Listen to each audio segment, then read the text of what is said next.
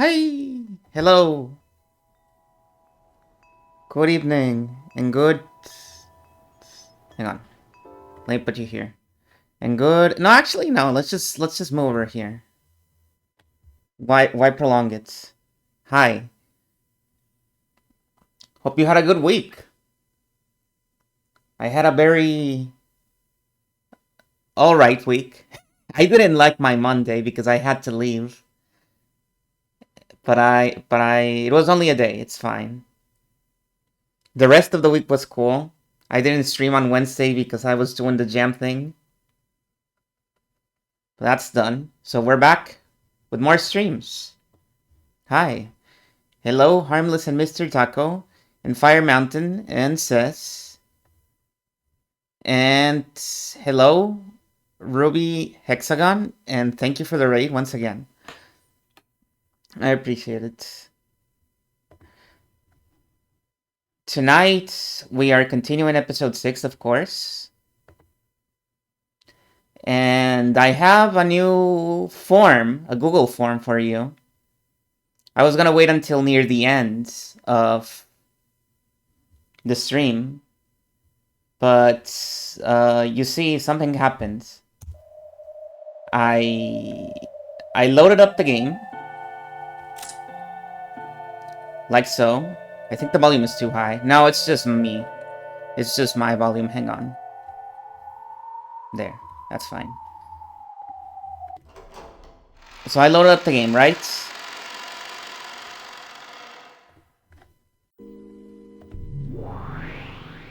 And here we are. And the first thing I see is Beato popping out. Going, so. And I thought, hey, this is a perfect segue to the thing I wanted to do. So we might as well do it right now. So. Have you figured out who I am?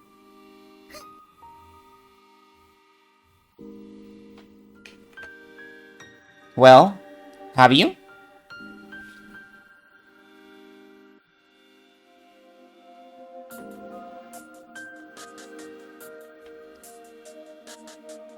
You forgot this? That's because it's not real. This is part of the stream. I made this in OBS, look. It's not real. I am manipulating the game.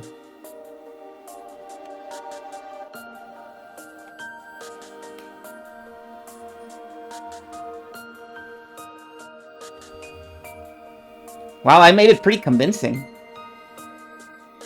Even though the font is not the right size. I guess they change sizes in this sometimes. Yeah, the text advance arrow as well. Well, she's asking, do you have an answer? If you have an answer, check this out.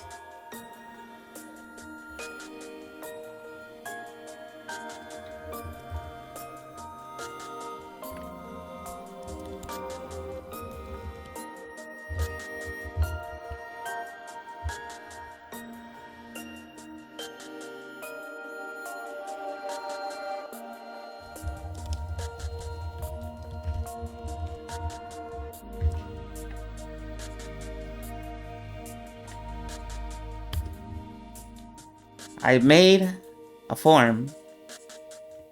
It is not a poll. It is an open question.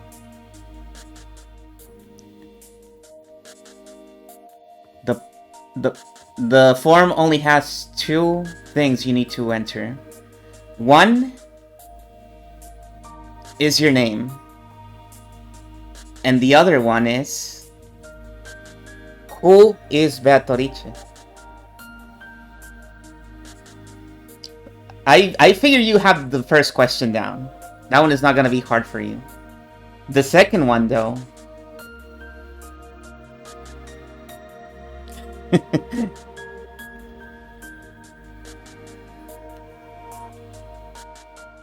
The second one. Well, we'll just see. We will not draw attention to whatever your answer is. You can answer multiple times because there is no limit. You can just answer and, I don't know, put like a second, a number 2 next to your name so I know it's your second answer in case you decide to change your mind later.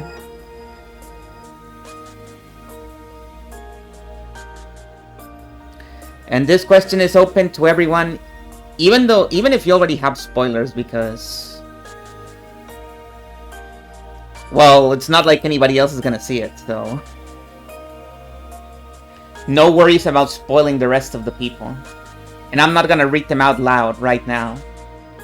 It's gonna be a thing where I see your answers, I read them, I giggle at myself, and then I don't say anything. I'm not showing them right now. No.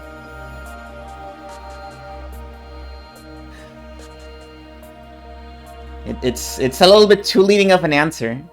If somebody gets a good answer, what do we say? We just go, oh, okay, well, somebody solved it, so everybody else just solved it anyways.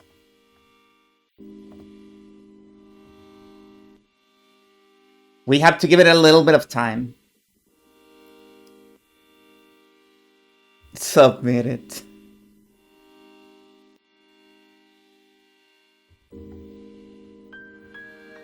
Maybe I'll show it at the end of the stream.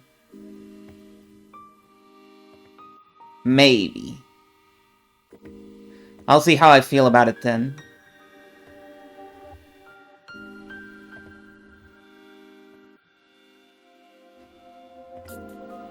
And you'll have the whole stream to answer the question. Let me see. I'll open the thing right now. Just so I can see it. Because I want to see it.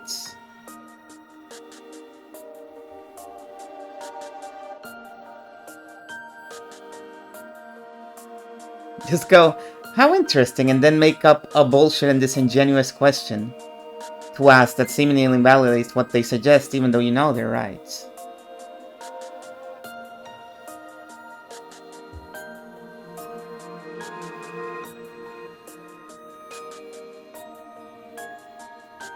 Oh, for a second I thought there was already 6 answers. I was like, wow, people were locked the fuck in. No, but that's the poll. That's the poll. I was looking at a different thing.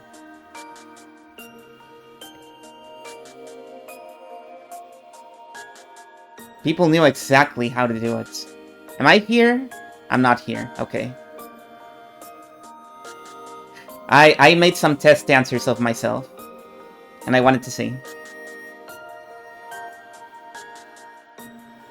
I answered, and I was so scared, even though this is my own poll that only I can see the answers to, that I didn't even answer the right thing. I answered, not me.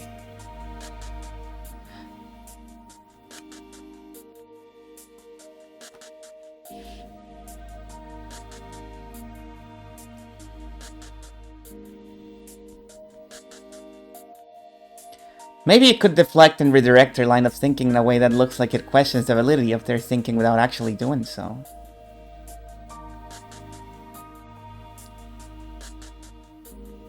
Okay, I think what I'm gonna do is I'm gonna wait like an hour or so in case more people want to come in,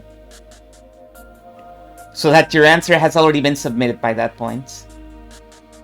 If nothing else. You can change your mind later, but I want to see your unadulterated answer without any sort of influence from the others.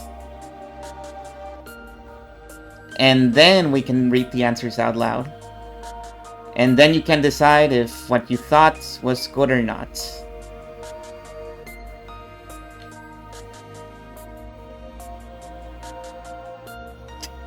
Making a round 2 would be really cool, actually. Next stream, I just do it again. And make everybody answer again to see if they're committed to their answer. And see how long they last. And then when the story makes it pretty obvious what the answer is, I keep asking. Just to make you hesitate on your own answer. Okay, okay. But for now, we're just gonna keep rolling as if nothing had happened. Okay? Give it a little time. So, how is it playing on the witch's side? It feels strange. I used to think that the witch's side had such a huge advantage. But now that I'm on that side, I see that that's ridiculous. It's almost like that game where you stick knives in a barrel and try not to stab the mustache guy inside. Text still there? Uh-oh. Uh-oh. There we go. From the perspective of the human side, it feels like trying to shoot at a target hidden by miss. But from the witch's viewpoint, a stray shot might hit and become fatal. The old me played games like that all the time. Yeah, it's almost like Russian roulette. Even so, you believe that I'd eventually notice and stretch those games out to the limit. It's maybe impudent of me to ask. But, Judith, what is it that you noticed, Battler-san? At the very end of your games with the old me. It was a strange question. Even though, in the past, Beato had always been the one posing it to Battler. Now that Battler had figured it out, Beato was the one asking it to him. Our roles have completely flipped, haven't they? In the past, only you remembered, and only I forgot. But this time, it's the other way around. Only I remember, and only you have forgotten. Would you mind telling me what it is? Telling you would be easy. Me right now.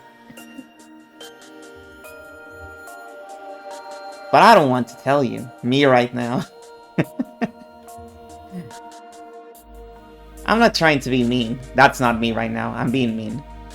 I just want to believe in a miracle for a bit myself.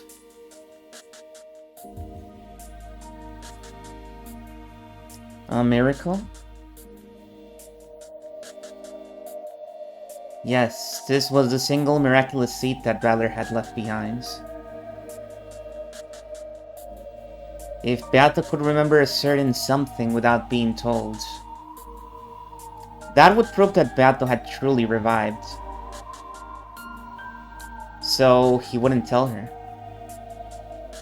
It was Battler's final seed, which existed because he still couldn't abandon his hopes for Beato's revival.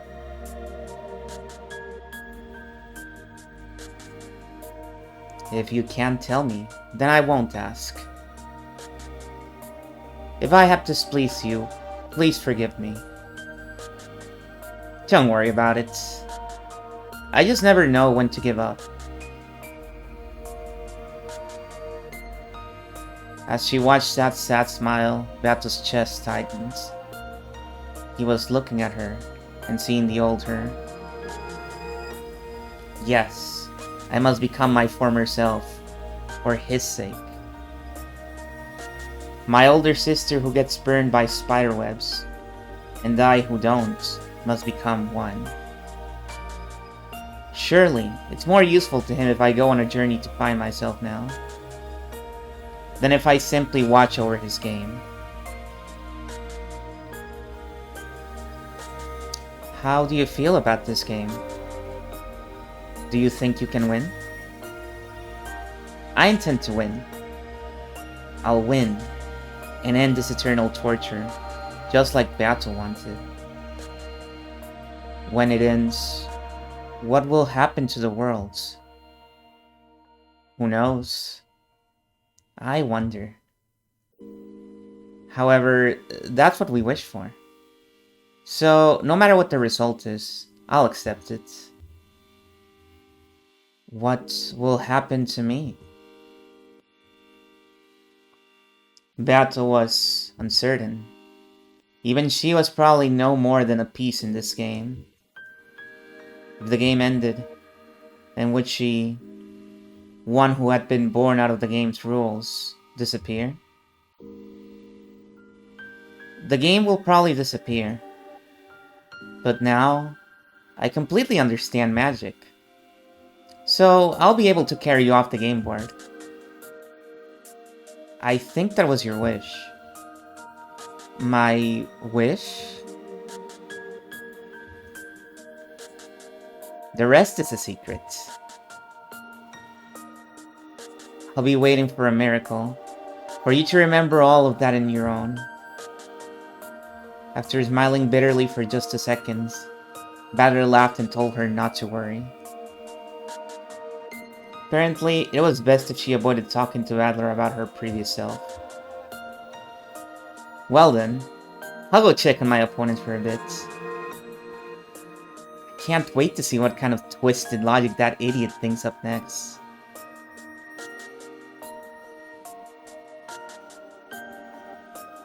The old Battler son did a lot of that too. My favorite one was the one from the first Twilight and the second game, when you said the culprit killed everyone by feeding them small bombs.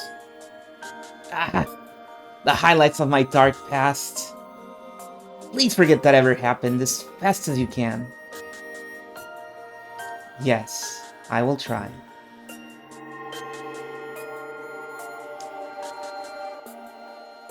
Battler became a cloud of gold butterflies and disappeared into the darkness. Battle kept bowing until he disappeared completely.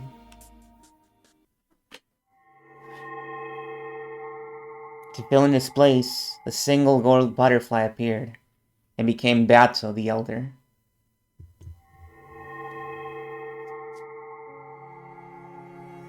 Did you call for me, little sister? Yes. I want to know more about you. And I want to know what the real me is like. I want to become like that. Of course, I also want to know about my future self. Didn't we reveal everything about ourselves to each other for that purpose? However, we did not become one. I cannot understand what we must do to become our single self. What can we do to become one? I have high hopes for the trials of Separ and Furfur. You mean that miracle of magic given to the victors? I wonder if that magical miracle means becoming one. I will find my true form. You will fulfill Battler's wishes. Battler will be overjoyed too, so all three of us will have what we want. This is a trial, right? It means we cannot lose to the other two pairs. George-san and Shannon-san, Jessica-san and Canon-san. I can only grasp happiness by trampling over them. The conditions apply to all of us. If one of the others succeeds in love, the other two groups, including you, will be trampled over.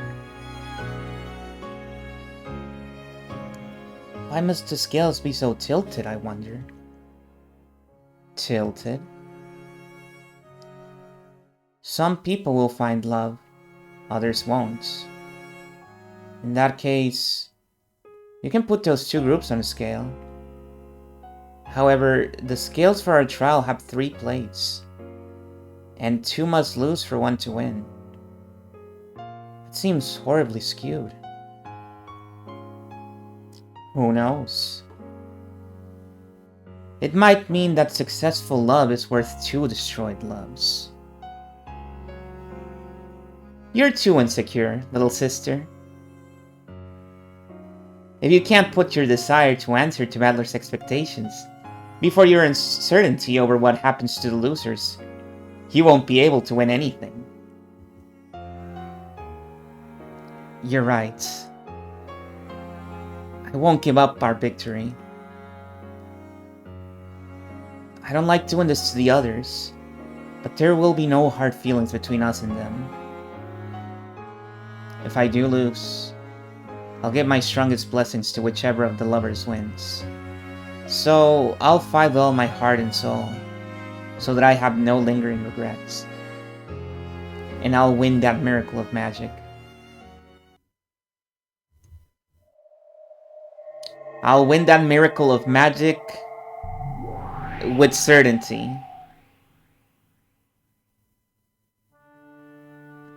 Endlessly. How was it? How did the red and blue shootouts over the first Twilight go? We started by testing the waters. Battler seemed pretty eager too. And it will be golden. She had just come back from a fierce fight with Battler, where she had gathered information by making demands for the red texts. It was the old, familiar kind of fight, reminiscent of when the red text had first appeared. Or when use of the blue text was first permitted. I kinda like how they're talking about this as if the game has been patched.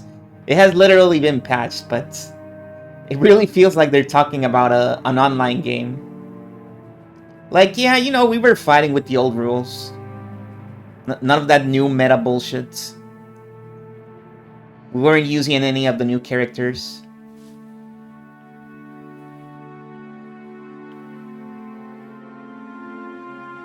It really do be like that, yeah. And the result? First, in all cases, it was the victims themselves who constructed the closed rooms. Also, those closed rooms were perfectly preserved until Cross's group broke them open. Also, I confirmed that during this period, all sorts of interference from the outside were impossible. Erika is literally there. No!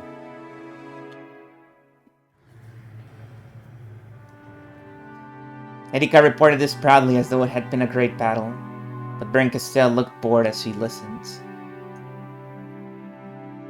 After looking at her blankly for a second, Lambda Delta spoke her opinions frankly.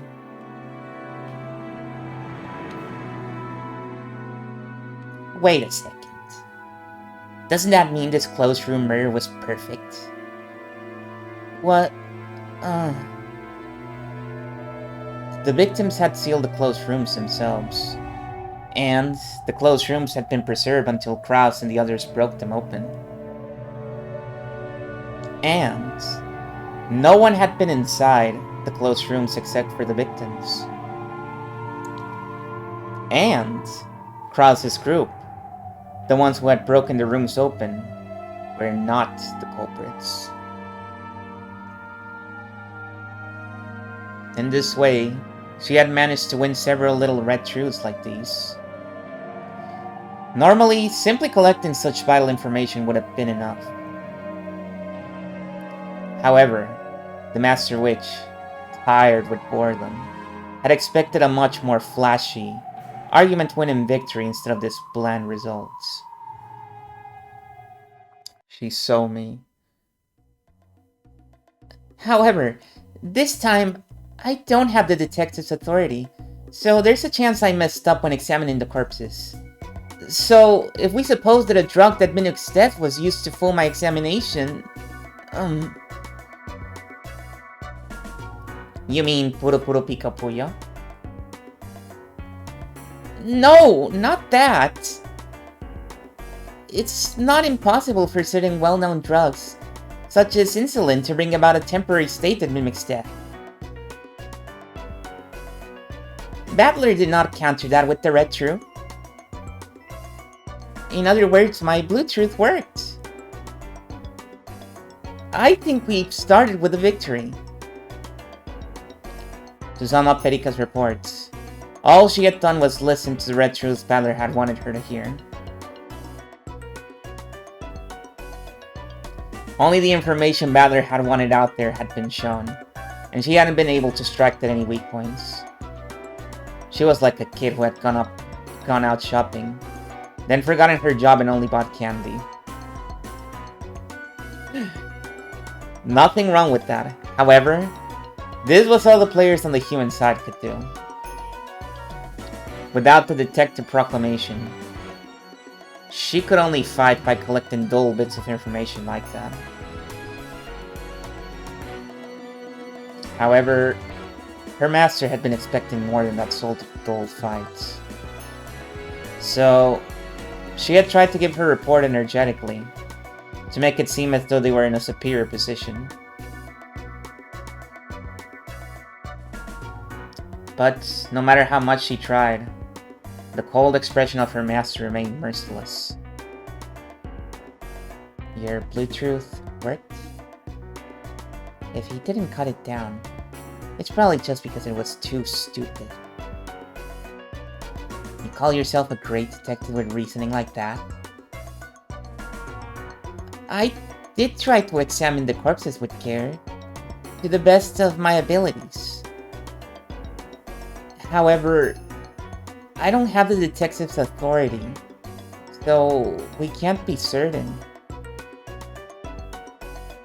Wait a second. Weren't you the one who decided not to make the detective proclamation? Didn't you say you wanted to raise the stakes to make up for your disgrace last time? Well... What's wrong? Are you saying you can't win against Adler without the detective's authority? That's not true, my master. I could easily defeat an incompetent like that, even without the detective's authority. It's just... this style of fighting is a little different from what I'm used to, and I haven't gotten the hang of it yet. As far as humans go, Erika was quite talented. Her knowledge and powers of memory and insight were ahead of the pack. And it was likely that no human was more well-suited as a detective than her.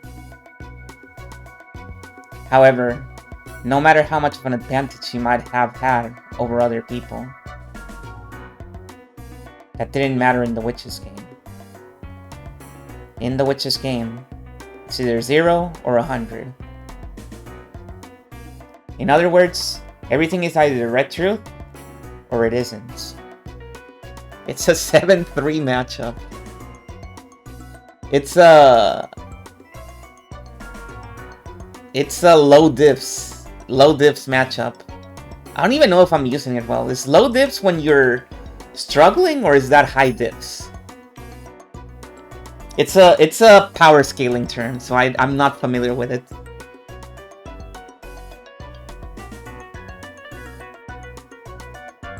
If a normal human was worth a 10, her exceptional power would probably rate a 99. However, it could never be 100. Since it wasn't 100, it couldn't be absolutely certain. So it didn't count as red truth. For example, the examination of the corpses that Erika had worried over in the fight just now. If she had performed it with the detective's authority, she could have said with 100% certainty whether they were alive or dead. However, without the detective proclamation, it was 99%. There was a 1% chance that she'd made a mistake, and that overturned the foundation of the examination. Diff is difficult. Oh, okay, so it's high diff. She's in a high diff situation right now. She doesn't want to admit it, but she is. Erika had gained the detective's authority and had become the Witch of Truth because Bryn Castell had supplemented her talent of 99 with an additional 1. I mean, she is the Witch of Miracles, so it makes sense. Her whole thing is that 1. Simply because Bryn Castell wouldn't give her that 1. In the world of witches, Erika's 99 was treated exactly the same as 0.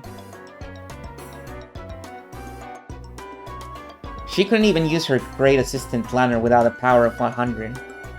Really? Wow, that's fucked up. You can't even use Glamour. When working under an Erika who had lost the detective authority, Glanor's red longsword lost his power. Like XCOM, yeah, true. Glanor was also irritated that she couldn't provide full assistance.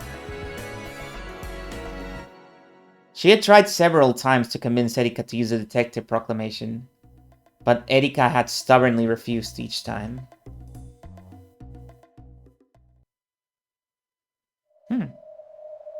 Why not just do it? Make the detective proclamation. If you do, you'll be unstoppable. Glanor could even use her red longsword in the Nox Decalogue. Why not do it, if you want? No. There was no need for anyone to explain. By now, it was clear that Erika hadn't abandoned the detective proclamation by her own will. When Battler reached the truth during the previous rounds, this game was already finished. She's so sopping wet, she's awesome. This isn't really the 6th game. It's just the finale, so that Battler can have a chance to serve as Game Master at the end. The result was already decided last game. Yeah, pretty much. The games won't continue forever, and I've lost my bet with Burn. In this game, Battler will prove that he's reached the game's truth. And then Battle's game will be destroyed in a big victory for the human side. And a big victory for Burn too. Oh yeah! I forgot. Yeah, Burn technically already won.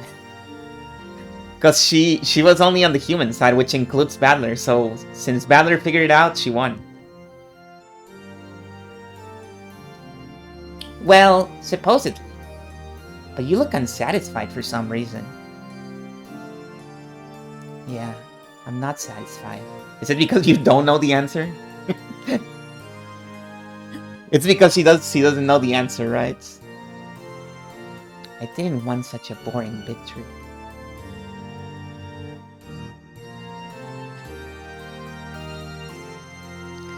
The victory you did want had Battle's game board being torn to bits, and Battle's true, pathetic form exposed, humiliated, and trampled on.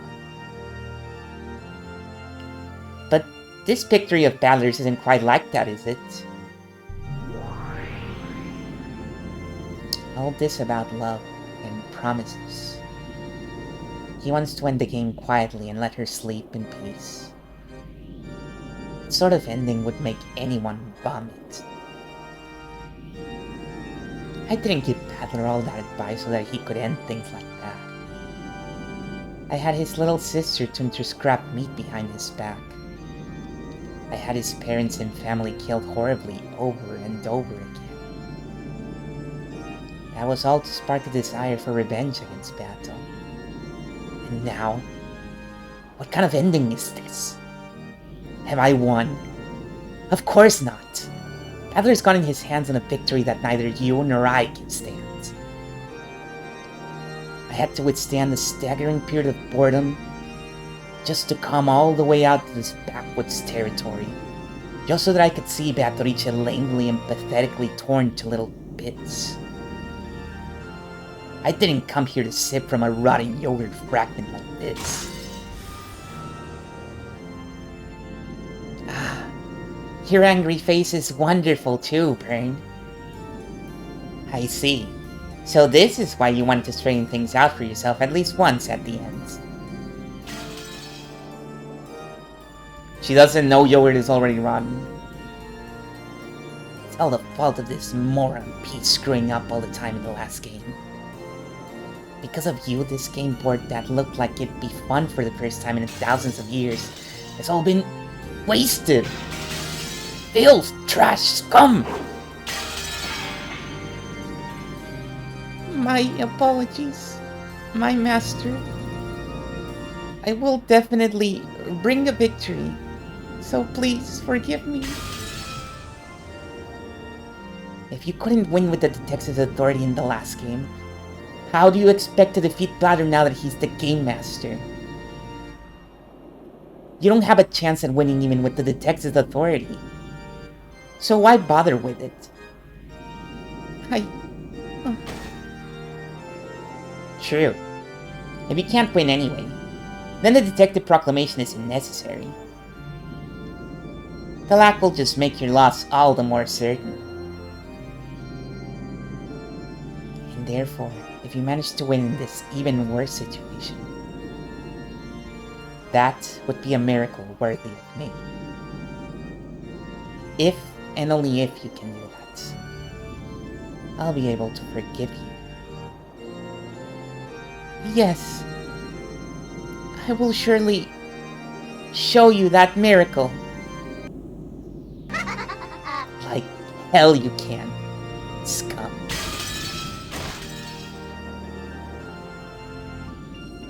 All you can do is thoroughly expose your wretched self in a horrible punishment game, with your only weapon taken away from you. And through it all, you'll still roll over playfully and beg to keep me entertained, scum.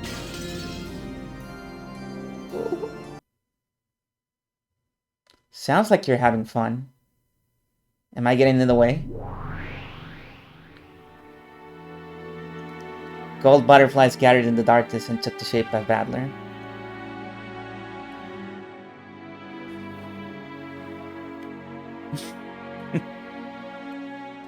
Yeah. Classic manager behavior. Though he had just arrived, he seemed to know that the mood was dark. Ah, Battler. I had a look at your first highlights. Quite impressive close rooms. Why have you started calling them toys instead of pieces? Everyone's going, I love playing toys. I'm sure you're even more talented than Beato. It's just a rehash of closed rooms Beato made in the past. I'll take that as a compliment aimed at her. It seems your fight with Erika wasn't bad either. Think your serial murders will move along smoothly? Who knows? My role isn't to carry out serial murders. It's to use that process to show you closed rooms that are impossible without magic. And thereby achieve victory for the witch side and prove that I've fully understood this game. No, there's one more thing. Why did Battle play toys like that? What? To settle things with Erika. After that evenly matched duel we acted out last game. Battler. Evenly matched. Brinkistel noticeably grimaced. Erika averted her eyes and hung her head, timidly. I know what you'd like to say. That wasn't a draw. We should have won easily, so it counts as a loss. Hey, it's not polite to eavesdrop. Look in a mirror. It's written all over your faces. No way! Where? Hey, what's going on? If you tell me it's written in ink only morons can see, then death, super death for you! Lambda Delta pulled the mirror out of thin air, then looked at it and jumped around angrily. She was apparently pretending to be stupid in her own special way. Erika. What is it? That final fierce attack you and Lanner made in the last game was spectacular. Thanks. What happened to Lanner this time? Are you by yourself? She died, Battler, you didn't know? Oh no, she's right there, never mind. No. I have been waiting here, Thunder had just been standing around in reserve, hiding her presence in the dark shadows. Well, why she can't use her red longsword? When she can't use her red longsword, Glamnor is just useless scum. There's no point having her around, so she's hanging back.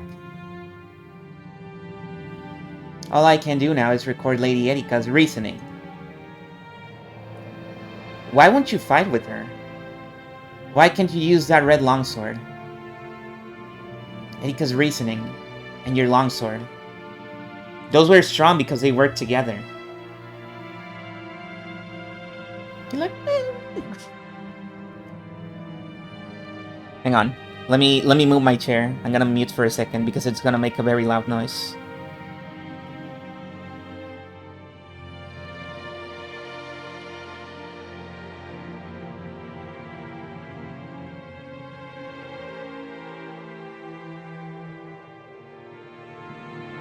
Okay. It is done. Glanor didn't answer. She just glanced at Bern Castell's expression for an instant. However, that glance was the same as a clear answer to Battler now. Battler fully recognized the situation. You're the one who told Erika not to use the detective proclamation. Oh, I don't know what you're talking about.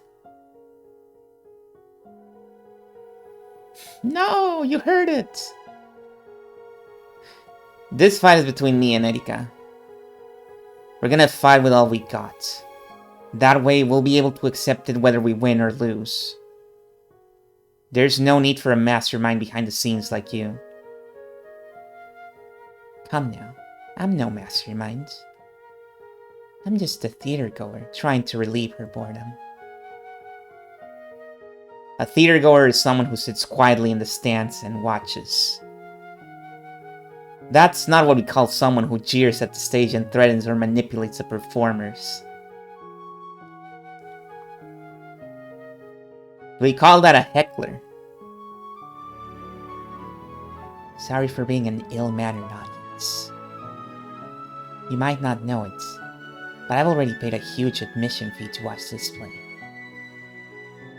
Sorry, but I intend to enjoy it until I get my money's worth. If you get in the way of the game's progression, I can use my authority as the Game Master to put you out of this game. If you want to, go ahead. If you chase me out, then I'll head back with my piece, Erika. With my toy, Erika. This game will be cancelled, and you won't be able to prove that you've reached the truth. A theater goer is an observer. A truth with no observers is the same as an illusion. You need a theater goer as a witness until Battle's game ends. Our truth only needs to pass between the two of us. If you get in the way any further, I will put you out by force. Then you can ride around in boredom for a few centuries until you find another way to kill time. Then go ahead and do that. Erika, this game is over. Good work. You were completely useless. You weren't able to overturn the dishonor of your loss, so as promised, I'll throw you into the worst fragment. I'll toss you into the depths of oblivion with the empty popcorn buckets. My master? I will win! I will win no matter what! So please, let me fight Battler until the end. Literally, your mom seeing you get too tilted in a video game or in a competition and saying, no, we're going home. You're like, no! I want to win! I promise I won't get mad anymore. I want to cry. I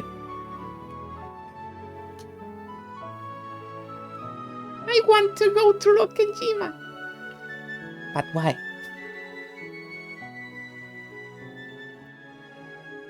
I don't want to lose and get thrown in the depths of oblivion.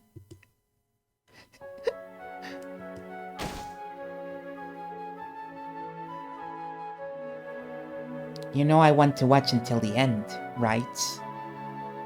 But Badler says he'll toss me out. Hey, what'll you do, Lambda? Well, I realize you've been irritated since the last game, Burn, but calm down a bit. And Badler, don't provoke Burn so much. This kid can't control her emotions sometimes. Shut up! Who can't control her emotions? Brinkestelle, who had never showed any expressions at all at one point in time.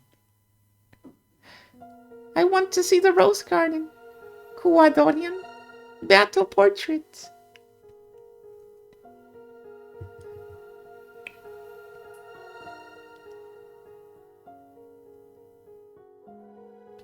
Was now twisting her face into all kinds of displeased and ugly shapes. When Lambda Delta made fun of that, Brinkestelle clicked her tongue and looked away. As they say, nothing can stop poison but poison. So true, and real, and an actual fact. Apparently, Lambda Delta was the only one who could rein Brinkestelle in.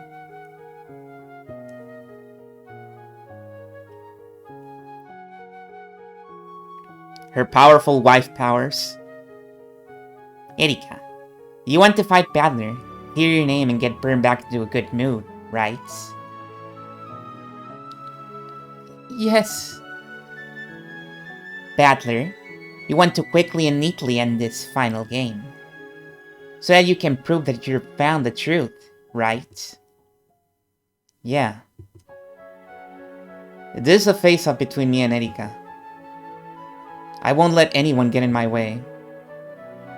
But I won't let anyone get in Erika's way either. Badler. If both of them wish to fight, then that should be respected. Leave Burn to me. I'm the only one in the world who can calm that kid when she gets in a bad mood. You're the same sort as her, but at least you can be reasoned with. You shouldn't underestimate me. I just like seeing Burn grimace. That's why I've taken a liking to this game of yours. If you think I'm easy to handle, you're apt to get burned, okay?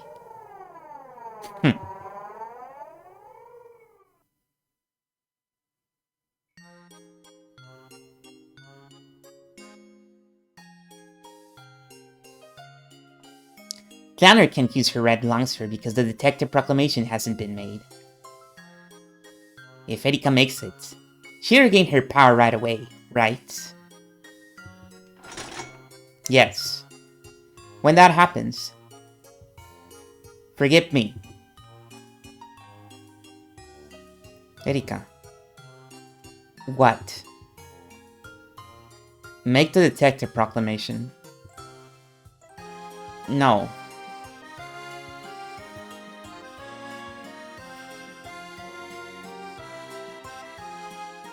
Do you really think you can beat me as I am now without the detective's authority? I can win. Lord Badler. Lady Erika is herself a toy. She cannot disobey her master's orders. All she can do is gather the power she has and fight for survival. And Lanor, your power can't be used at all without the detective proclamation. I need permission before unsheathing the red key. One form of that permission is the detective proclamation. Are there any other ways of getting that permission? What are you saying? If you're doing this out of pity for me, that's none of your business. Quiet. You're so flimsy by yourself that it's boring. Be quiet, detective who isn't a detective. Go.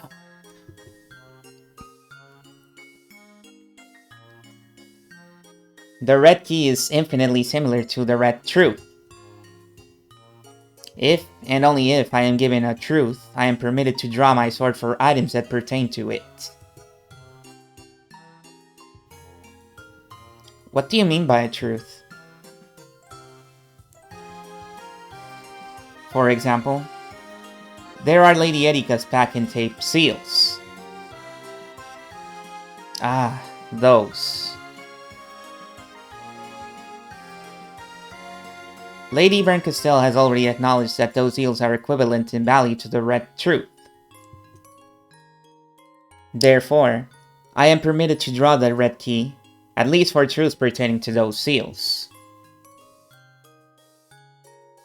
Those caused me a lot of trouble last time. So I had all that sticky pack-in tape removed from the game board this time around. A splendid move. Erika was proud to be able to call herself the detective, wasn't she? Yes. Though her only goal was to irresponsibly solve riddles. It was a matter of pride for her. Irresponsibly solve riddles.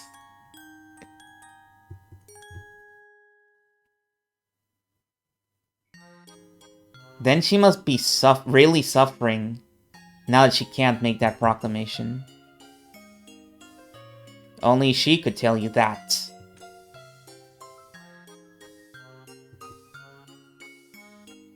Battler took a deep breath, then hung his head in thought for a time. Erika was his enemy. But she was the player on the human side. And without her, there would be no game. It had been the same with the old Beato. Battler had one-sidedly viewed Beato as an enemy. However, though Beato had thought of him as her opponent, she hadn't considered him an enemy on a personal level. In accordance with the rules, I must fight my rival ruthlessly. However, that doesn't mean I need to hate Erika herself. I won't misunderstand Beato's game. Erika, you're free to choose not to make a detective proclamation. In that case, go and fight just with your power as a human.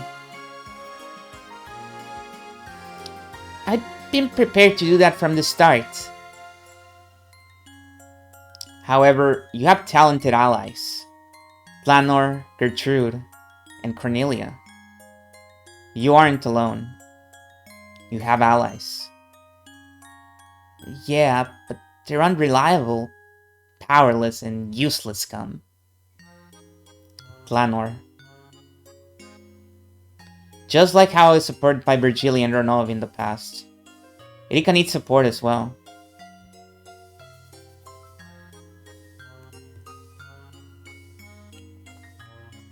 I know from repeated experience that playing for the human side is tough.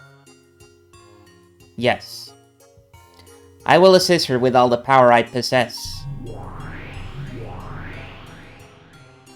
Understood. Know that it is our job.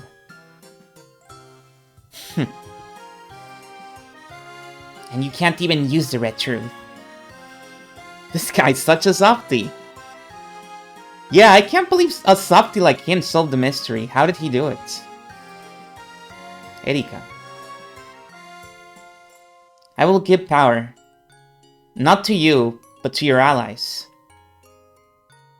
Huh? What do you think you're doing? I'd rather die than receive your pity. 3 people. Planor, Gertrude, and Cornelia. Erika. I'll let you use 3 rooms worth of those pack-and-tape seals. To fully seal one room, multiple seals would be needed to cover all the doors and windows. If he had set 3 seals, it would only have been possible to fully seal one room at best.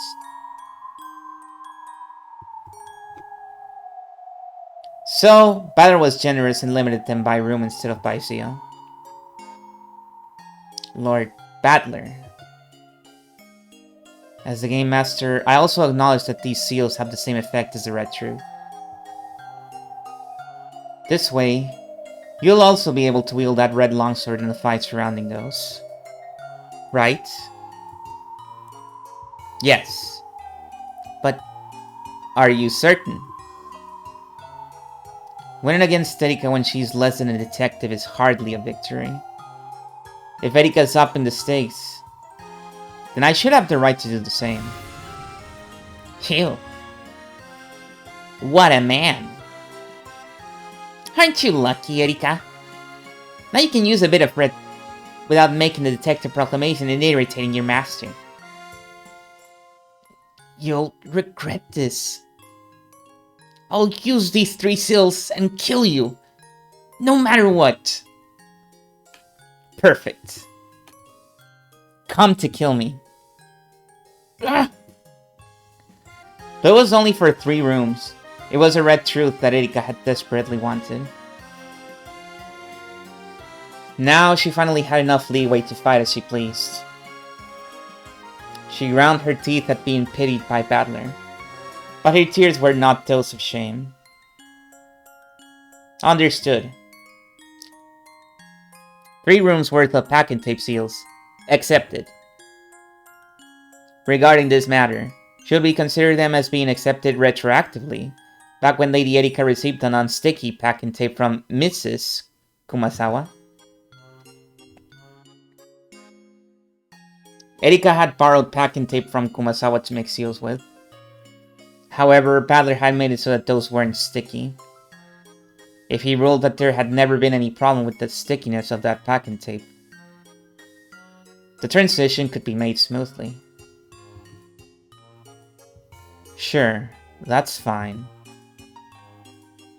I'll rewrite the tale.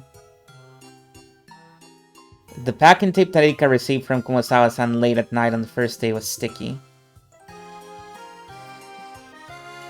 Good song. Hello, Cube. Yeah, I love this song. About Face is one of my favorites. For one, it has the signature 3/4 that I love. But there was only enough left to use on 3 rooms.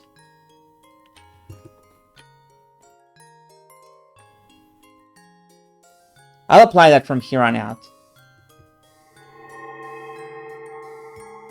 Understood. Lady Erika would also retroactively adjust her movements, starting before the discovery of the first twilights. And taking into account that the application of this privilege is now possible. As soon as these changes affect the progression of the game, they will be reported to the Game Master. Letting you do it retroactively, even though you know which rooms the crime will occur in, that gives you a pretty big advantage. You won't have to waste tape on other rooms. It seems you've grown quite arrogant since becoming Game Master. Isn't it fun to give out charity to your pathetic opponents? Quiet. And don't misunderstand. I'm not being arrogant or soft here.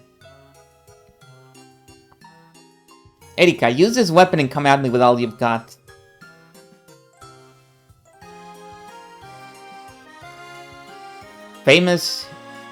Battler's famous bit of going, I'm being mean and evil and ruthless right now, when he's doing the nicest thing ever.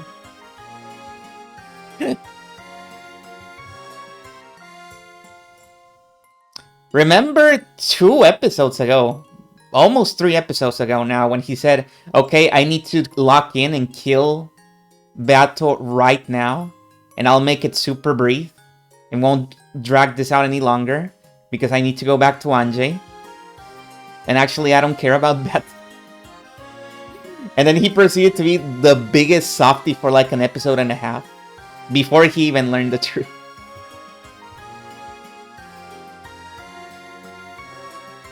So hold your head up high and use those 3. That is all. Balor made to leave the room with a flick of his cape. Oh my god. As he did, he thought he heard Erika let out a strained voice calling him to stop.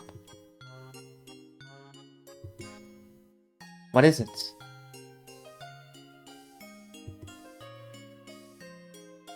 If you have no business with me, I'm going. Make sure you talk with Glanor. Don't listen to those obnoxious witches, whatever they tell you. As long as I'm on this game board. He's unreliable, but not in the sense that he's lying to you. More in the sense that he cannot keep his own promises. He says he's gonna do a thing and then he doesn't do it.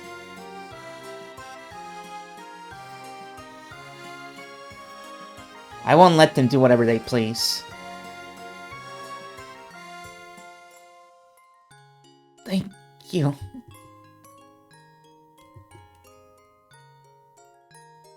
Thank you. I'll fight with all I've got. I'll come with you with all my strength, so I'll defeat you no matter what. So, if you do win against me, please crush me with all your strength. Please, don't leave a scrap behind. Understood. And don't you go easy on me. This is the final game. I'm playing to prove to Bat that I've reached the truth. By now, who wins and who loses doesn't affect that goal. So I just want to accept you as a rival and settle this. In the game, let's suspect each other over everything as enemies. But, as fellow players, let's trust each other. That's how this game is supposed to be played. Yes. Thank you. Thank you. Matter melted into the darkness, became a cloud of gold butterflies, and vanished. Erika remains behind, sobbing. Just kidding.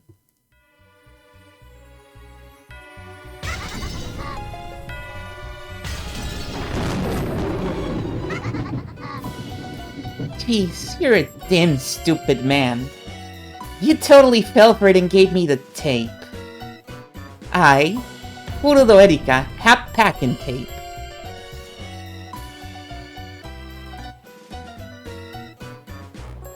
It was hard to imagine that the person who had been sobbing pathetically and this person now were the same.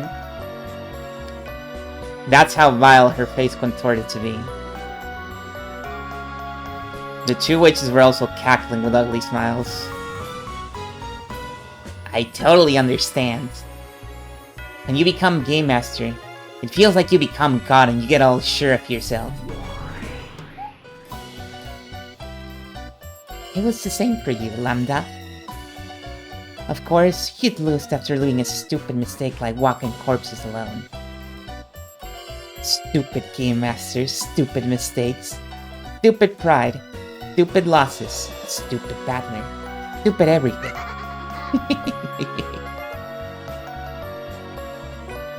Stupid losses, stupid battlers, stupid everything. Has a nice ring to it. Nice one, my master. Oh, God. Stupid battler, stupid everything, stupid battler, stupid everything. If that stupid battler really thinks Erika's at a disadvantage, then I really pity him. A detective proclamation isn't what you need to kill a moron. Death by falling on a piece of tofu? I'd have to be soft tofu too. And I'm some gochujang chili paste, and you got a snack that'd go great with some wine. The three giggled together. It had all been an act to get the pack and tape for the seals from Battler. Even though the pack and tape that had tormented him so much in the last game was unusable in this one. He had fallen for Erika Zack. And she had gotten what she wanted. So just 3 rooms worth. The illusion that Erika had an overwhelming disadvantage was just an act. A trap to trick Battler and make him hand over the packing tape. With this, I can kill Battler perfectly. I figured out those pathetic closed rooms long ago. A perfect closed room? Dumbass! I'll show you a real perfect closed room. And I could almost cry for joy at the fact that you gave me the weapon that'll finish you. My master, Lady Lambda Delta. Thank you so much for going along with this act. It was fun. No need to thank me. Plus, it wasn't enough. Brinkastil said something that was probably disturbing. But in her good mood, Erika didn't care of it. I mean, all she had to do was bully Erika. So yeah, what was the act?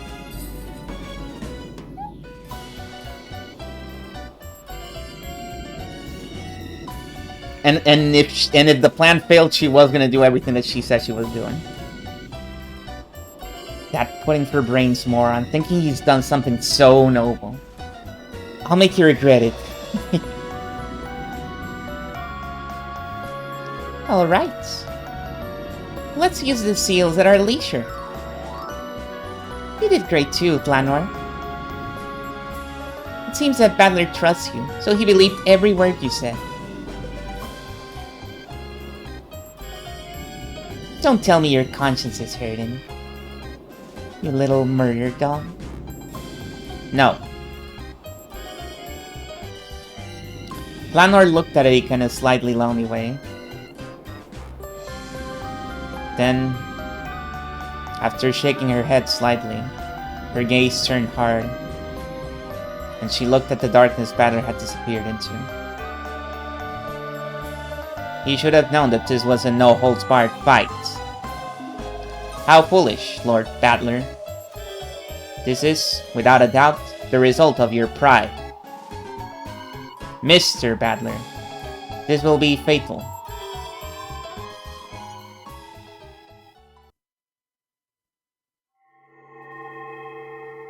I mean, that is one of Battler's biggest charms, you gotta admit.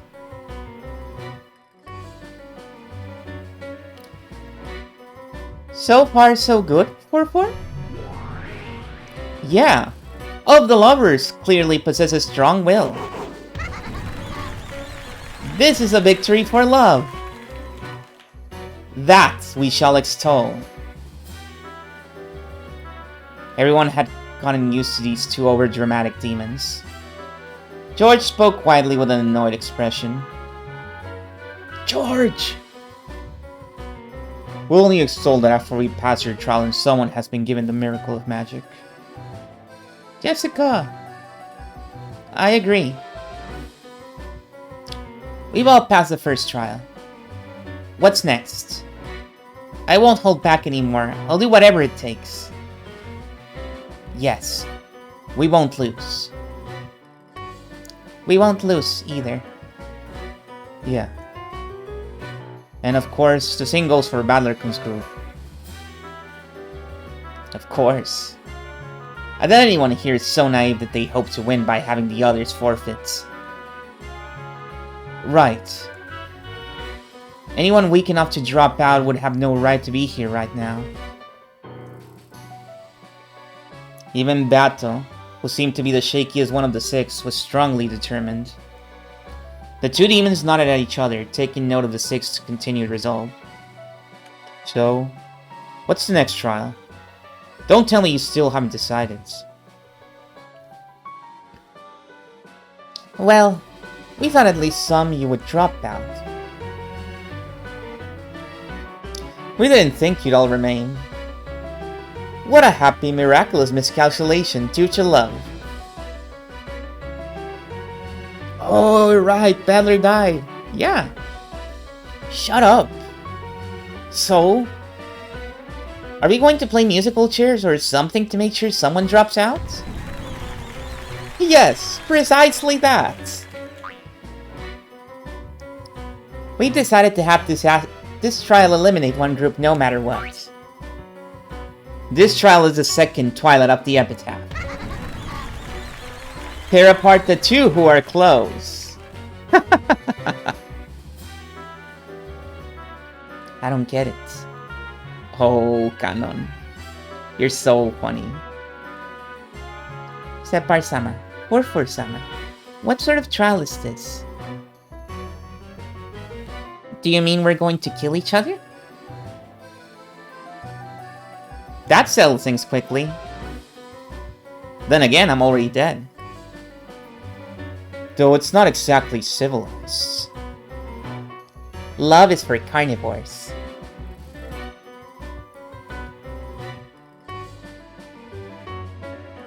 So they just die again. I guess we can't all just find happiness together, can we? This is what they call a zero-sum game. It's an economic word, but maybe you've heard of it. It is so fucking weird to have George speaking to Beato. And not even the old Beato, this new Beato. Are they even acquainted? Does George know what's going on? Is George like, hey, you're acting a little different. What's going on? I don't like it. Yeah, I don't like it either. No, my apologies. Zero-sum game. It's where victory and losses all cancel out to end up at zero. In order for someone to win, someone else must be forced to lose. It's the ruthless way of this world. If only everyone could be happy. But there's no way for an ideal world like that could exist. No, there is. That is the Golden Land. The Golden Land? What are you talking about? That's right. If you reach the Golden Land, all love will be satisfied. However, like heaven and hell, that's not a place in this world. I wouldn't want that. Love has meaning because we find it in this world. I could never support a sad lover's double suicide, where they're only united after death. Oh, Bug, George is hitting the Mayafe. I hate to tell you. I'll stick to my love in life. I won't lose to anyone.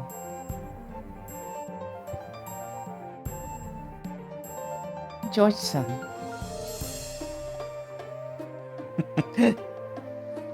The door to the Golden Land can be opened by solving the Epitaph's riddle.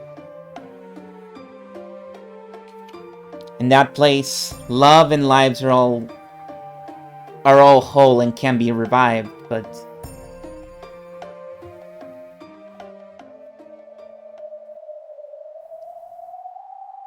we're straying from the point. Let's hear about the second trial now. Right.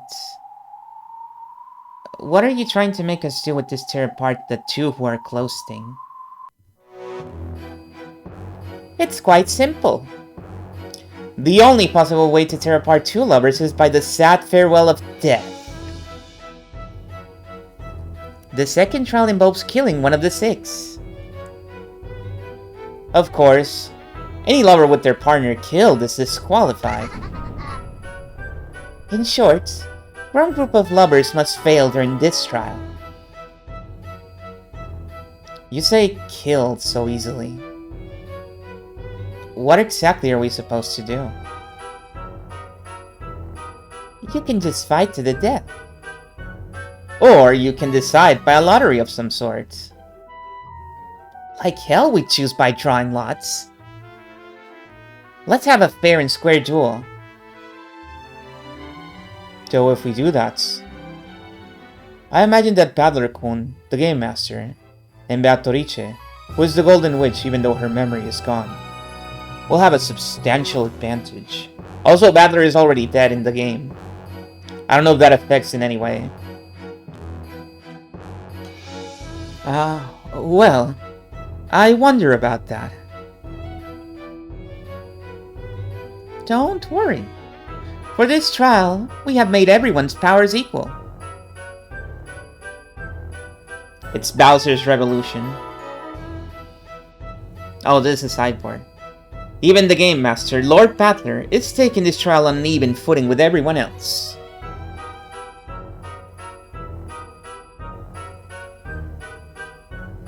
In that case, it's fair.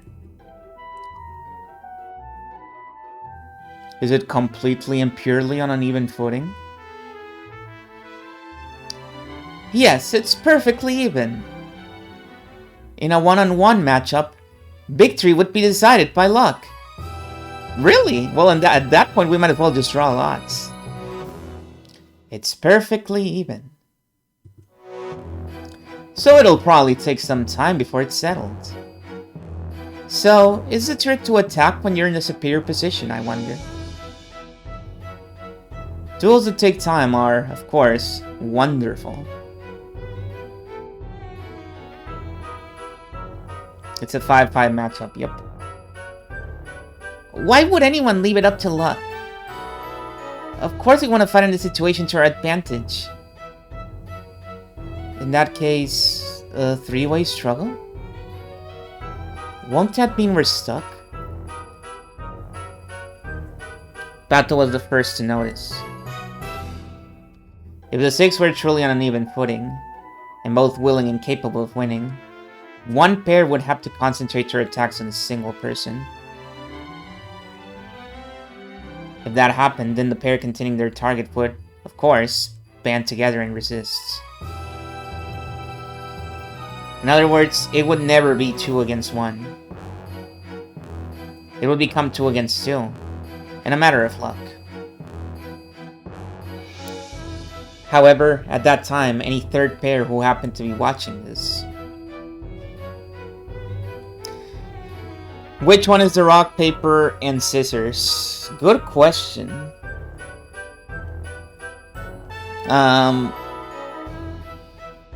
Well, Jessica is the rock because you can rely on her for everything. And she's the most consistent with the things she does. And, that's it. I can't think of the other two.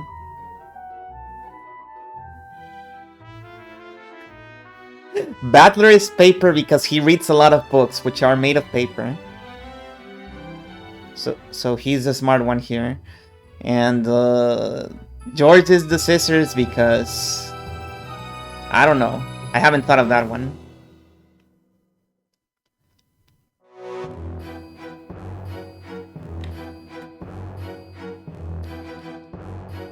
Scissors is the hard one, I think.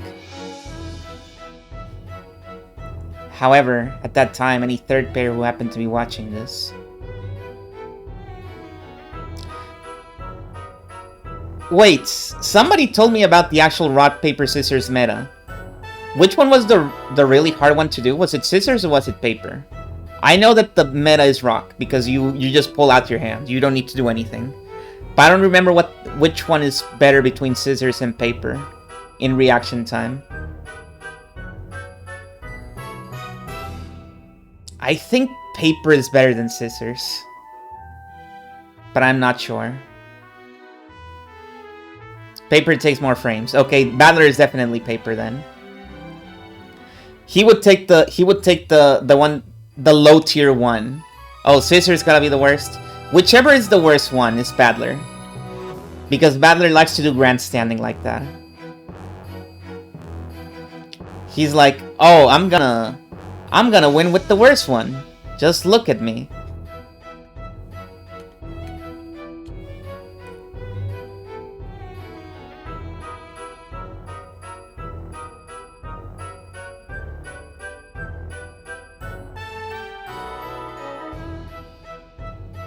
But Paper has lower startup.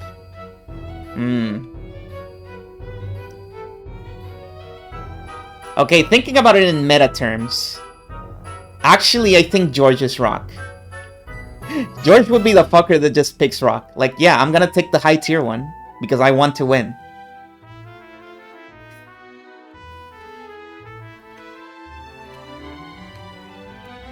And then Paper and Scissors would be either Battler or Jessica.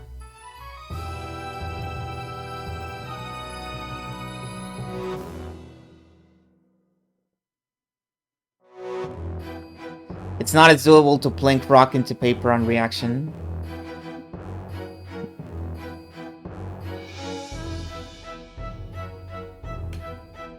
Yeah.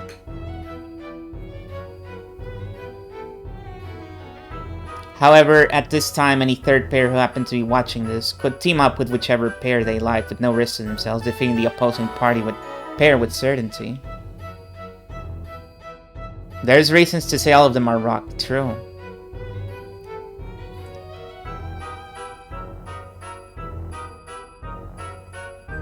It's a 60% chance to win. It's guaranteed, yeah.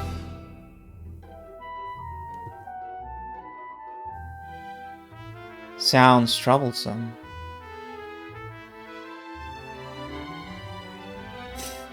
See, what you're telling me is George is getting the most Rock points.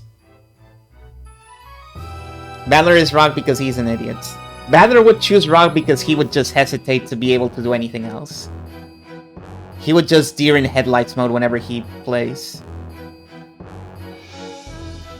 Jessica is Rock because she is also an idiot, correct.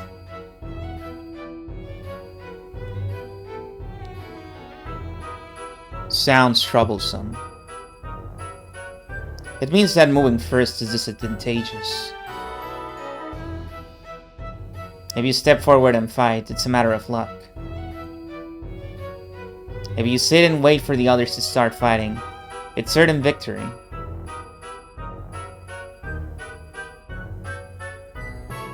A fight would never begin in this situation.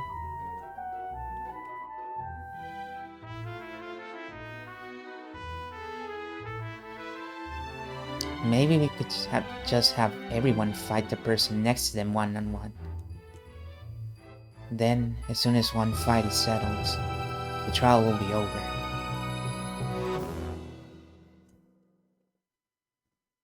Unless everyone could abandon any naive hopes for a 2-on-1 fight.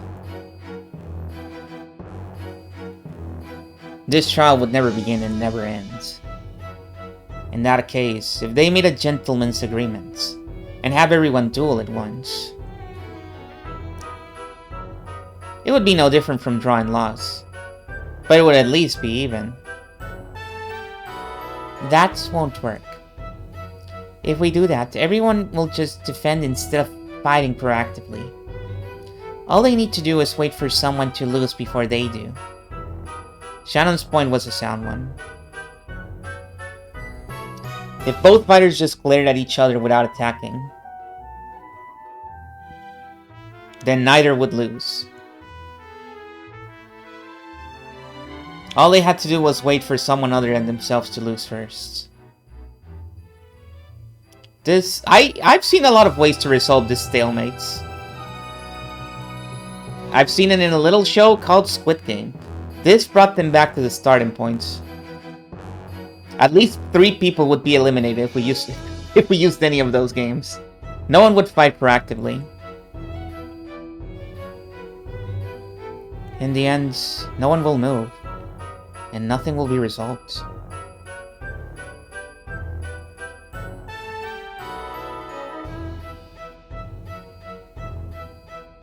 since there's this arithmetical situation where we all have the same strength. It's almost like a puzzle. True.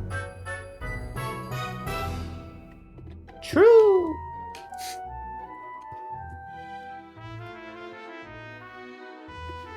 Another one. There. It would have been an interesting duel if our strength were unknown. However, since we've been told that we're perfectly even, this duel is no different than rock, paper, scissors. In that case, why not use rock, paper, scissors to decide it? Are you crazy? I'm not gonna do that. Even if someone does lose, there's no way they'd accept their loss. If they don't accept it, then they will be attacked by the 4 winners. In the world where all are equal, the losers will have no chance of surviving. True. Well now, is rock, paper, scissors actually the most reasonable way to settle this? It is the quickest way. It's extremely reasonable. However, if you ask me whether I'd be reckless enough to entrust my fate to a random number generator, the answer is no. Please do consider that problem. This is the second trial we have for you. Think and fight to the death. Please decide whom the sacrifice will be.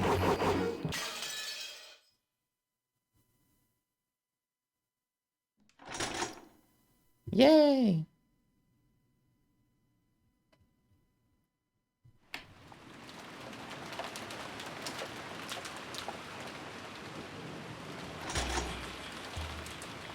True. It isn't unthinkable. The servants are the most suspicious. It isn't as though we have any physical evidence, so we can't tie them up and throw them in a closet. So we need to make sure that they're always within sight of those with guns, and that we keep an eye on them and all the time. Honeybee, we should also gather the master keys. Only the servants could have created those closed rooms. They must have done something with the chain locks using some tool or arrangement that only the servants know about. They have all served us for a long time. I can hardly imagine that they would commit murder. Ginso-san's life is nearly over, and I hear that the inheritance problem is still very shaky. And on that story about 10 tons of gold being hidden somewhere. A possible payoff like that might be enough to convince certain people to commit a crime.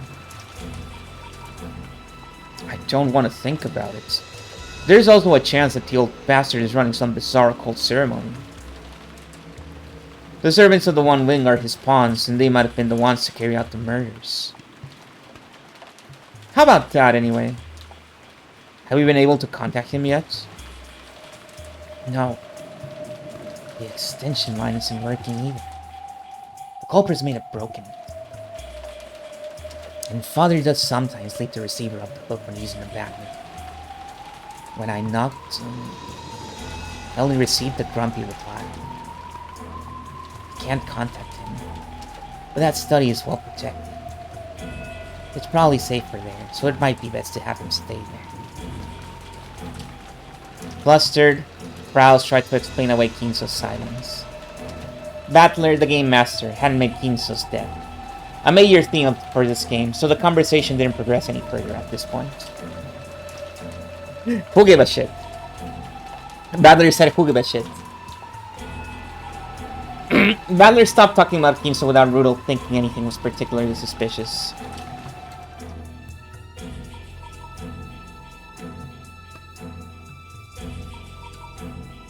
Anyway, we can't let the servants go unsupervised. I already talked with Hiyoshi-san about this, but we've decided to split everyone into 2 rooms on the 2nd floor, and hole up in there. Why 2 rooms? Wouldn't 1 room be more secure? Well, if you try to stick 12 people in 1 room, they'd suffocate. It would also be best to isolate the people we need to keep the closest eye on. There's Genji-san, the head of the servants. Koda-san, the largest one there. And though he's just a kid, Kanon-san is a boy. Okay.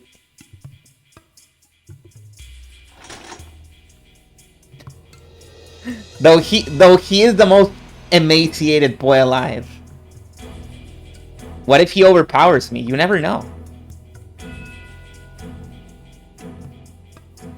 Though he is small and feeble and childish. What if he overpowers me? You never know. I think we need to pay those 3 special attention, Aniki. This way we can isolate that group and you and I can keep a close eye on them. He might as well be covered in soot and be coughing every 2 lines. He's little and small and sickly and frail and weak and his brittle bones will turn to dust in the wind. But you know, he's a boy, so... He has the strong genes. He can overpower me anyways. Me who has crawled on the rain and climbed windows in the rain and survived the shipwreck twice. I fear that I will be overpowered.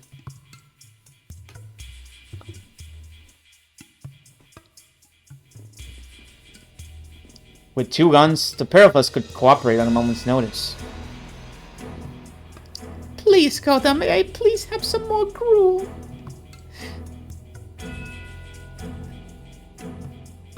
If they make even a single suspicious move, boom.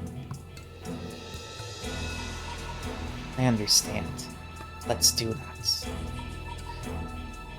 But, Rudolph, we cannot be certain that they are the culprits. Don't be too pushy. You're telling me not to be pushy? We must be getting old.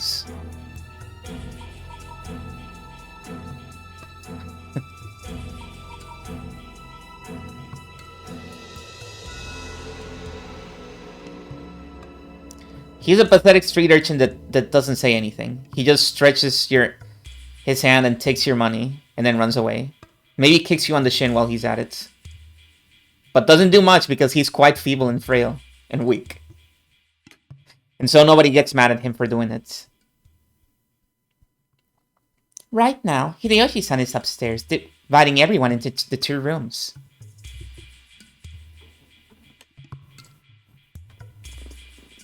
We'll gather the ones being isolated in the cousin room, and the others will go into the next room over. Ah, right, Aniki. What about Jessica-chan? Maybe he's Dennis the Menace coded actually. Which Dennis? The American or the British one? What a stupid question to ask. Of course you mean the British one. You mean the one that would kill Biffo the bear, not the other one. She insists on being in the same room as you. Jessica. We were planning to have 5 people in the cousin room and 7 in the next room over. If Jessica-san wants to go to the cousin room, it'll be split clean down the middle. If this was a wolves and sheep puzzle, there are now 3 servant wolves and you 2 sheep in that room.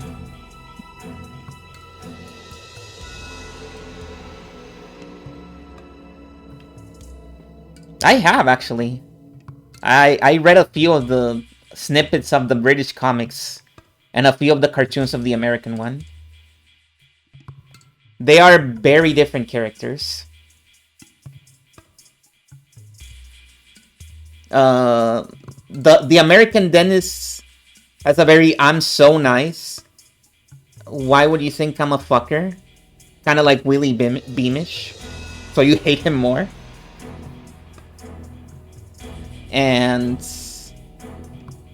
And the British one is like a gremlin asshole who killed Biffo the bear.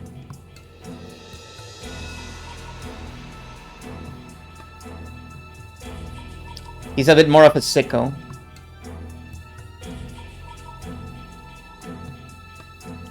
For a while, Kraus crossed his arms in thoughts. The cousin room would surely be more dangerous, so he wanted his daughter to go into the next room over. However, in an emergency like this, he wanted to have his daughter where he could see her.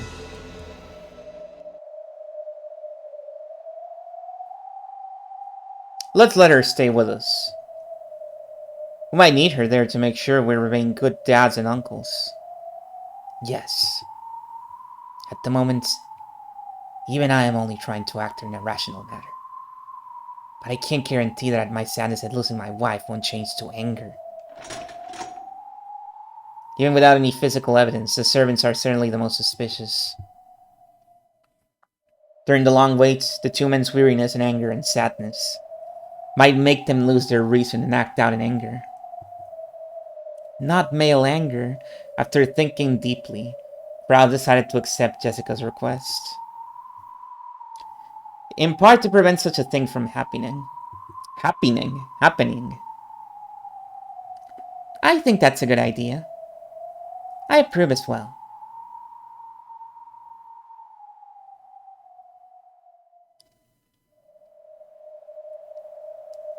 Right. If I recall correctly, usually whenever something bad happened in the American one, it was like by pure coincidence. And not by any sort of ill intent. And in the case of the British one, no, he definitely had ill intent. He was like slightly more unhinged Calvin, basically.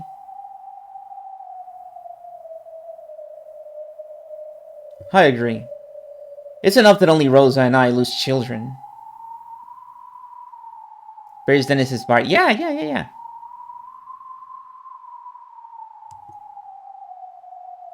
Rudolph.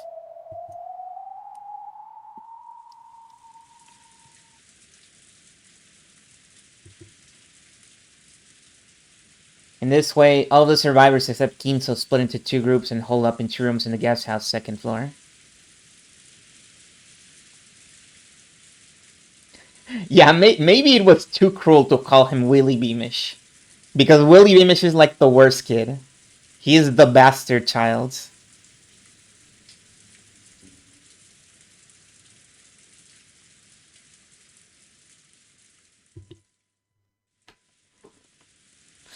One group was in the cousin room. Kraus, Rudolph, Jessica, Genji, Kanon, and Goda. 6 people. One group was in the next room over. Hideyoshi, George, Shannon, Kumasawa, Nanjo, and Erika. 6 people here too.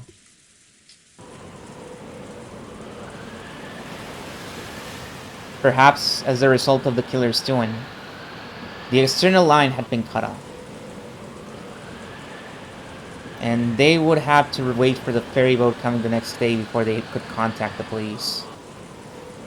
However, the weather report said that the typhoon would make the ocean rough all the next day. When such a thing happens, the ferry boat takes the day off. So it would probably be 2 days before the boat came.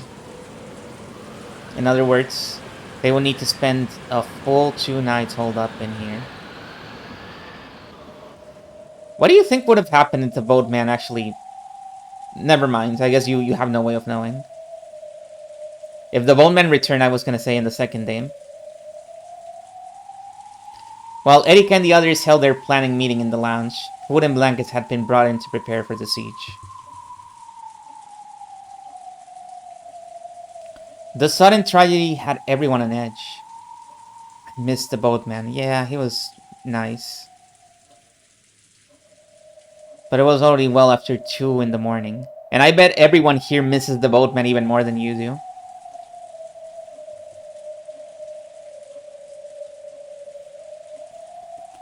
If they really suspected the servants, then the observers couldn't afford to fall asleep at the same time. Either Krause or Riddle should probably take a nap right away.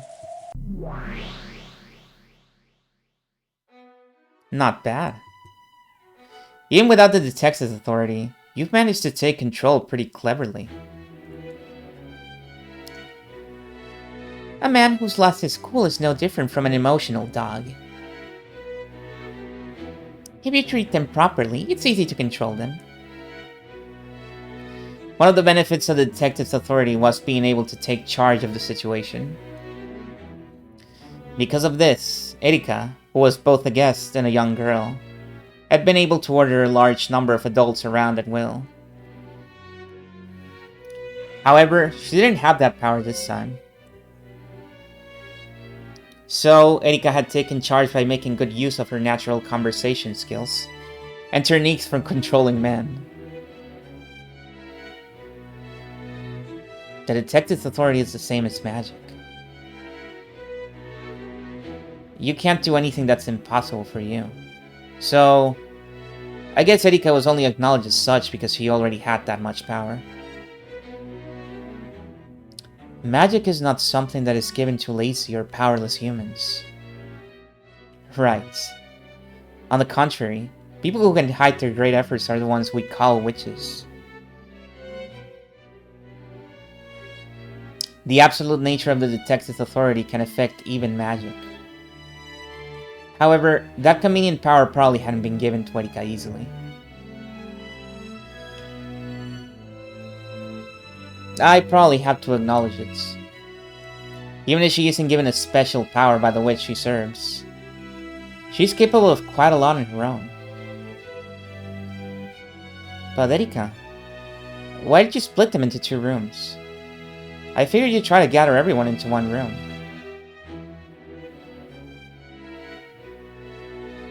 I would have if I had the detective authority. This is a move to preserve my right to investigate at will. Ah, is that it? I see. Not bad. Since Erika was being protected as a guest, it was hard for her to move about freely. In truth, she wanted to take some time and investigate the victims at the crime scene at her leisure, without being interrupted by anyone. She had already inspected the scenes once, in a huge rush as she ran through the mansion. That probably hadn't been perfect. However, they wouldn't have let a guest into the crime scenes, so she had no other choice back then. She wanted some time to herself and freedom to investigate more. In part so that she could check the closed rooms and causes of death more closely. How is that related to splitting everyone into 2 rooms? Because she'll be able to trick them with it. Watch. Yes, that's the only reason I split them into 2 rooms.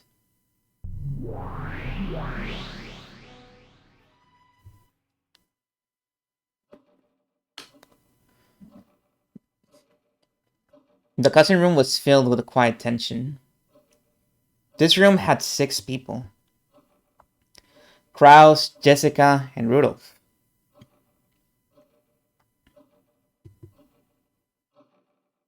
And then the most suspicious ones, the male servants, Genji, Kanon, and Goda, who had been forced to hold up in here. Jessica leaned against Kraus's shoulder, wrapped up in a blanket. She was drowsy, but apparently couldn't get to sleep. It was no surprise. In this bizarre situation, it would probably take some time before she could accept her mother's death. Kanon thought that this was the sort of time he should stay by Jessica's side. But that looked like it would be hard to do in front of Rudolph's intimidating glare. Rudolph stayed completely silent, but his inner emotions showed clearly in his eyes. So Genji, Kanon, and Goda didn't have to ask to realize that they were suspected. Sometimes Koda asked to help in an attempt to get on their good side and correct their misunderstanding, but it seemed to be having the opposite effect. Classic Koda. The best option available to him was to stay quiet so that he didn't aggravate Rudolph, and sit still at the end of the sofa.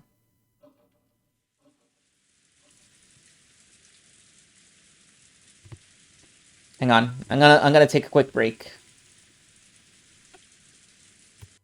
I'm gonna get some water and stuff. I'll be right back.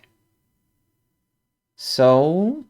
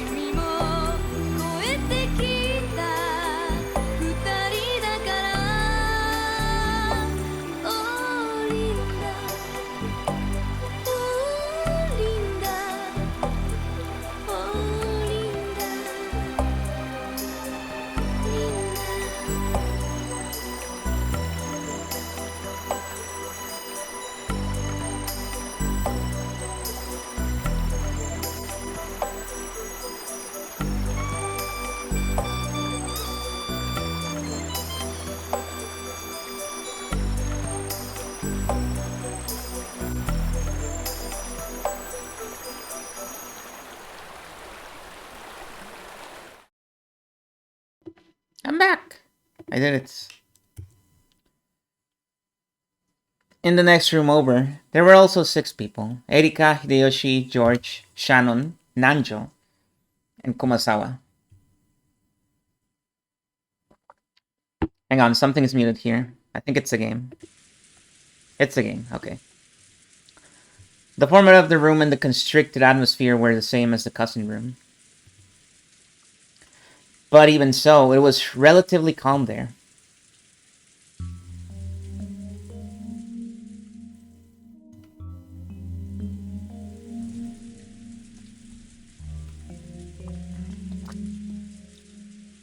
George sat holding Shannon, who was darkly hanging her head the whole time. Komasawa and Nanjo sat nervously as they listened to Hideyoshi explain the situation. We don't know how many enemies there are. However, we have guns with us. And of course, I've shot guns before. Of course. I'm not talking about the Hawaii shooting center here. It's been long enough that I can confess, but I once defiantly fired off one of them occupying forces' pistols. Oh right, they were in a war. I don't know which war. I am not super familiar with the wars in Japan. It wasn't the second one, because Ginso was in the second one. So it would have to be one that happened after that. You see, back then the black market was controlled by foreign gangsters. He probably wanted to make everyone feel secure by convincing them that he could be relied upon. Hideyoshi went into one of his old stories that everyone had heard many times, and which had gotten more extravagant each time they'd heard it. It didn't make them any more confident in Hideyoshi's abilities. But it did seem to calm things down a little by bringing in a sense of normality. Why has a crime like this happened? I hope the boat comes tomorrow. That seems unlikely. It looks as though we'll be staying here for 2 nights. Now is a good time to get some sleep. My nerves aren't dull enough to let me sleep sound in a situation like this. George-sama. The pain and anger of losing his mother quietly tormented George. Sleepiness probably wouldn't be coming to him for a while.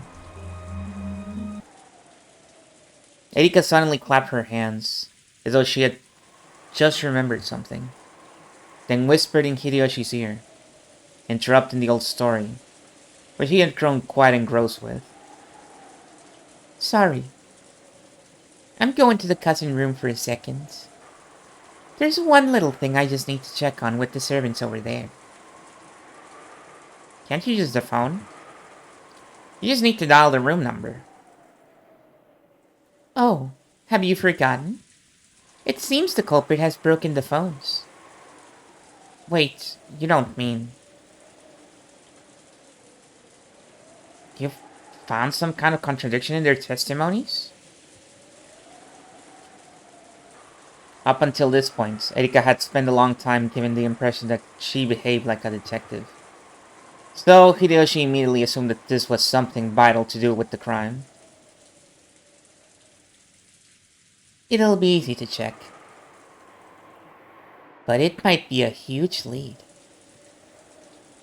I'll be back before long. Please don't let anyone leave this room. Even though it's the next room order, it's too dangerous to go alone. You sure you want to take someone with you? We can't trust the servants or Nanjo-san completely. You're in charge of this room. George-san is needed to support you. There's no one left. Don't worry. The detective never gets attacked. Erika had already worked hard to look like a sharp, clear-headed person. Hideyoshi relaxed and agreed, thinking that it was just next door and wouldn't be a problem. After an hour. No. Better not to wander around too much. I'll stay over there until morning. It'll be better if I wait until it gets light before I come back. She is in his heart. Good thinking. You be careful now. It's just a little trip to the room over. Take good care of this room. Please don't let anyone go outside. We've already brought everything we need up there, so there's no reason for anyone to leave.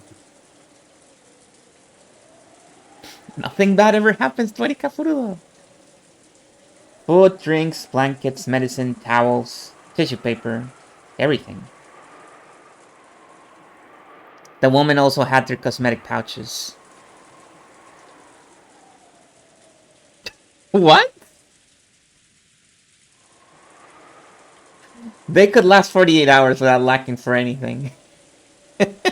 Okay. Very strange second sentence in this context.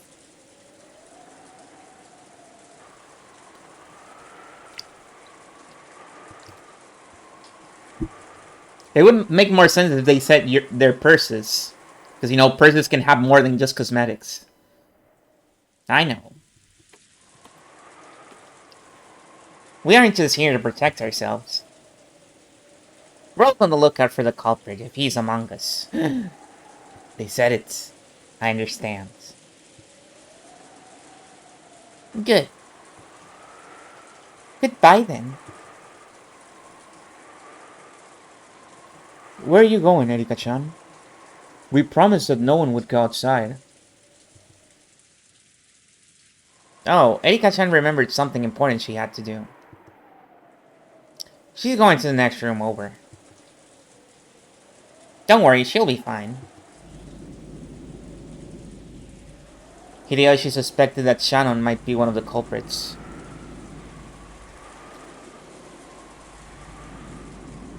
Since he also knew that Shannon and George had a special relationship. He apparently thought it would be prudent to mislead George about Erika's actions and motives.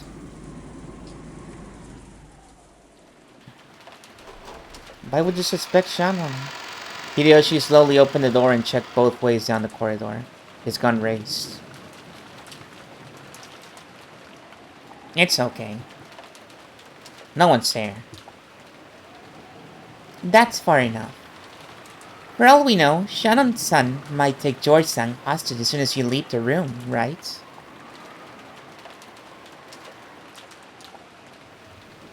That's what I'm saying. It's careless even just showing your back to them, as you're doing now. You're right. Then be careful. Tell me all about it later. Sure. Bye then. There we go. The return of Core. A song we haven't heard since episode 1. Erika closed the door, pushing Hideyoshi back inside.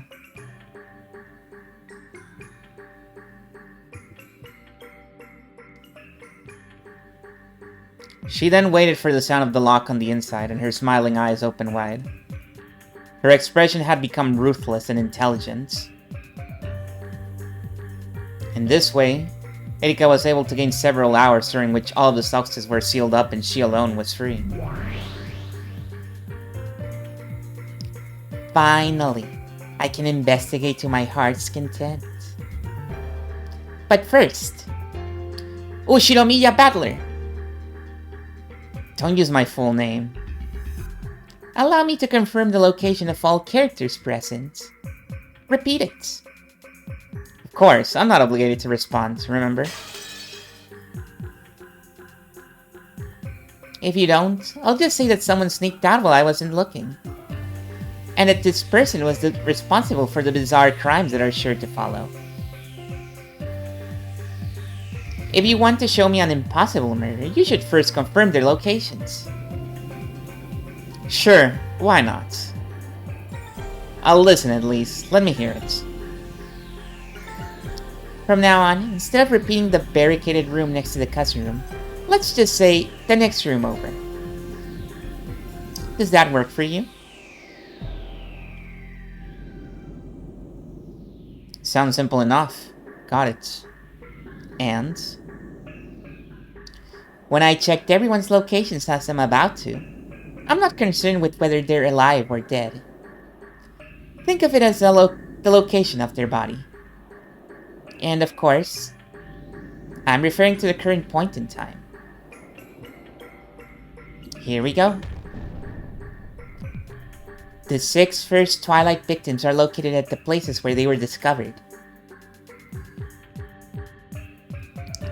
Natsuki is in her room. Eva is in the VIP room. Iria is in the Krause's study. Rosa and Mari are in the parlor. And you are in the guest room. Don't tell me you're already going to refuse. Don't worry. I acknowledge it. First off, it was acknowledged that the victims' locations were the same as the rooms that had been shown by the Witch's side solution. Good. I'll continue. Hideyoshi, George, Shannon, Kumasawa, and Nanjo are in the next room over. Acknowledged. With that, the humans in the room Erika had just left had been specified. Carefully checking even obvious things like that was the most basic part of playing on the human side. Good. I'll continue. Everyone else is in the cousin room. The word everyone drew a slight reaction from Battler. The intuition he'd built from all of his previous games told him not to answer this one instantly. I refuse. Acknowledging that would mean that Kinso's corpse would also have to be in the cousin room. Pardon me. It has already been shown that Kinso no longer exists, so please remove him from the word everyone. Why are you using the word everyone for the cousin room alone? Why are you so vague? When you could just mention the names of Krause and the other 5 individually. It'd just be too much of a pain to read out all of their names. Or is there something wrong? Does using the word everyone create a problem with some trick of yours?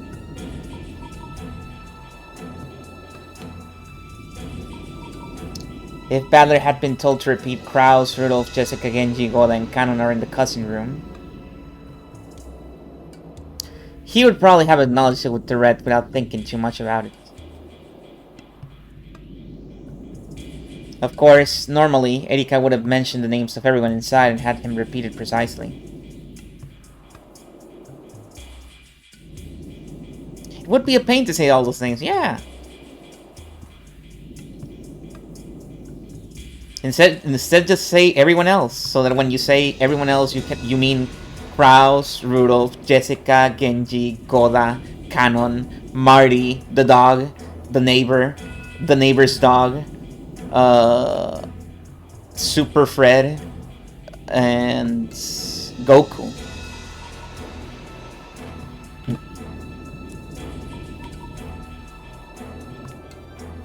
Excluding Kinso and me, there are 17 people on these islands. The Rokkenjima Wolves, true. The Rokkenjima Wolves, literal, and the Rokkenjima Wolves, the name of their team. Their basketball team.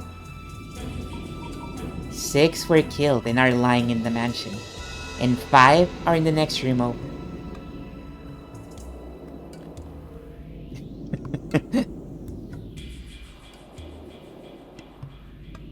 And the remaining 6 are in the cousin room.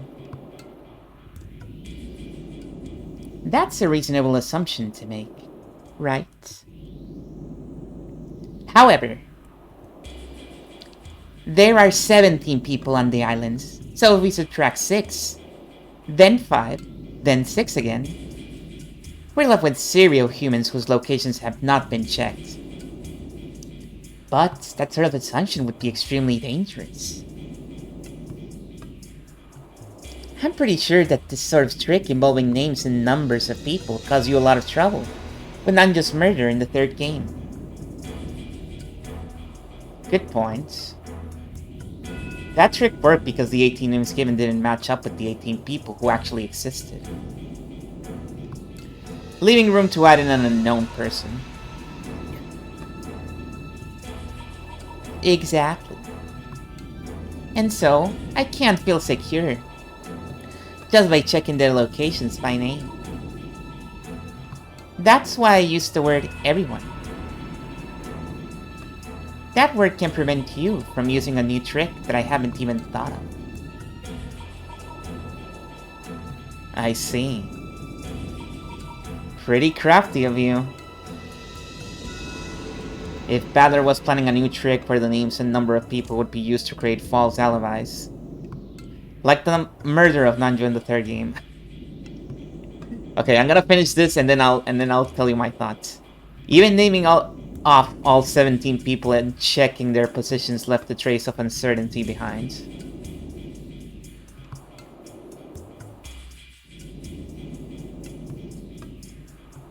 And if he cleverly managed to slip somebody past the names and numbers of people.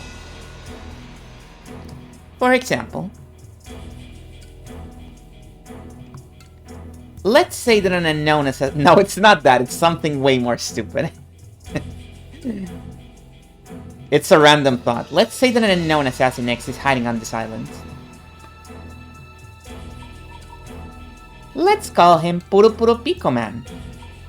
Oh, now she's just cribbing from... She's just cribbing from Lambda's dictionary now. I see. Even if you list everyone's names and check their locations, this Puro Puro Pico Man guy would fall outside the net.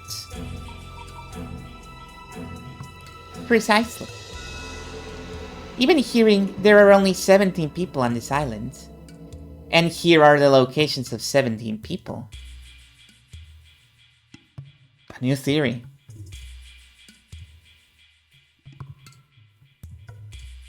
Is insufficient. There's already a precedent for this. However, the word everyone is just too broad. Can't you word it a little better? Please? No. If we run away from the word everyone here, there's a chance that Erika will be able to use that as a basis for making Puro Puro Pico Man the culprit for everything. And that's why you use the servant keys. The servant keys exclude a lot of people, even if they exist. In my old fights with you, I also nailed several riddles with no basis other than the unknown 18-person X.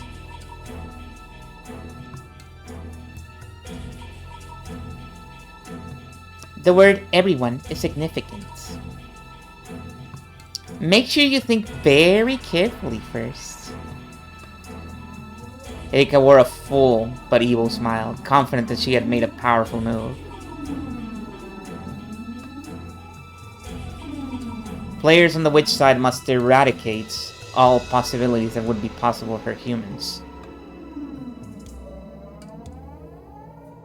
If I don't crush any chances for this ridiculously named Puro Puro Pico Man right now,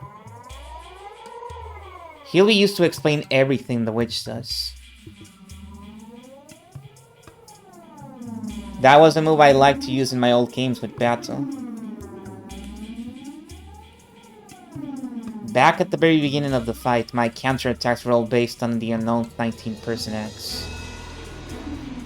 Because of that, Battle had restricted the number of people on the island, making it necessary to eliminate any unknown person hiding somewhere. What do you think, guys? Do you think Battler is doing the right choice here? Or do you think he shouldn't use everyone in red? In that case, this time it's the same. So, just like Beato did, I need to get rid of any leeway in which that X can exist. I don't think he should. Yeah, I don't think he should either. He's kind of not thinking of the full picture, you know? You don't have to deny everyone for every single thing. You only need to make it so that the things do not add up. Maybe you don't have to deny Puro Puro Pico Man right now, but you can deny him in a different murder that happens later.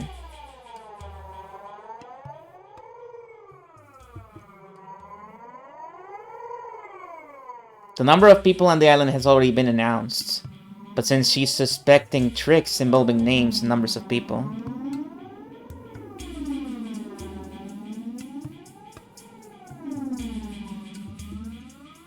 Saying the same thing again won't satisfy her.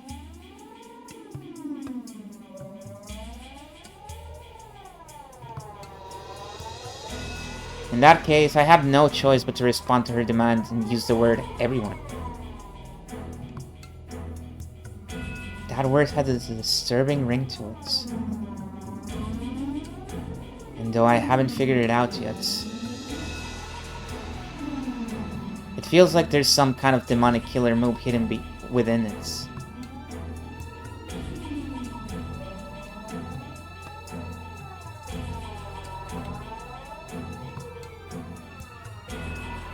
Yeah, worst case scenario, it's a stalemate. After insulting Bato so much and saying that the witch side had a huge disadvantage. Getting this pressure just having to deal with a single line to repeat.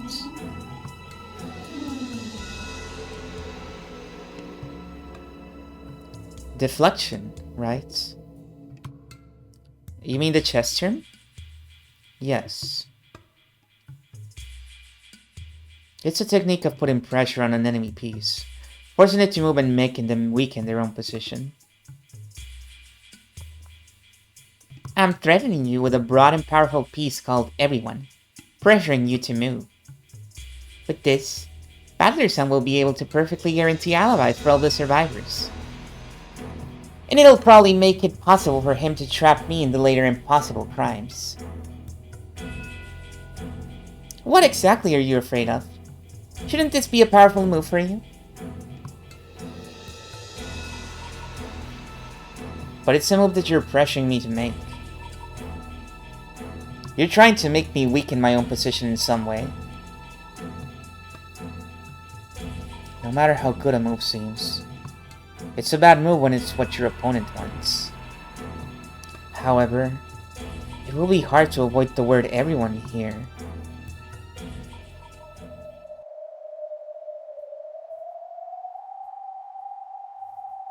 The red truth can cut the weak reasoning of the human side apart over and over. In the past, I feared its ruthlessness. However, I also learned quickly that it could be used as a basis for a counterattack. Yes, the red truth is a trump card, a treasured sword. Now I'm painfully aware of how Battle felt. It can kill with ease, but it's not something to be used unnecessarily. Using it carelessly would end up cornering the witch side instead. What will you do? We can put this on hold if you want. No.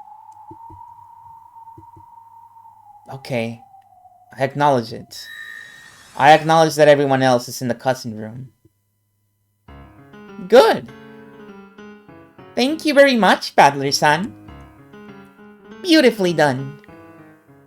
Oh, I'm in trouble. If a letter from a witch comes in this situation, just who could I suspect? She said she was in trouble, but her face didn't look troubled at all.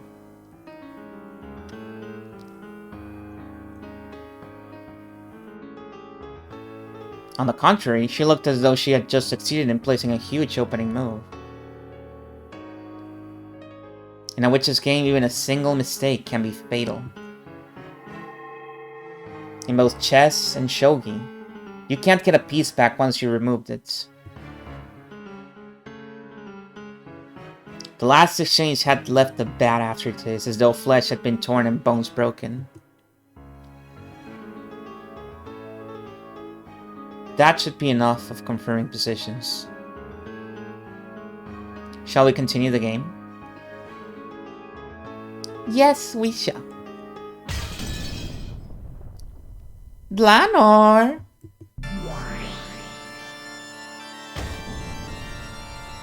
Yes, Lady Erika? Let's get started right away. Let's use the privilege our merciful Game Master has given us. Yes, understood. Gertrude, Cornelia. Use 2 rooms worth of the 3 sets of seals we were given. Let it be known that we understand. Seal the cousin room and the next room over. With this, everyone's been sealed except for the victims. No matter what happens after this, the humans within the seals won't be a problem.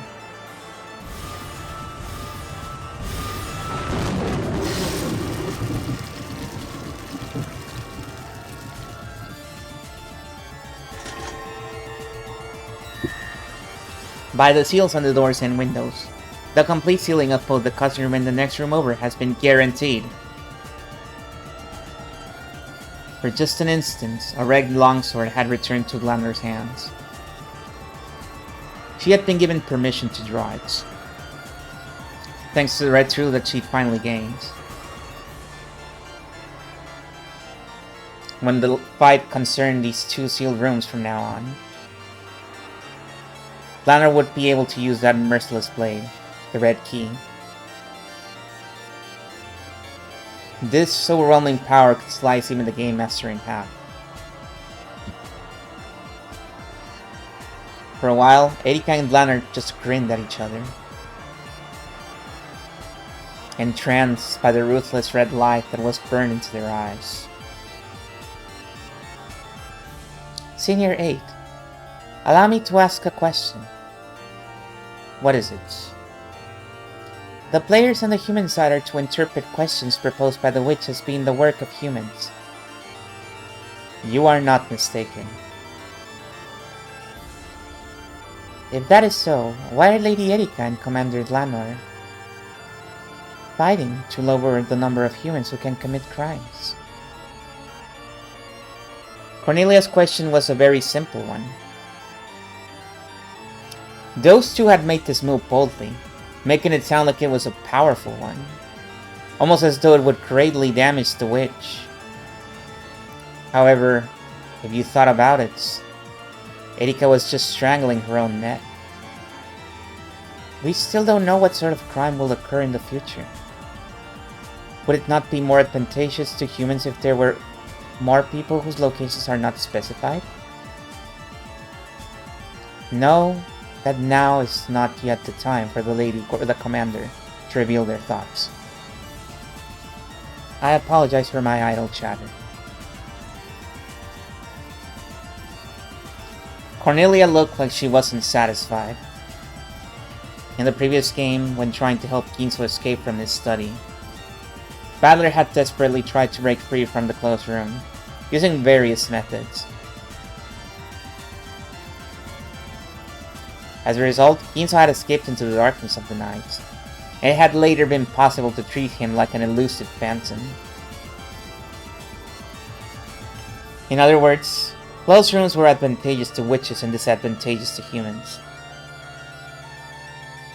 Witches proposed closed rooms, and humans destroyed and denied them. That should have been the standard tactic of this game. And yet, Erika had created closed rooms herself, sealing a full 11 humans in them.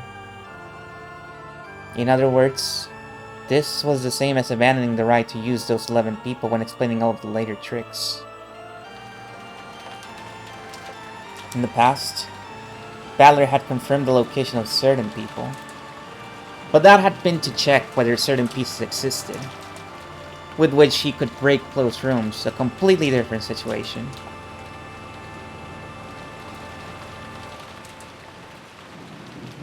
Why had Erika taken these 11 people, who were also her pieces, and sealed them in a closed room? Cornelia hadn't experienced enough fights to understand this move, which looked as though they were trapping themselves.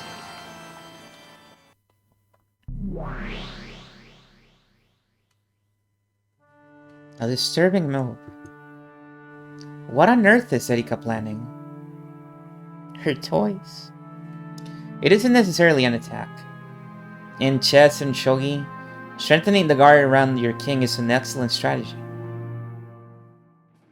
In other words, the seals around those two rooms aren't an attack, but a guard? That seems likely. Thanks to that, it's hard to lay a hand on the survivors. It'll be tough to carry out the second Twilights. Ah, I see. The witch side has an advantage when more riddles are presented. Yeah. After all, if even one riddle goes unsolved, the witch wins. Each new closed room we present increases our advantage. The riddles that the witch side sets up are equivalent to attacks. The human side must perfectly intercept all of those. It's almost like a penalty shootout, where letting a single point slip by means defeat. So, the witch side wants to increase its number of attacks. The human side wants to lower the number of attacks. When Badler had fought on the human side, he hadn't thought of the survivors holding up in a room as being particularly useful.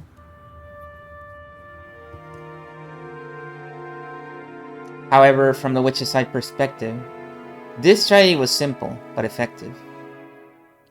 What made Pato incredible was how she'd bluff and sneered at this tactic, as though it was completely useless. On the inside, she must have been so worried over how to break down all of those barricades in each game. Right now, I'm sure of that. I see. So, strengthening your guard to make it hard for a crime to occur is one way for the human side to fight. However, that's a simple move. The great detective Furudo Erika wouldn't have looked so confident after playing a move like that. Will Erika be happy after playing a defensive move? Though this move looks as though she's restraining herself, it's also extremely unlikely that Erika was playing defensively. I'm sure that this is an attack, not a move made for defense. So I don't know what kind of attack it is. Next is our move. What shall we do? For the moment, she has, at least apparently, spent her turn on strengthening her guard to stop the second Twilight, instead of reasoning about the first Twilights. If they push, pull back. If they pull back, push. In that case, it's time for us to attack. But how should we attack?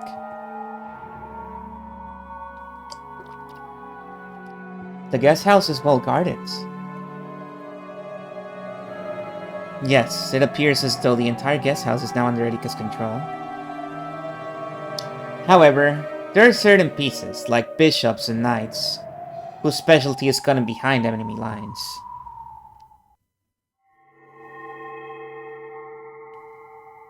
Badler snapped his finger, and a single gold butterfly appeared from the darkness. Then flew in front of the chessboard, trailing gold sparks behind it.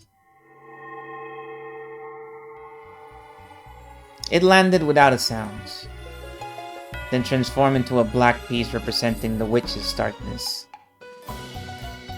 X-ray. That's also a chess term. Yes, it is a high-level technique. It's when a square seems to be under an enemy's control.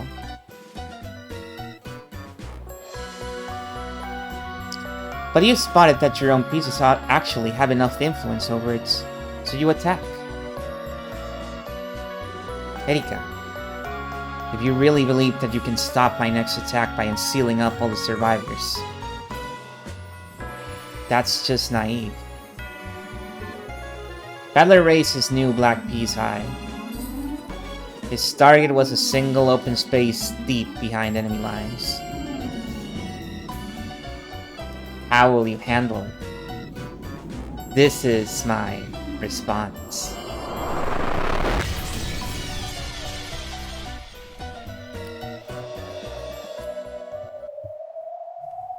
She still has one seal.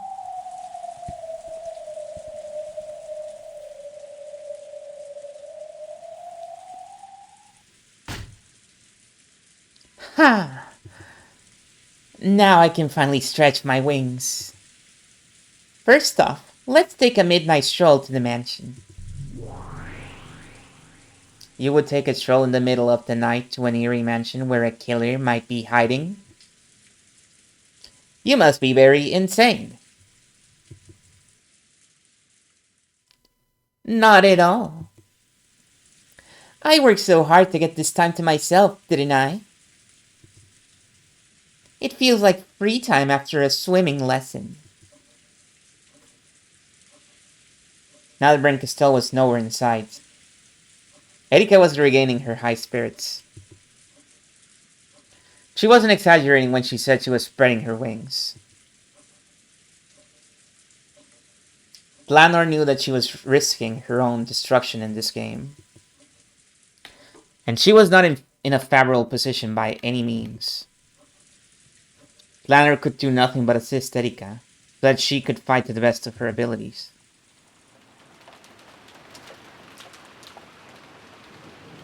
Alright. The locks on the first floor of the guest house are perfect.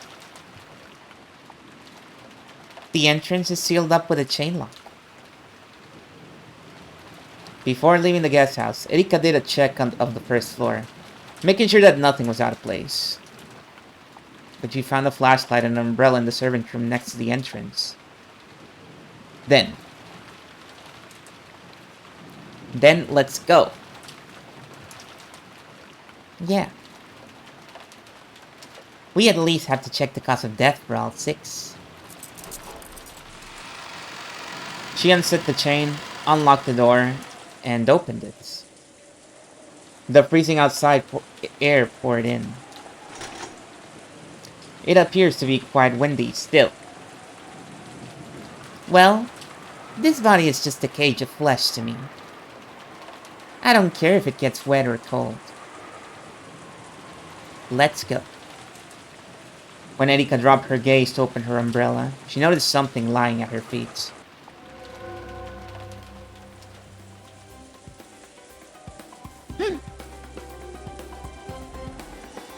It's one of the usual letters. It was one of those letters sent by the witch, with the seal of the one-winged eagle on it. It had been wedged under the outside mat in front of the entrance, as though someone had predicted that Erika would eventually leave for the mansion by this way.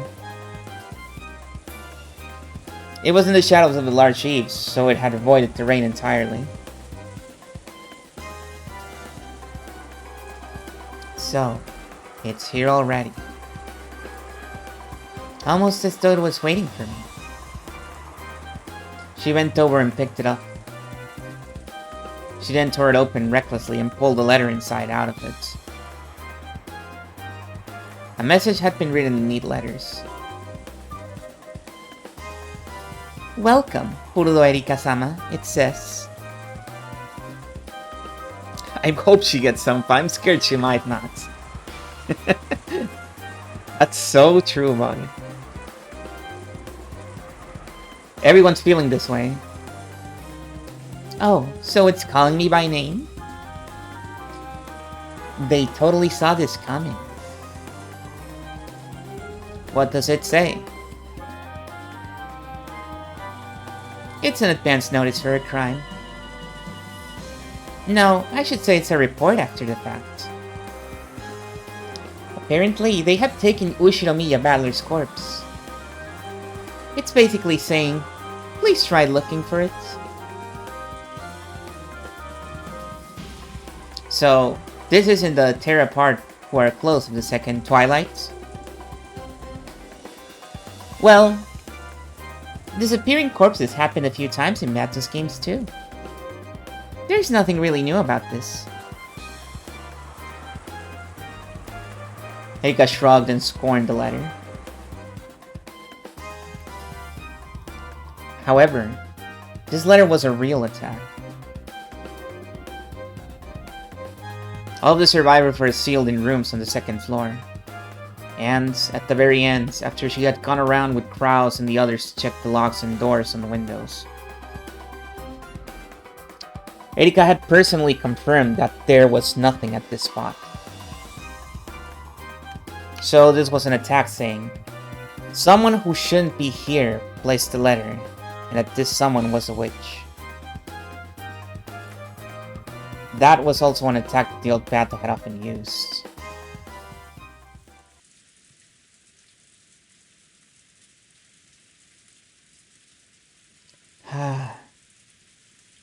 Sheesh. If the way you show it is the same, please tell me that the actual trick isn't the same too. Glanor? Please call Battler here. Understood. Lord Battler, we wish to take our turn. Got it. Let's have it. Sorry. I actually don't have a move to declare. Huh? The truth is, there's something I need to apologize for. Apologize? Battler and Battle's eyes went wide. However, though Erika said that she wanted to apologize, she had a confident look on her face, as though even that apology would be a new move. So, Battler glared at her dubiously, without letting his guard down. It's about those retroactive seals. I actually already sealed one place. I apologize for taking so long to report this to you. You already sealed something? In other words, you already used up all 3 rooms worth? Yes. I promised I'd report on it right away, but I completely forgot until just now. You have my sincere apologies. You don't look like someone who's sincerely apologizing. Well, that's fine. Is it? I'm the one who gave you that privilege. So, what did you seal? That's the question we're all wondering. What did Erika seal?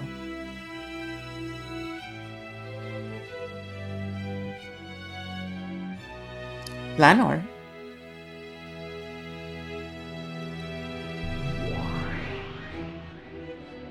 Allow me to report. Battler's guest room was sealed at the time of Lady Erika's inspection of the corpses.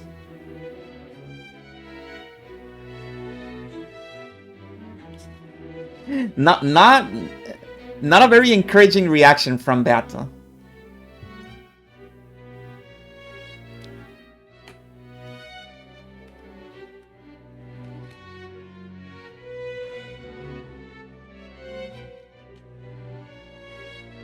Battle tried not to let it show on her face, but her eyebrows twitched visibly and her gaze flicked over to Battler.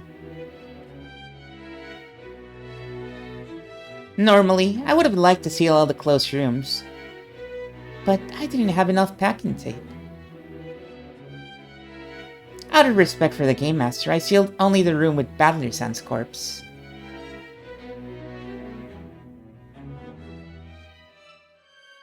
So, you were kind enough to close the lid on my coffin.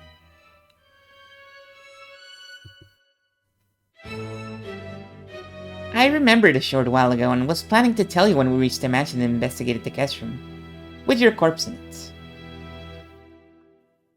However, when this letter appeared, I figured I should report it right away.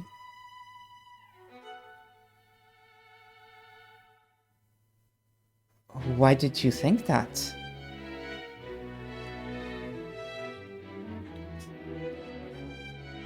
Well, after all, Battler-san has been playing this game ignorant of the fact that his corpse was sealed in the guest room. Because of that, I thought that it might possibly change things regarding the appearance of this letter.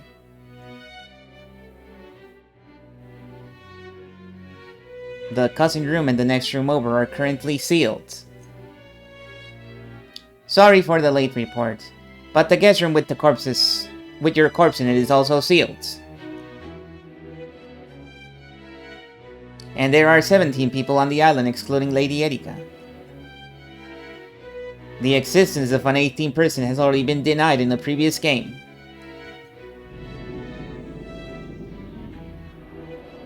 In that case, if we're thinking about some person who could have placed this letter, and the disappearance of your corpse, I thought maybe I thought this might change things around a bit. Erika laughed crudely while staring into Adler's eyes to see if he was panicked or disturbed.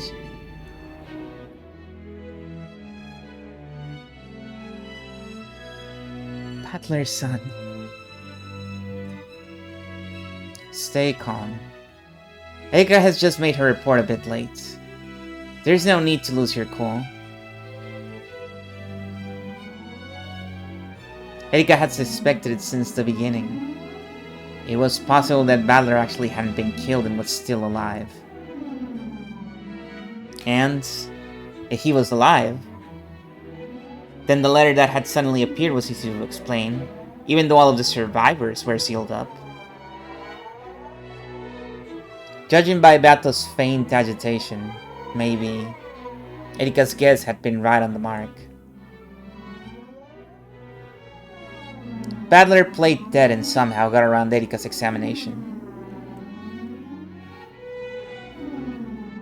And then, while everyone was barricading themselves in the guest house, he snuck out of the guest room. After that, he placed the letter, detailing the disappearance of his own corpse, in the entrance to the lobby, and hid himself, to repair himself. If that was the truth, then the seals that had been placed on Badler's guest room at the time of Erika's examination were now very significant. In other words, if this was the trick they'd used, then Badler would certainly have broken the seals when he left his guest room. The trick would not be workable without breaking the seals. Since the survivors were all sealed up inside the guest house, then if the seals on the guest room were broken, it meant acknowledging that at least one of the victims was actually alive. If Badler had known about the seals earlier, it was likely that he would have advanced the game in a different way to avoid this. In other words, it was very likely that an announcement about the seals would have had a large effect on the rest of Badler's game. Erika was saying, if Badler avoided breaking the seals because he was pretending to be a corpse, and instead remained inside the guest room, perhaps this letter would not have appeared in the story. If Badler was actually alive and had placed the letter there, then now that Erika's seals had come into play, there was a chance that his trick would cause a contradiction somewhere down the line. That sort of contradiction is called a logic error. A logic error.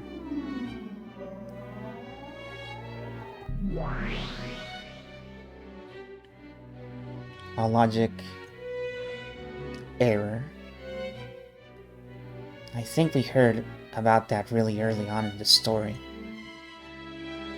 It's a violation of the rules, the greatest and worst form of error, which the witch side must avoid making. Yeah, I remember. It was something about the two sides of the tale not matching and creating a contradiction. Do you remember the magic for making candy appear inside of an overturned cup? Yeah. Mario-chan and Erika were fighting about that. What's up, Angie? Are you shy? Why are you showing up behind Feathering when you're the one talking? Apparently, that was just a simple trick where someone slipped the candy into the cup while One-chan had her eyes closed.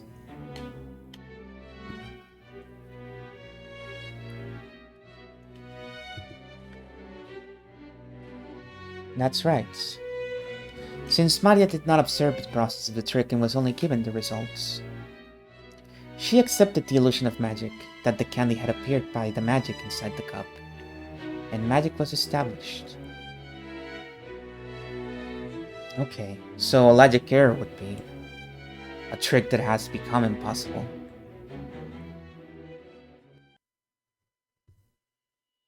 If you think about it, Erika and Maria's fierce red-blue truth battle over this magic was the real opening of this tale's fight. Let's try to remember that exchange. The heartless truth was that it had all been a trick. Making the candy appear in the cup by magic had been nothing more than Beato's claim. Magic can only do things that one can accomplish. In other words, you can only have a magical result if it's something that could have been done without magic. Let's be clear. There are two general types of magic. Oh, fuck. If you summon giants, and make towers grow from the ground. But when the lid is taken off, nothing has happened in the rose garden. That's one type of magic. That's just an illusion. It's a lie, in quotes, with no observers that take place where the witch says it did, in a location without any of the anti-magic toxin. Hang on.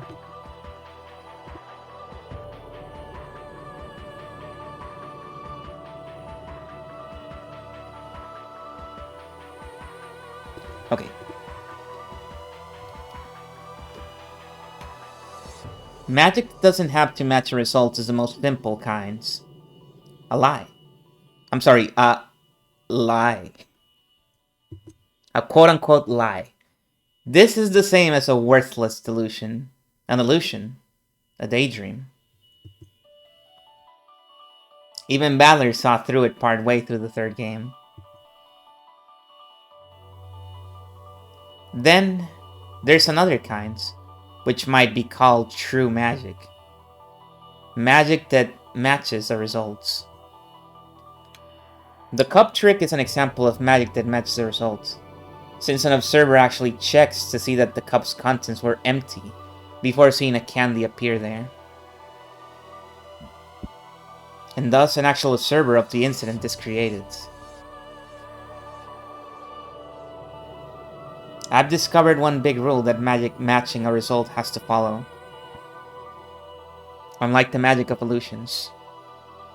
The rule is that only the unobserved process of what you accomplish can be transformed into magic. I can speak even more generally and ruthlessly. In short, all forms of magic are tricks. Only things that can be accomplished without magic can have a matching result. Ironically, this also proves that magic doesn't actually exist. But out of respect for the witch's game, let's call it making the game solvable and fair for the human player. So, instead of the candy inside that cup, we now have this mysterious letter that appeared in front of Erika. They have to be tricks. By claiming that the witch set the letter there by magic, Onichan is trying to create magic that matches the results. Correct. Since all of the survivors are sealed within the closed room of the guest house, it is possible to embellish this suddenly appearing letter and say it was a curious bit of magic, for only a witch could have placed it there. But even so, it must be a possible trick in the end.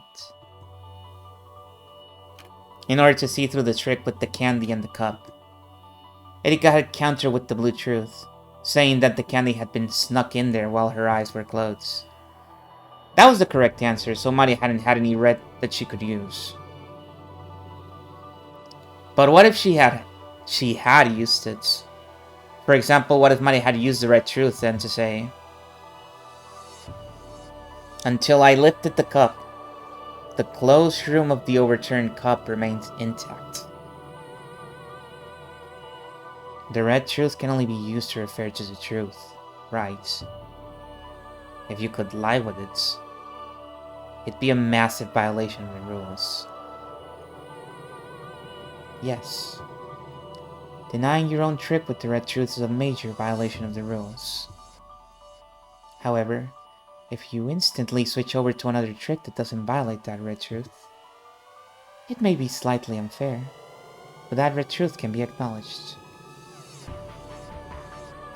So, in this case, the witch side would need to immediately propose another trick that doesn't contradict the red truth stating that the closed room inside the cup was preserved. Like the excuses of a politician when he keeps backtracking as new evidence is shown to him. Yeah, exactly like that. Yes. Well, for a red like this, she might be able to get away with some painful excuse. Maybe there was some device in the table. Or maybe it was a trick cup with a fake bottom. But if those possibilities have been denied beforehand, this would not be valid. The more red truths there are, the harder it is to talk your way out.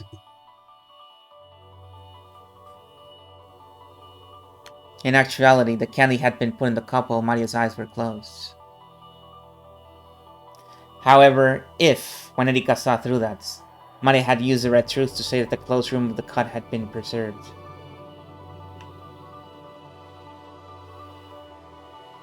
the witch would have to rush and revise the scenario to a new trick that still worked logically after that new red. Hello, Halligan.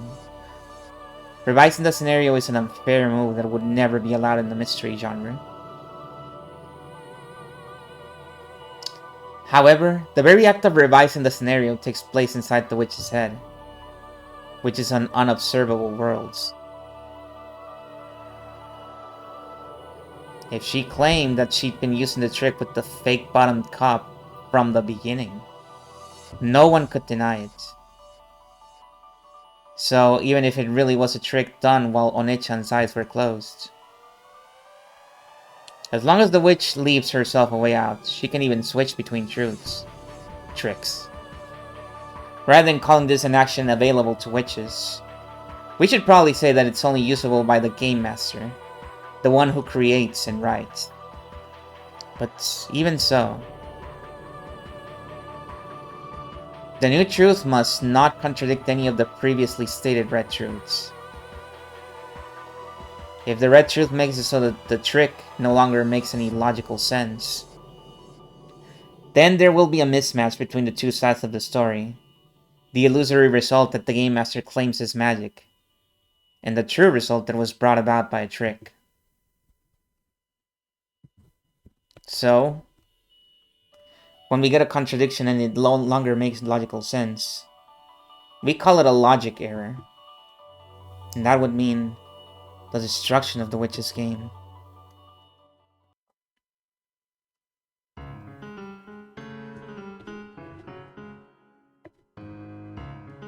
This world is a game that's possible to explain with humans. In other words, it must be possible for all magic to have been done by tricks as well. If it's impossible to do with tricks, then the human side has no move and we get a stalemate. No, not quite. That's where we get the fatal and horrible violation known as a logic error. When the witch side does this, the game is instantly destroyed, and they suffer a fatal defeat. Erika has probably seen through to One-chan's trick. Without the detective's authority, she couldn't perform a proper examination of the corpses. Because of that, he continued to play that, snuck out of the guest room and placed the letter at the entrance to the guest house. However, because Badler was so overly gracious in giving out those retroactive seals, things went wrong. Stupid One-chan. So true. The current situation still does not warrant panic. It still hasn't been specified with red truth that the seals around the guest room are intact. He is free to break the seals. If he doesn't, then he can probably have it so that someone other than Battler was alive, and swap them in as the person who placed the letter. That's right. It's not just Onichan. The other corpses have been specified as dead by the Red yet. Haven't been, okay. So far, there wouldn't be any problem if they were all faking. True. This is far too soon for them to get flustered. All he has to do is change his move so that Erika's seals and the placement of the letter don't contradict each other. And revising the plot without contradictions is one of the moves available to the Game Master. However, taking a scenario one has imagined and revising it partway through can sometimes create flaws in the tale. It would be a very regrettable move to make when the first twilight has only just ended. It would seem that Battler was the one with an enemy piece moved deeper behind his lines. This hidden piece will probably cause him pain and discomfort with each step from now on, like a pebble caught in one shoe. This simple pebble might kill Battler. Uh-oh.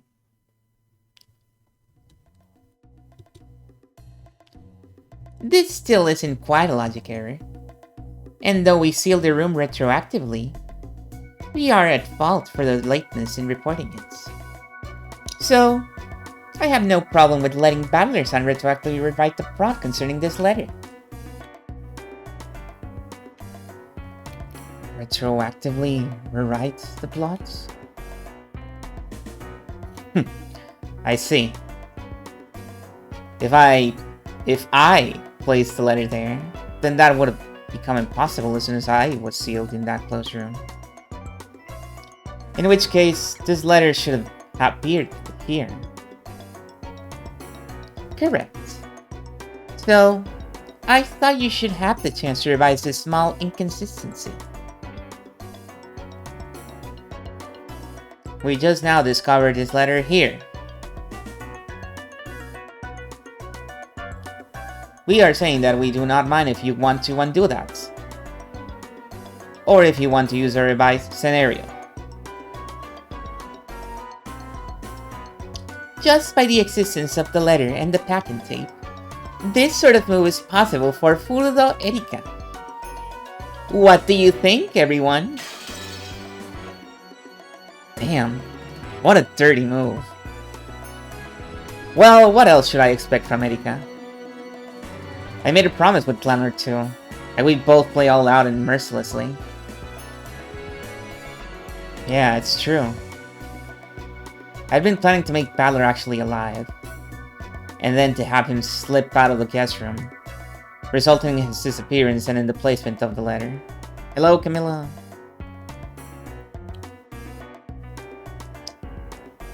Camilla, do not be scared. It may seem like we are walking into a trap in the story right now, but I'm sure it's fine. I'm sure Battler has it covered.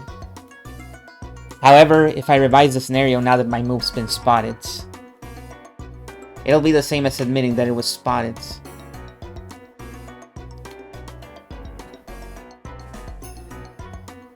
Even if I have to be stubborn about it, I don't want to admit that I was seen through here. I don't want to acknowledge a pathetic plot change where I try to sneak out of the guest room and break the seals. I want to change over to a different trick, so that the lever will be placed and my corpse hidden, while still preserving the seals in the guest room.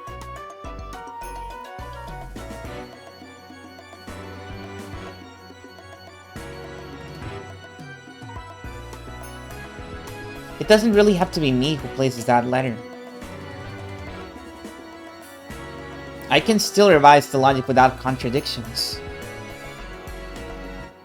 But Battler-san, even if you can place the letter somehow,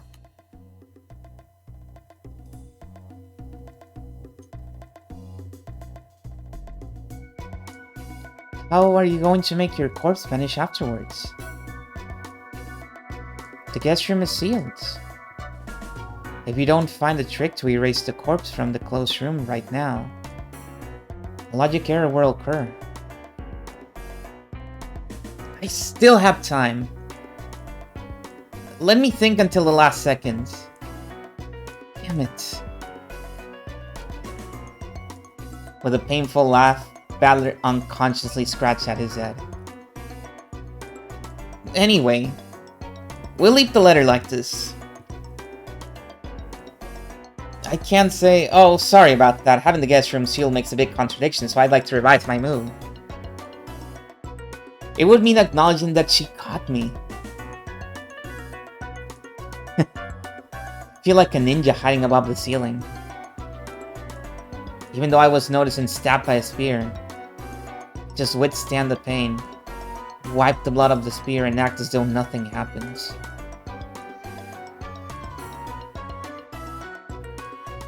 False courage works well enough. I can't let her know that this one hurts. There's some.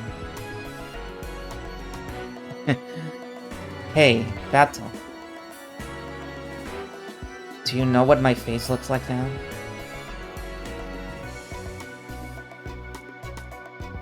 I'm sure it's the same expression you had when I managed to hit you where it hurts in the past.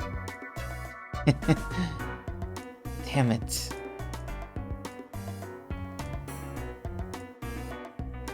Did that... It really only happened once, didn't it?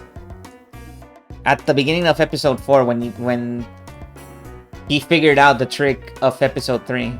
The ending. Well, mostly. Battler couldn't think of anything to say. Useless words of comfort would only get in the way of Battler's thinking now. Like a little house fix would get him out of this.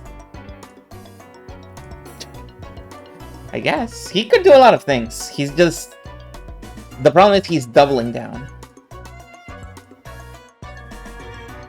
What would the old you do? The old you who created all of the closed rooms that tormented me so much in the past. What kind of trick would she use to erase my corpse from a closed room? Oh, a little house fire. Okay. Bato trembled and groaned. The old her had been an expert at closed room tricks. If only that memory, that power could be revived, he would be able to help Battler. There's still time to think. There's still time. Nice going, Erika. That was a dirty move.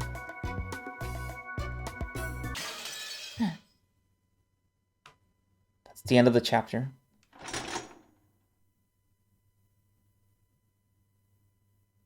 Just escape through the fourth wall. Oh, okay.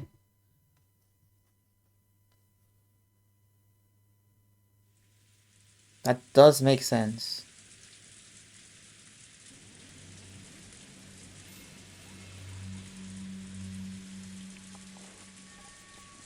The entrance to the mansion was locked, but Erika had a master key, so she opened it without any trouble.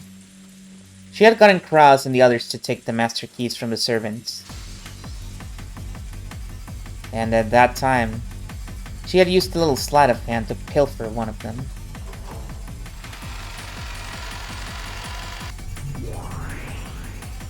Well then, where shall we go first?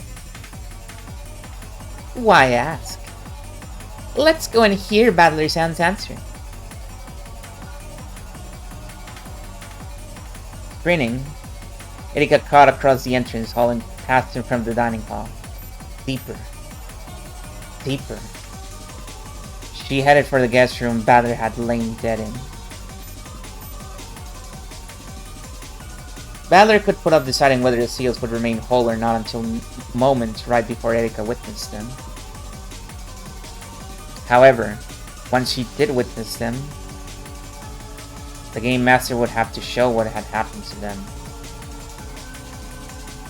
In the witch's game they were in now, the simple act of going to check the seals around the guest room was an attack.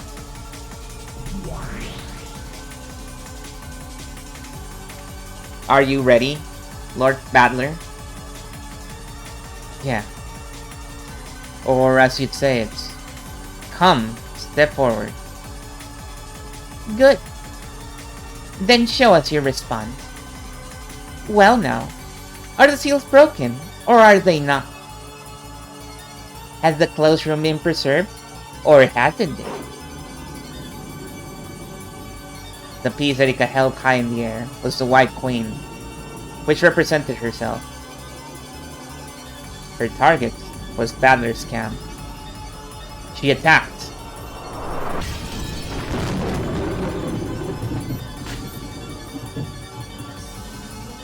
Erika dashed down the hallway with a sickening smile and clung to the guest room door like a spider.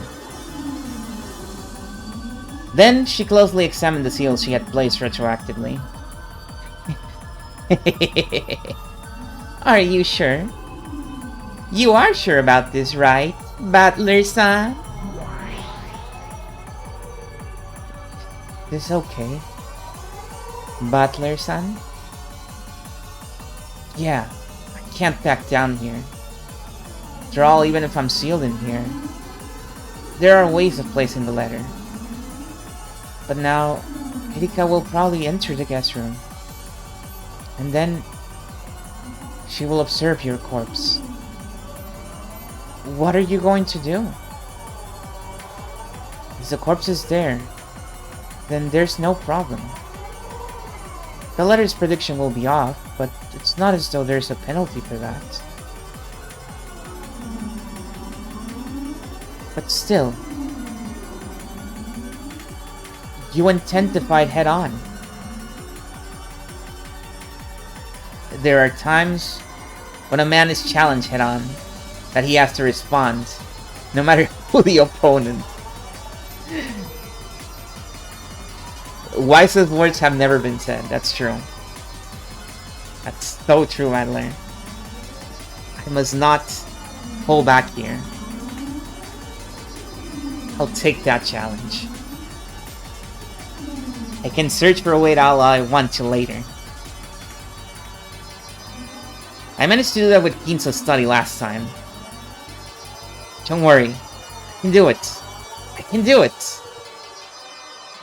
Come on, Erika.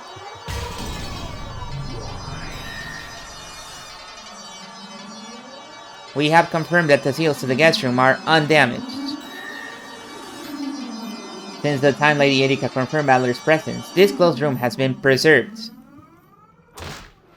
Good. I'm breaking the seals. Rip. Tear. Erika destroyed the pack and tape seal on the closed door in ecstasy. It looked as though the intellectual rapist had finally laid her true nature bare.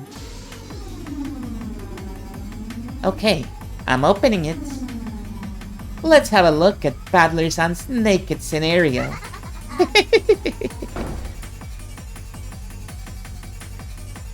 Yeah, good for glamour. Like a ruffian pushing down a frail girl. Erika mercilessly and greedily threw the door open. Then, finally, the inside of Battler's guest room was observed by Erika. Battler had to show it. Was there a corpse? Or wasn't there? Come on! Battler! Ah! Here's my response! Battler grabbed the black piece from the board and raised it high. That piece. Beato had no memories of the time she had been an expert at this game. And yet, for some reason, she realized that this was a move that could not be taken back. Once this piece was moved, they couldn't move it back. Ah!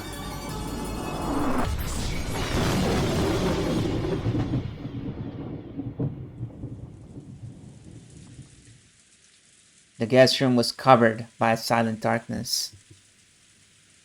It was pitch black, and nothing could be seen. However, there was a light switch just off to the side of the entrance. If she flicked that, the room would be lit up, and she would see whether or not there was a corpse in the bed. Shall I turn them on? No. Wait a second, please. Butler-san, I have a proposal. Let's hear it. I think you already know. But this time around, I'm not aiming to find the culprit and achieve a standard victory. My enemy is not the lowly culprit killing the pieces, but my opponents. You yourself. I know. So, you're after a logic error.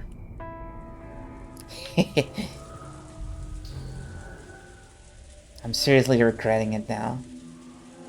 Even though you were just pretending to be miserable, they fell for it completely and gave you a ridiculous ability. That was your pride.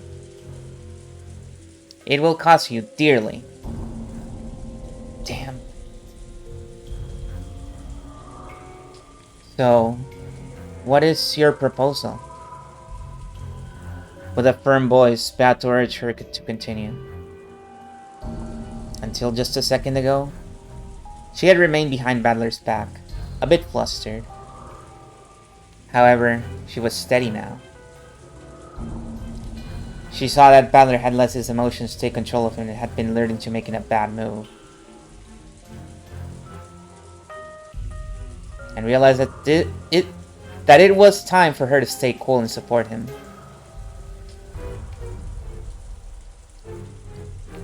Erika's proposal couldn't be anything good. And on top of that, Erika was sly. She probably wouldn't make a proposal that would be easily rejected. I will now turn on the lights. The top of the bed will be lit up, and it will be decided whether or not Battler has disappeared as the letter predicted. If he's still there, great! There's nothing strange at all. The letter's prediction would just be wrong. Of course, the argument would probably switch over to then who put the letter there. But for the time being, the location of the fight would be moved outside this close room.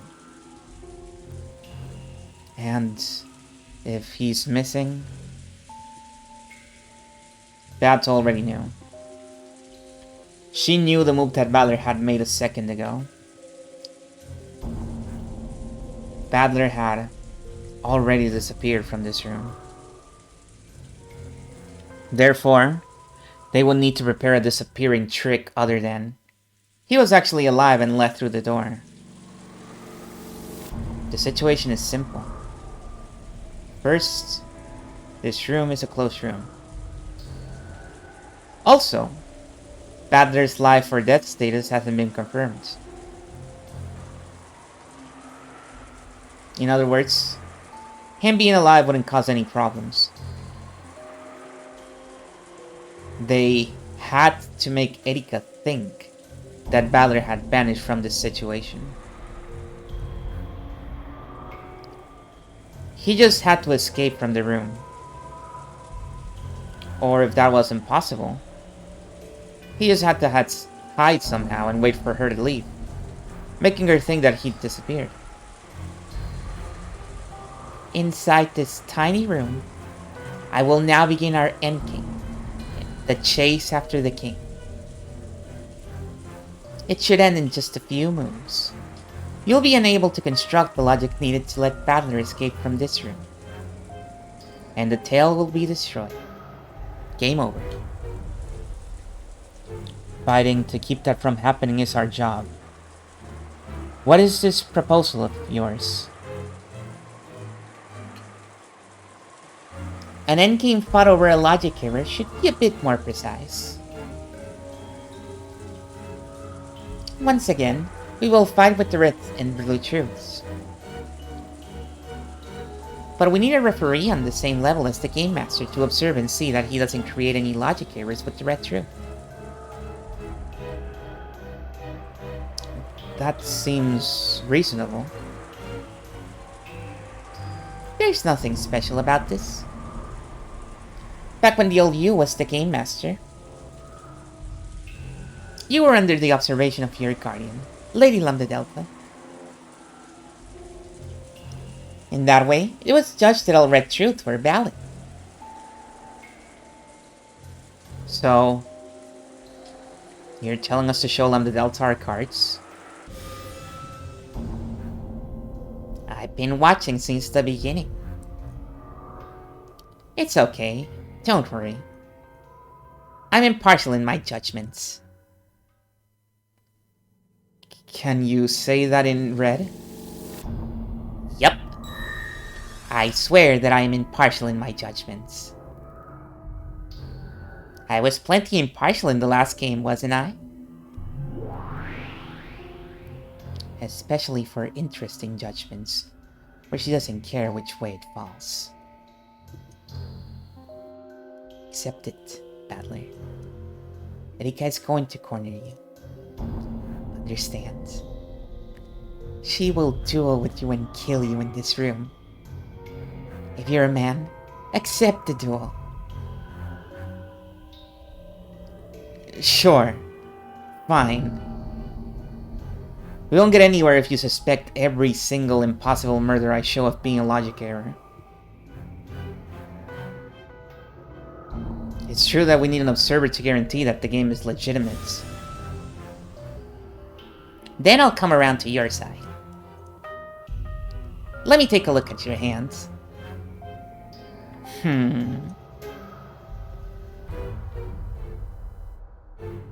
Lambda Delta understood what Battler had up his sleeve. And she saw that Erika's first move had indeed gone straight through his heart. Just as Erika had guessed, Battler was alive, and had slipped out of the room after Erika had examined his corpse. Placed the letter by the guest house, and hid himself somewhere. When the pack and tape seals had been retroactively placed on the guest room, he would have had to show that they'd been torn.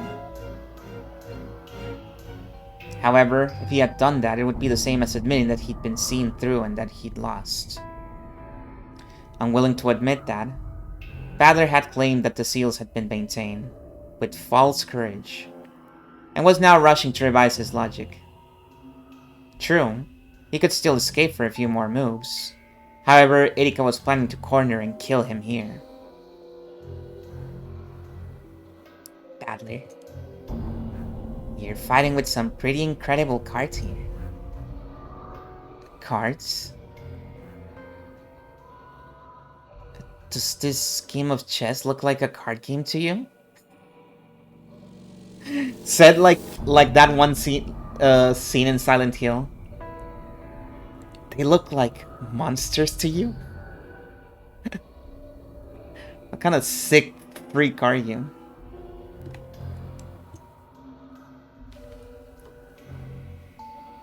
To me, it looks as though you're all playing a game of poker. So, by moving to the side and looking at the cards you hold, I understand everything. You literally made that awesome. Let's go.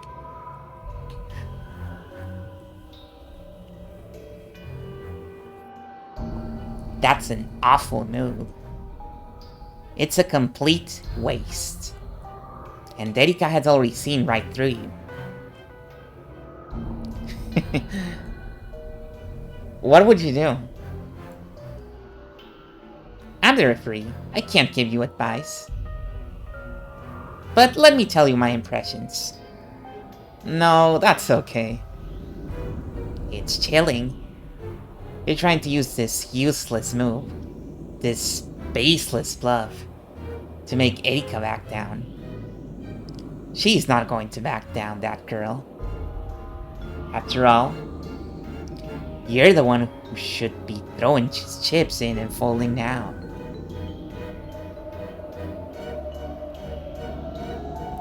Thanks for the advice. Battler-san, I agree with her.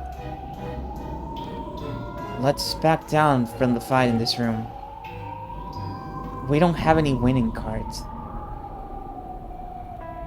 Were you hoping to discard your cards and draw something more useful? I thought you were playing chess. In the world of chess, if you rely on luck, you die. By hoping to draw something useful. She meant relying on luck and betting that even if he couldn't think of a trick now, he might think of a good plan for making a closed room trick later on. Classic Battler. I will explain it later. If you enter into a fight without any trick in mind, you get killed. No, no, no, no. It's brave, it's courageous, it's manly. To just walk in blindly and fight someone head on even if you know you're going to lose.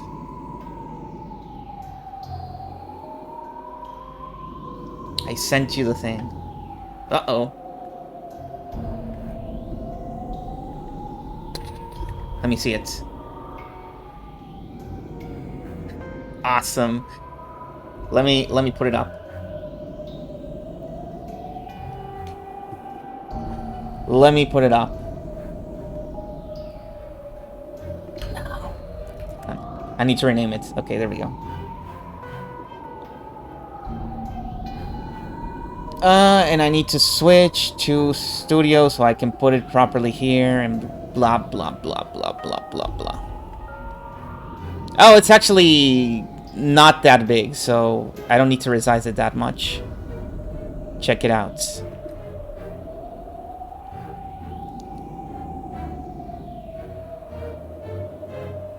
I think we're gonna have to kill this guy named Battler.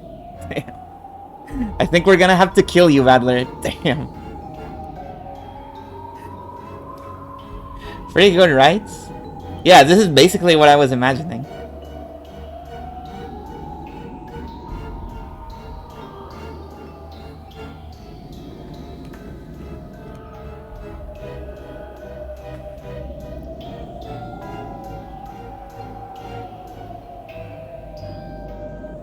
She's so sick and twisted. Only she could think of this as a card game.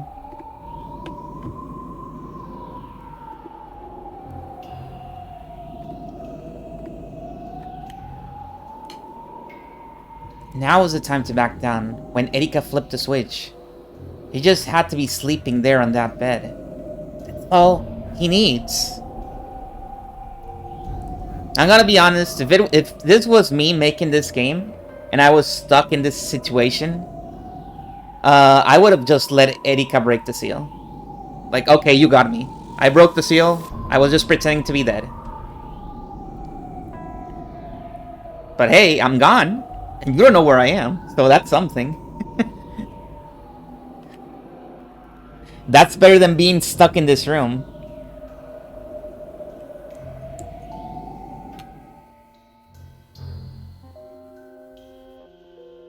Lambda.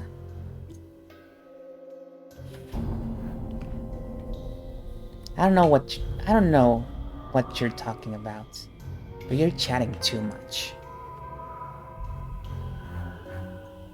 And everyone was in the other room. No, Bug! Bug! Bug wants to kill me. Bug is killing my game right now. A referee needs to be impartial. True. Then, good luck, Battler. I'm hoping for a precise, chess-like battle. You aren't playing poker, are you? Are you ready, Battler-san? Yeah, I am. Turn the lights whenever you want.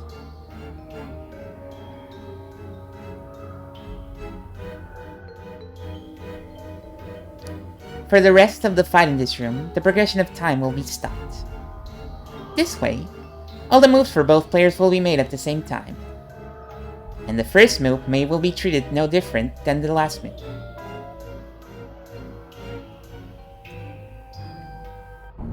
It might be hard to understand, but this rule exists for the purpose of maintaining logic.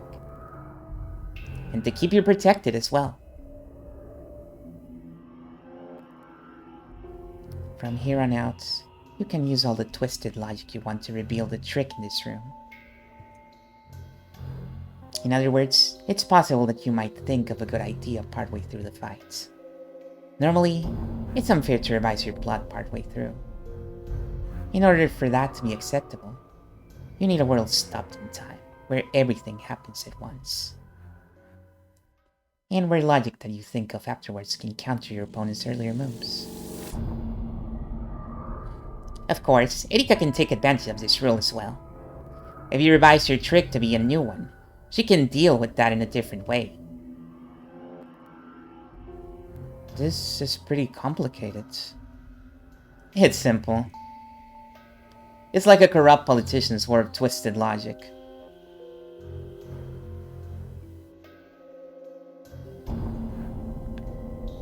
Oh, it's like the Heat, yeah. A bunch of people do their streams and then somebody hits end rounds, and then we see a lot of pieces moving and suddenly... and everybody's left and only Battler is lying on the floor dead. Everyone already left the island and he's just there on the floor. When evidence is shown revealing that lie, you retract those previous lies and shamelessly say that you just remembered it wrong. Then change to a new lie that doesn't have any contradictions. The fight goes on between a lie, then evidence exposing it, then another lie. Like a fight between two snakes spinning around trying to eat each other's tails. Good. Just think of it as a world in which you're allowed to use twisted logic based off of your opponent's moves as often as you want. I used that myself when sealing this room, so I thought it was only fair to let you do the same. You have no shame, do you? Okay. Then let's have both sides begin. Okay, they're about to begin, so I need to take another quick break. I'll be right back.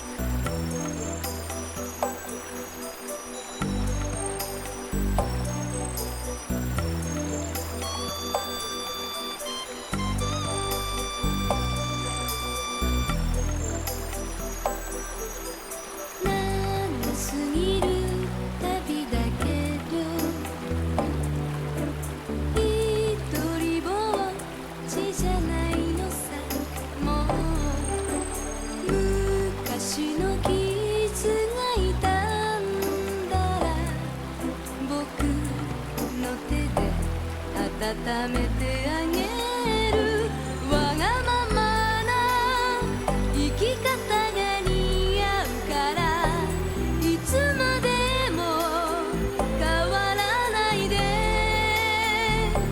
戦いの果てにやっと見つけたこの愛を胸に抱いておリンダ命さえ投げ出して守りたい大切なものがあるよ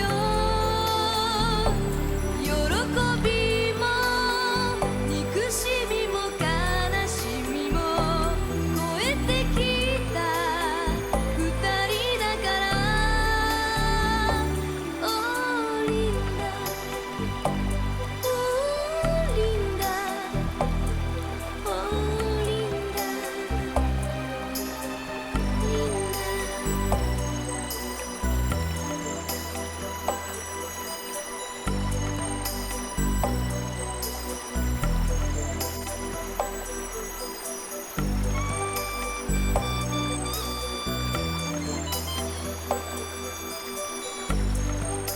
Oh, that was close. I almost hit end stream. Stop streaming. Oh, what am I looking at for here? Oh, this, right. Here we go.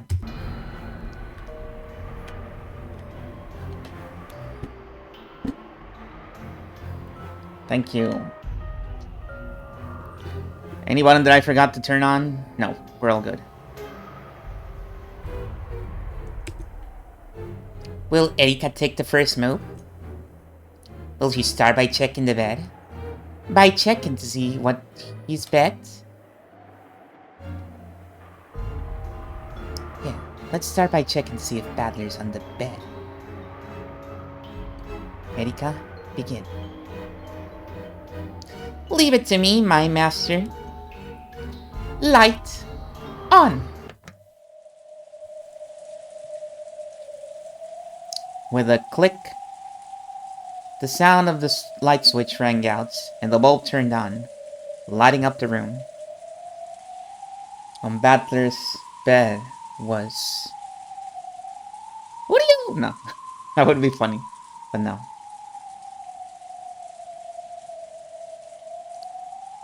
Glanor? Confirm it with the red. Yes. Ushiromiya Badler? No. It's my move. I'll say it.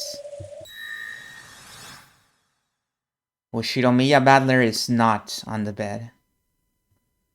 The Badler's bed was Buffomdad. An extra life. Good. I'm glad you didn't run away from the fight. I bet you are. I'm impressed. I doubt that. It's a high-stakes battle, so it'll cost you a lot if you're the one who loses. Are you prepared? No one would raise the stakes unless they felt confident in their advantage. Right, Badler? Glanor. Keep a record. As you wish. At Glannor's nod, Cornelia, who was handing back, started taking a record. She wrote down that Badler's corpse, which should have been on the bed, was not. And also that Badler hadn't backed down from this close room game.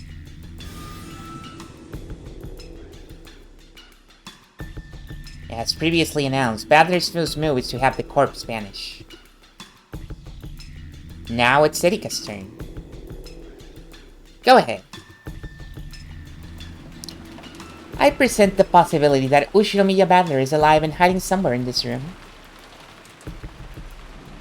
I proclaim this with the blue truth. Invalid. If you want to use the blue truth, give me a specific location. the last game. Beato did that in King's study. And Leonard made Swiss cheese of her, right? Are you trying to take revenge for that? Before I start searching, I have one blue truth I can use without a search. There is a possibility of hidden door X that is impossible to discover. He's hidden behind that, so it's impossible for me to find him. Noxus third. It is forbidden for hidden passages to exist. Isn't that right?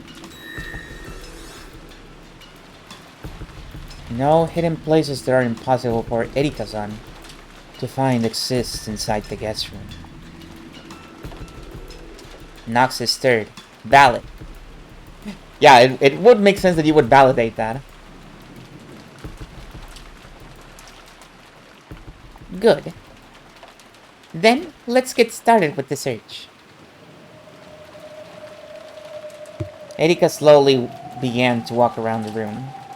Until the endgame had started, Erika had been energetic, jumping about impatiently like a hungry dog. However, now that it had actually begun, this was a stifling battle of wits, where each breath made her tense. Even the quiet sound of the rain was distracting. Now that I've searched the room, let's confirm its layout.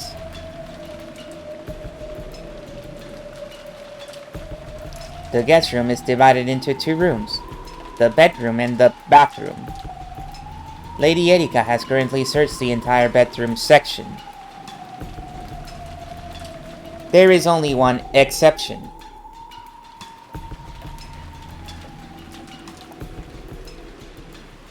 I'll leave that one place be for the time being. So, were there any irregularities discovered in the bedroom? There were none. Except for one location, there is no one to be seen in the bedroom. What's this except for one location business? Say without being annoying. There's a reason our face down card remains face down. I'll turn it over if it's needed, so look forward to it. She's gonna claim that Ballard committed adultery with someone.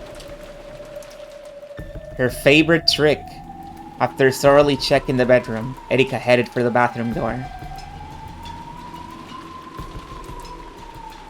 Since he wasn't in the bedroom, it was natural to think that he was in the bathroom. And since the guest room was made up of two rooms, if Ballard wasn't in the bathroom either,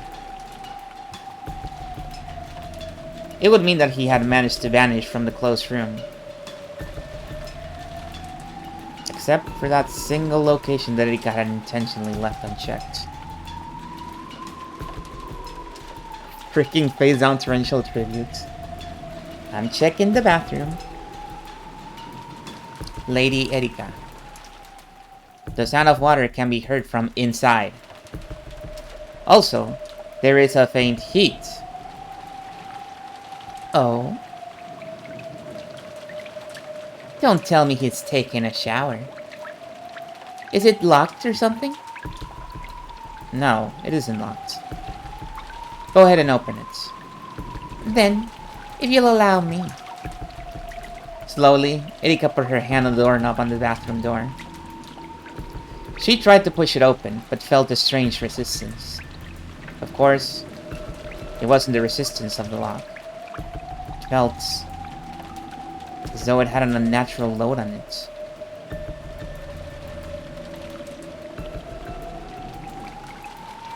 Out from the slightly open crack poured the hot air up from the shower. However, it was unlocked, so there probably wasn't anyone taking a shower. After letting a dumbfounded expression rise to her face, Erika slammed open into the door with her whole body, knocking it open. What? As soon as she opened the door, a hot blast poured out on her. Erika froze, unable to understand what had happened. After falling backwards on her butt, she realized that boiling hot shower was spewing out at her, and hard.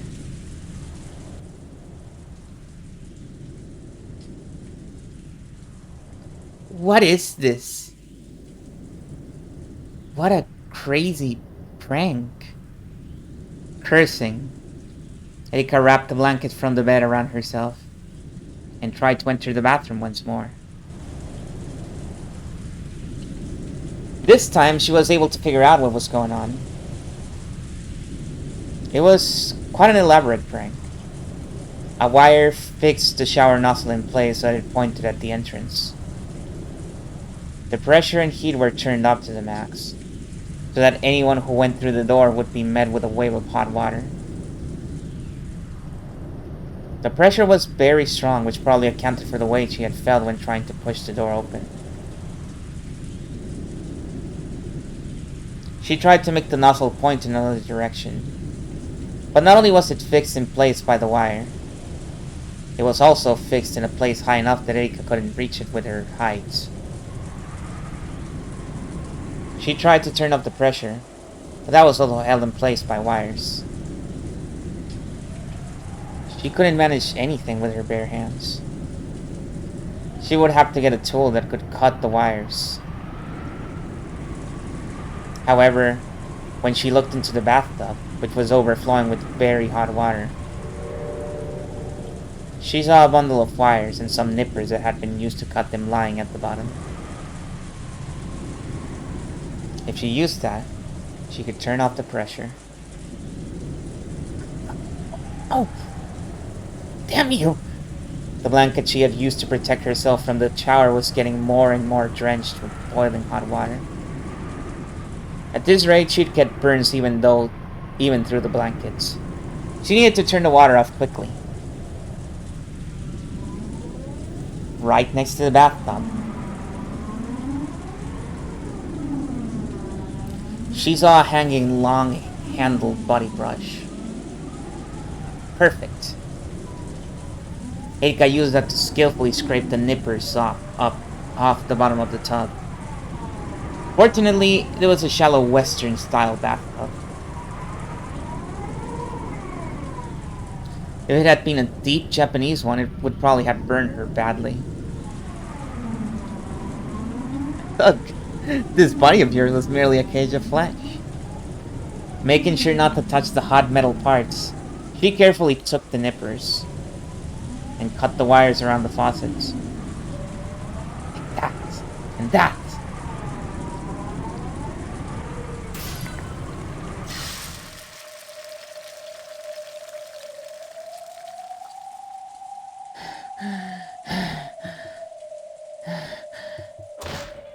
She finally managed to turn the hot water faucets, and the heat from the hot water storm died down. For a while, Erika was forced to cool her almost burnt arms under running water. What a calamity. Would you like a bath? I can wash your face with this brush. I appreciate the sentiment, but no. Oh, that's a shame. Erika had finally regained enough of her composure to be abusive. Great sentence.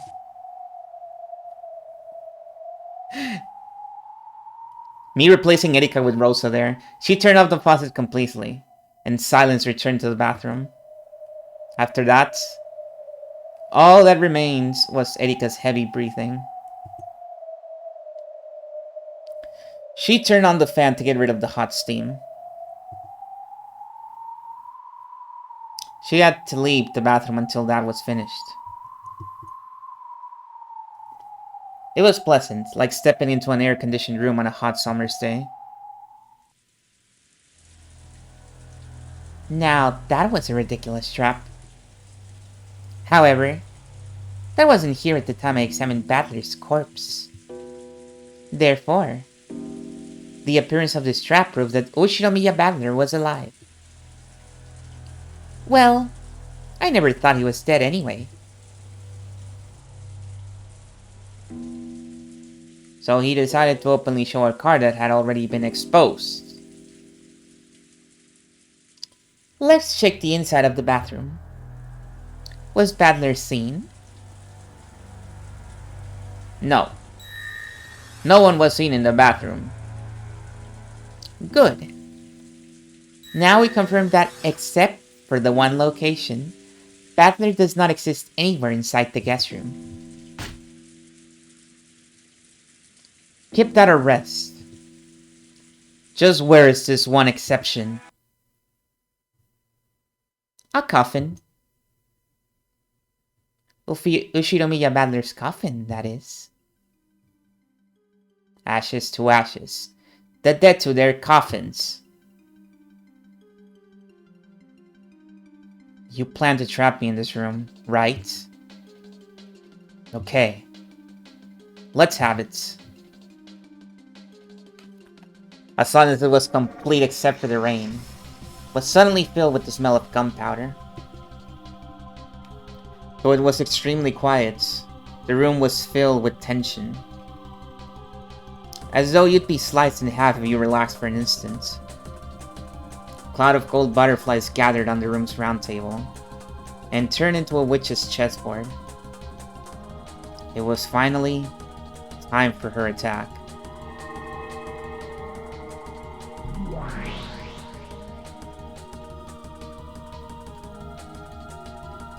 Blue Truth, you did not vanish from this room. You just hid yourself to make it seem as though you disappeared from a closed room. The place you are hiding is the one exception that I haven't investigated yet. As Erika lightly raised her right hands, a single gold butterfly appeared from the darkness behind her. Split it between the index finger and middle finger of Erika's raised hands, and became a white piece. Then, she lifted it high into the air. This is the one exception. The walk-in closet next to the entrance. And, like a falling white lightning bolt, the white piece hit the board, landing by a weak spot in Badler's formation. Yes, it is here. With a crash, the door of the closet, which was just off to the side of the guest room's entrance, was impaled by a spear that represented the Blue Truth. Lanner had spun around and thrown it. The door was completely pierced, and the spear stuck in so deeply that if a human had been hiding in it, it would have pierced their chest as well. Its still quivering handle was a testament to the force with which it had been thrown.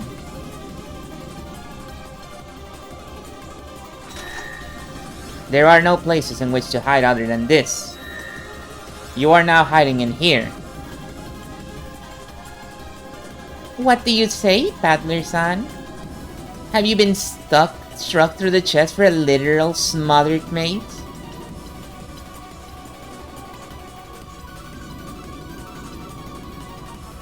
Badler-san, it's our move now. Yeah, I thought it'd be quite like that, Erika. You intentionally left one spot open so you could stuff me into that coffin. It's the same move that trapped Ginso in Natsuhi's room. I saw it coming. Oh, did you? Then, let's see your response. But let me make a prediction. Let's hear it. I'll checkmate you 2 moves from now. That's my prediction. Then I'll make the same prediction. I'll checkmate you in 2 moves. Sounds interesting. These predictions contradict each other. Who will be the liar, I wonder? The air burst and sparked. The silence would hurt one's skin.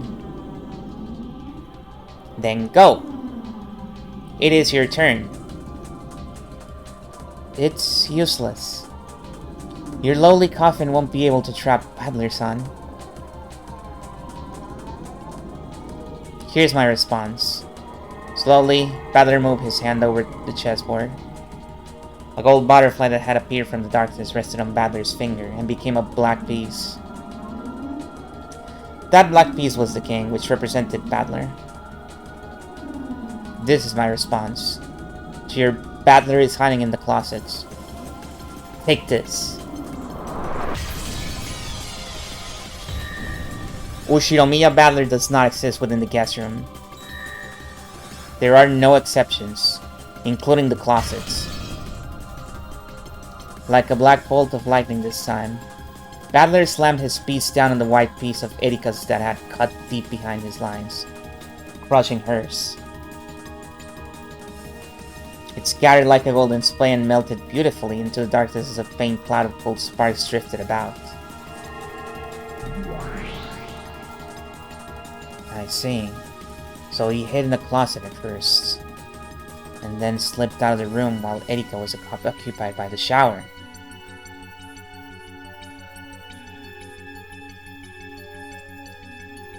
It's the same technique he used to let Kinsu escape from his study in the last game. Distract the observation of the observer and disappear into the darkness.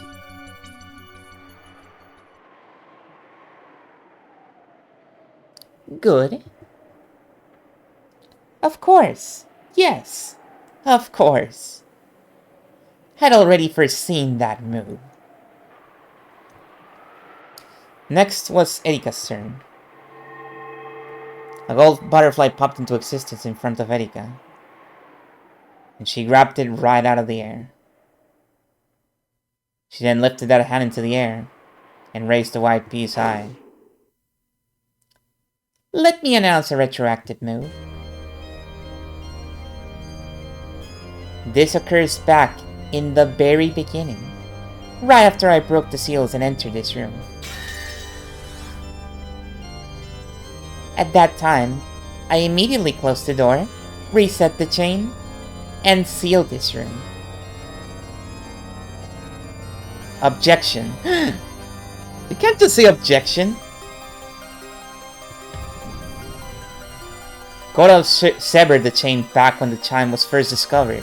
Crime, not chime.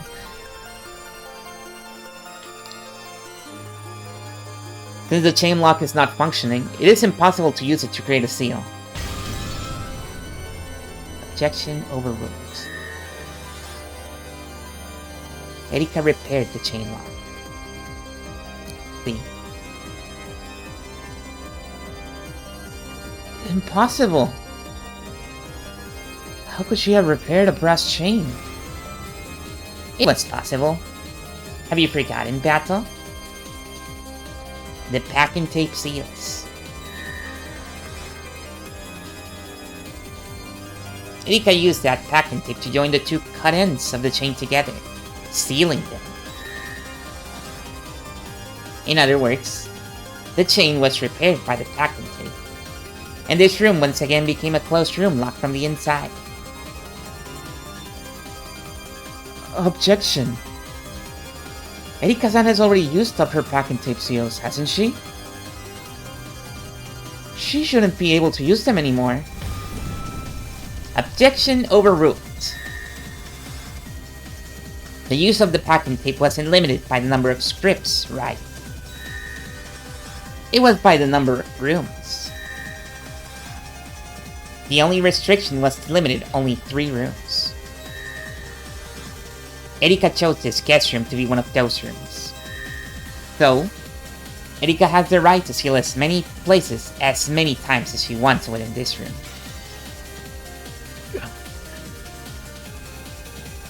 Right. Hey, give her permission to do that. This is the cost of your pride. Sympathy is the evil liquor that the proud are most fond of.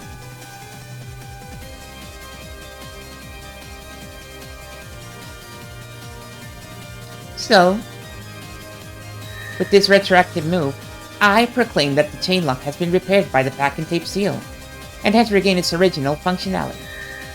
And, thanks to that, I lock the room upon entering it and make this guest room a closed room from the inside once more.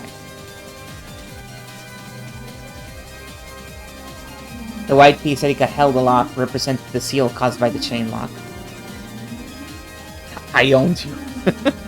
This move would draw up Battler's King and drag it to the guillotine. Die, Battler. The piece for the chain lock was slammed down right at Battler's King's throat. Repeat it. The lock created by the chain is currently intact.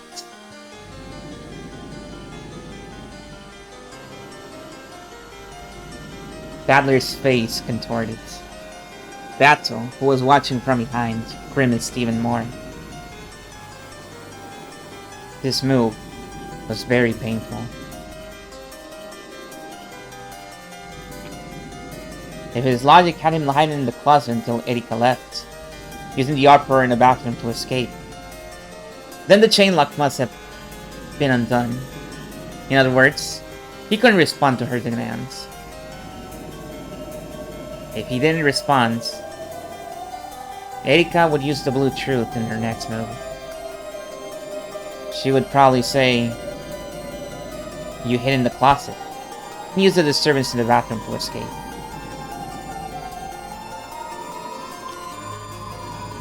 Since you then couldn't set the chain lock from the outside, you left it undone.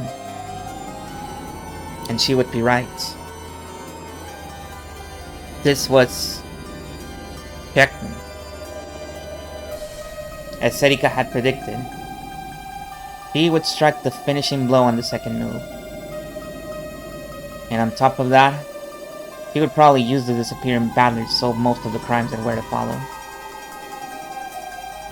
Losing the battle in this closed room would steal a major deciding piece from Battler.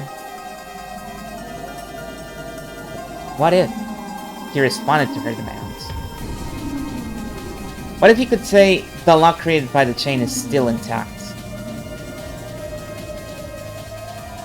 That would be fatal to Erika. It had already been shown with the red truth that this guest room could only be made into a closed room from the inside. So, this hopeless closed room would instead become Erika's coffin. With a riddle of that magnitude, Erika probably wouldn't solve the mystery of Battler's disappearance before the end. Each unsolved riddle gives an advantage to the witch side. Battler wanted to respond to this demand if at all possible. However, if he responded, if he answered by saying that the chain was still set, he would have to abandon the logic saying that he had escaped while Erika wasn't looking. Once he escaped, he wouldn't be able to set the chain lock again. It would make a riddle to corner Erika, but he would have to construct a different escape method.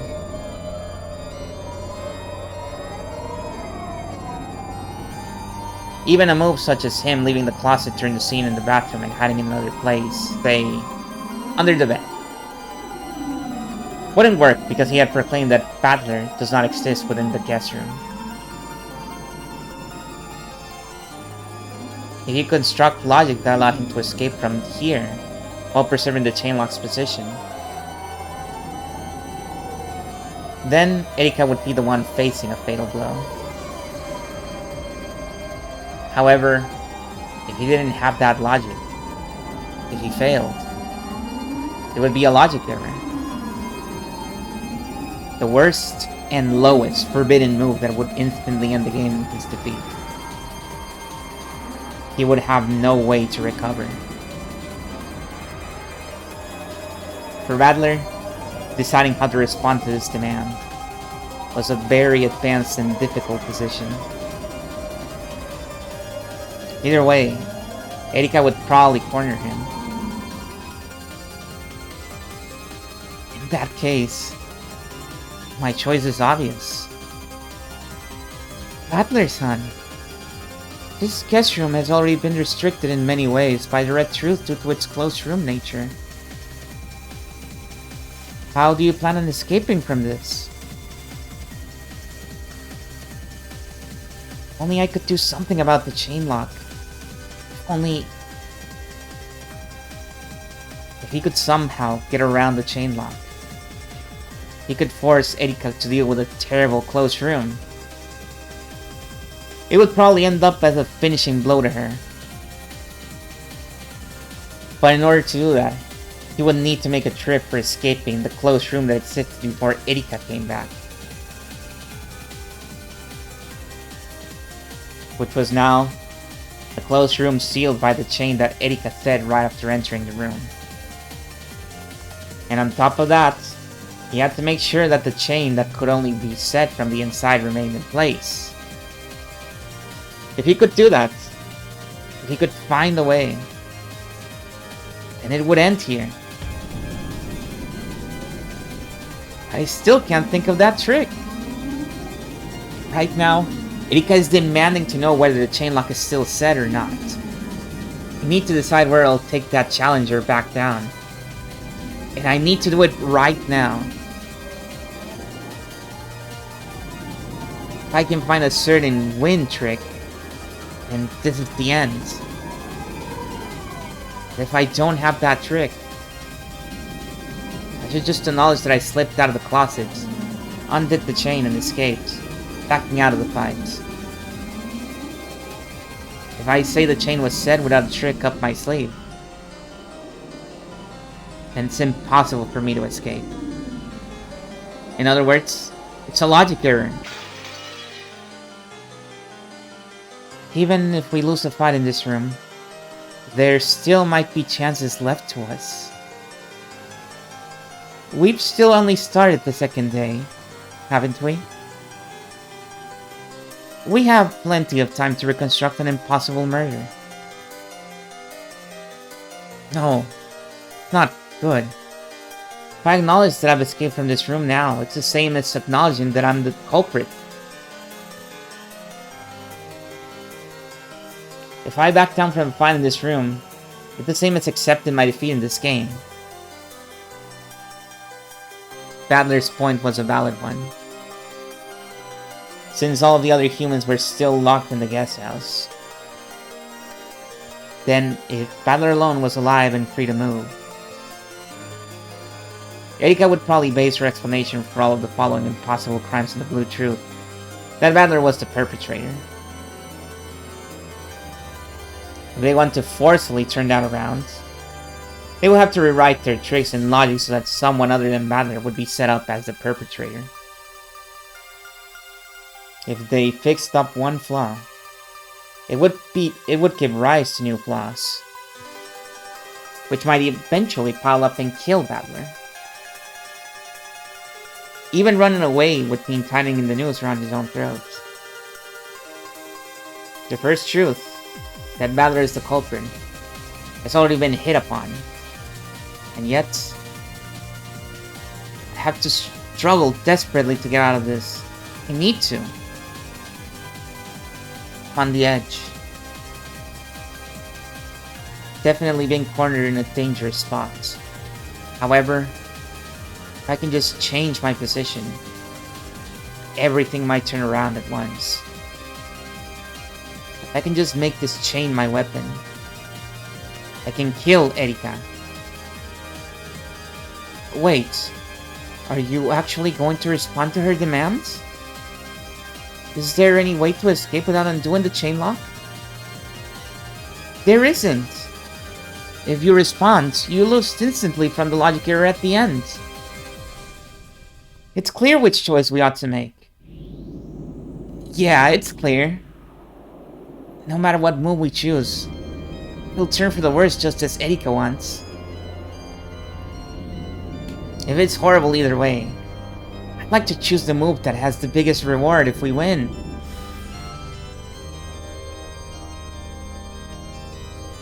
You're going to call? even though you have no logic for escaping and no trump cards? You think you can accept her demand and win?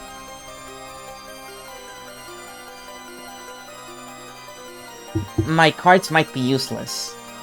However, with just one more card, they might become a straight, a flush, or even a royal flush. If hell waits for me after both options, I'll take the one that'll finish her off if I win. That's an insane move. Sometimes, madmen leap into the path of death, and so miracles occur. It's impossible! How could you escape this closed room without removing that chain? There's only one difference between heroes and madmen. It's whether they win or lose. I'll be looking forward to your big victory. If I can finish things with this move, then as I predicted, I can kill Erika on my second move. Still can't think of a trip for escaping this closed room. However, has to be something. There has to. Once I think of that, I can make a magic illusion of me changing into a butterfly and slipping out of the crack in the door like smoke. If I have even a drop of that mad magician's blood in my veins, please, let that honor. Give me just a fragment of a miracle right now. This is like the end of the first season of Kaiji. And you all know how that turned out. Unless you don't, so I won't elaborate. So, Battler-san, let's have that second move that you predicted you'd checkmate me on. You need to watch Kaiji. Please give an answer to Lady Erika's demand. Will you respond, or will you refuse? Slowly, Battler's hand stretched out to his king piece on the board. He lifted it up, and slowly held it aloft, tracing a large circle in the sky. Would Battler respond, or wouldn't he? Would the lock caused by the chain be preserved, or wouldn't it? Would Battler's king crush the piece of the chain lock that stood right in front of it? Or would it slip away like a ghost and escape? This is my response. As predicted, on this second turn of mine, you're through. Here it comes! Furudo Erika!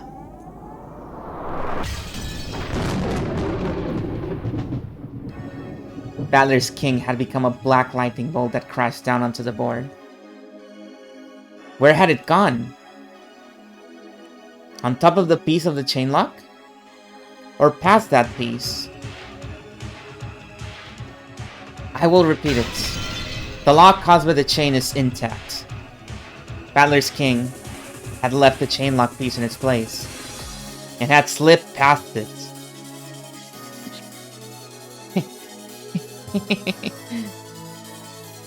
Yeah.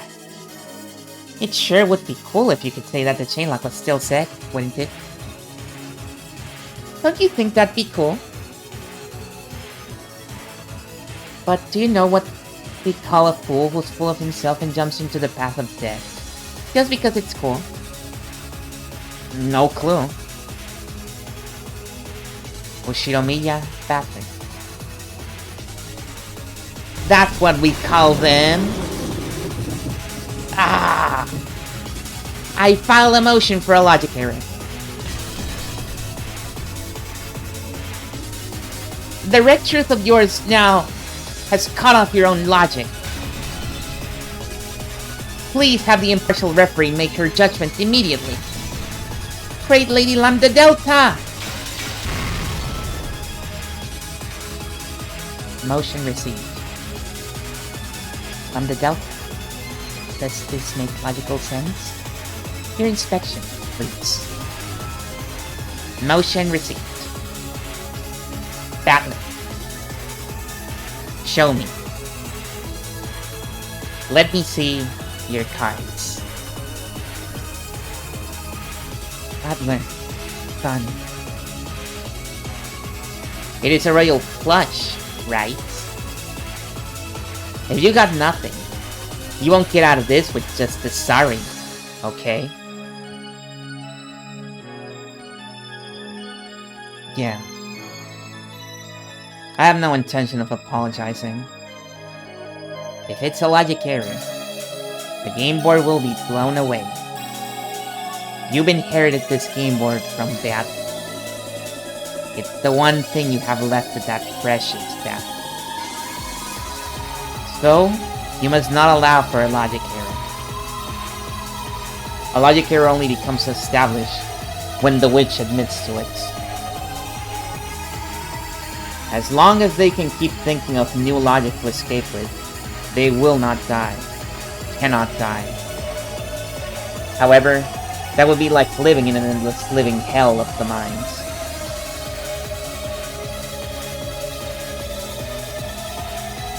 Even if you manage to crawl around forever after falling into the darkness of thought,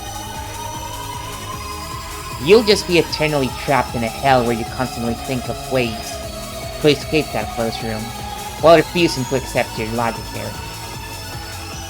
Are you sure? Are you sure? This is nearly as bad as the depths of Oblivion. Got it? It's like the difference between falling from the roof of a 10-story building and falling from the roof of a 100-story building. Lambda. Adler has already finished making his move. Players can't take back a move once it's made. Act as an impartial judge. Carry out our motion. And see whether or not Adler's escape from the closed room is logical. And whether there has been a logic error or not. Be slow, accurate, and meticulous like an archaeologist. And be as fast as the guy at an ice cream shop when he forcefully and skillfully scoops out that sweet, fragrant, vanilla soy sauce ice cream. Yes, I know that. Badler, let me see it. Badler, son. Battle. Do you think I'll lose? Frankly, yes. I don't want to think that. After fighting with the old me many times, you finally reached the miracle that I so wanted you to find. So, I'd like to believe that you'll win through a miracle once again. This woman called Beatrice. The whole time, he fought on the same border between reason and madness. He fought with a mixture of sadness, anger, and several other emotions for me that can't be described with words. And in the very last game, at the very last moment, she managed to seize victory. That might have been the purpose of the card Battle had been gripping as she fell. Battle passed away without realizing that she had won. In the final game, the true victor was Battle. Battle entrusted me with this game board. So I'll win. So, I need at least you to believe in me. Beatrice. I believe. If I believe, and a miracle occurs, please. I too believe in you. Badler-san. This is pissing me off. Please, just check it already, Lambda Delta. There is no valid logic. There doesn't exist any way to get out of this closed room.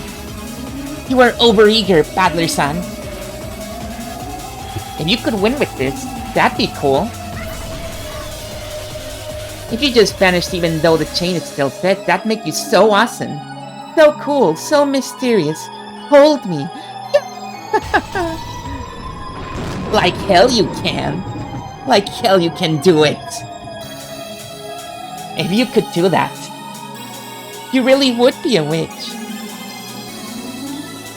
If you could vanish your way out of this closed room like a puff of smoke, I'd have to acknowledge it. It'd be the work of a witch. Quiet, Lady Erika. Lady Lambda Delta is conducting her inspection.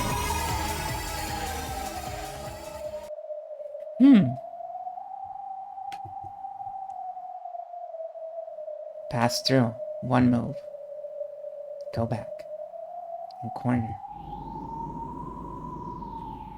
With sweat gathering on her forehead, Lambda Delta inspected the movements of the pieces from Battler's side. She was accurate and meticulous as an archaeologist, just as Bern Costello had told her to be.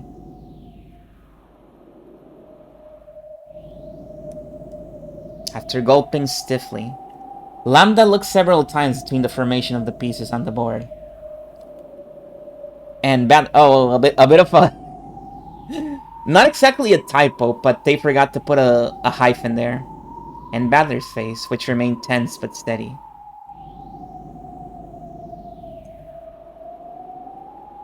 Lambda. I have finished my inspection.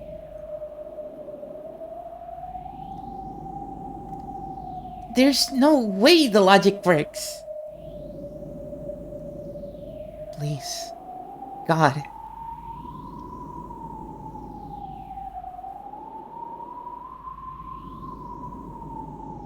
Erika.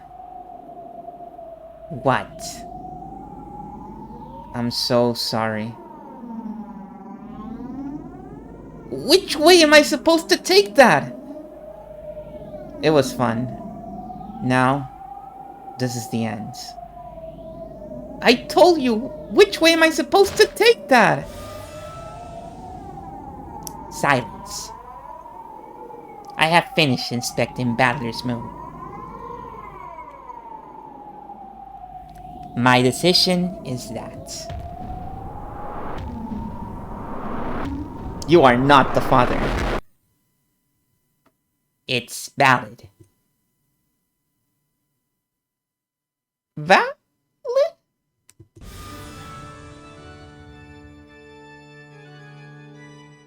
You're lying. I judge it to be valid.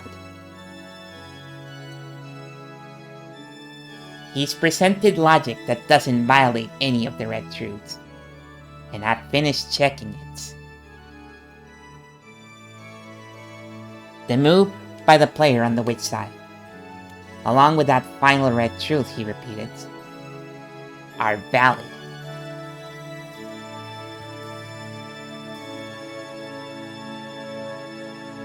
Battler, for the first time, I've got to say I think you're incredible. I really like this version of Happiness of Marionettes. That's a little bit slower. See? In your game, a miracle will always occur if you believe.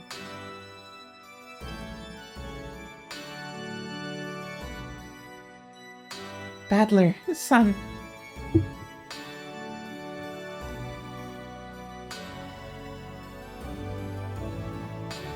I'm sorry. Okay, Lambda's... He's about to fucking die, actually. What? Come on.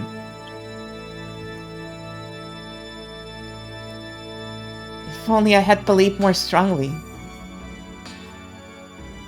You wouldn't have been cornered like this. Gata flew onto Battler's chest, sobbing. Erika staggered backwards, shaking her head back and forth dizzily. And Bryn Castell? You don't want to know what Rick Costello was doing. Her face wasn't like an expressionless mask. Then slowly, it became a smile. And for some reason, it seemed the sign of some horrible emotion. Well done. To think that you escaped the room without removing the chain. Simply splendid.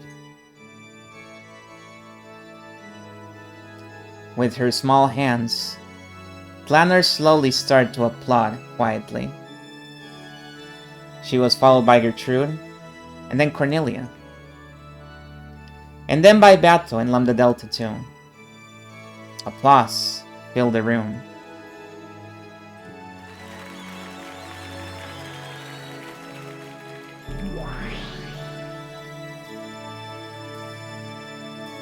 Oh my god, even here! Oni-chan, how did you? I see. Yes, a move that cannot be seen by one whose thoughts are trapped within the closed room. Impossible! Impossible!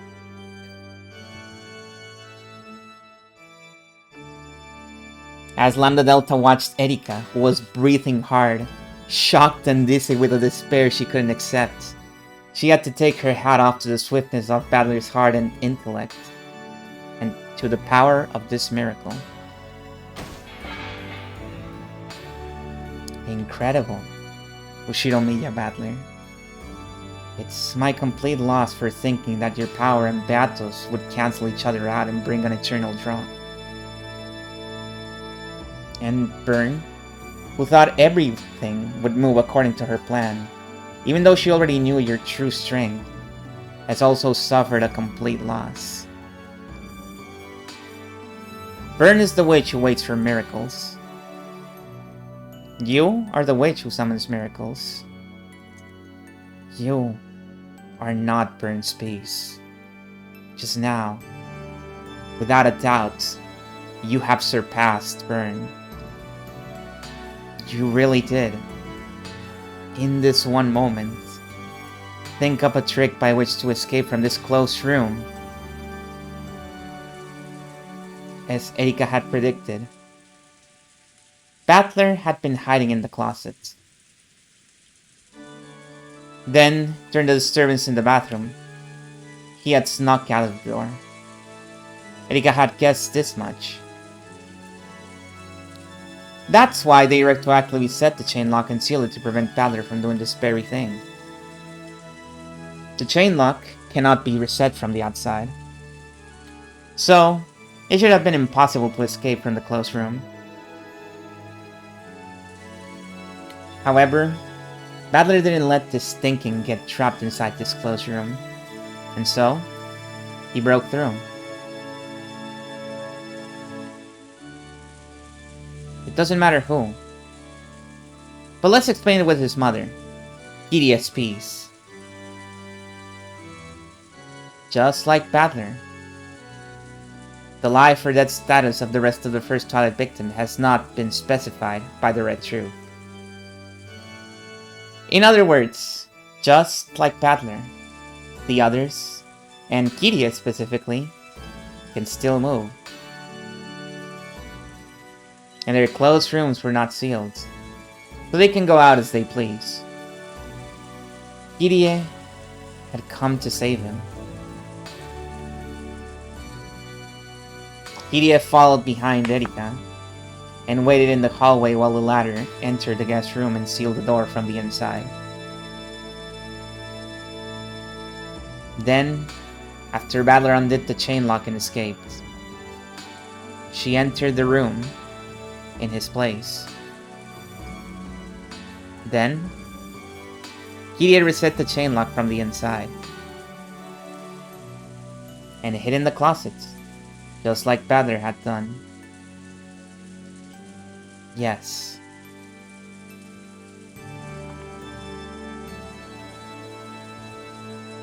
They literally just said it out right, didn't they? What, the solution here? Yeah, I guess. Yes, Battler truly isn't inside this guest room right now. If you mean something else, you can DM me, because I probably missed it. However, that doesn't mean that no one else is inside it.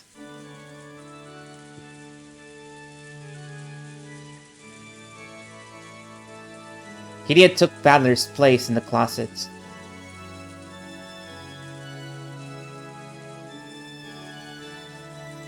The one exception that Erika had left, and is there still.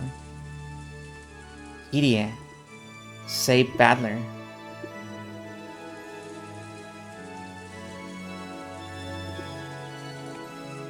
No, I don't know what you're talking about. No! It's over.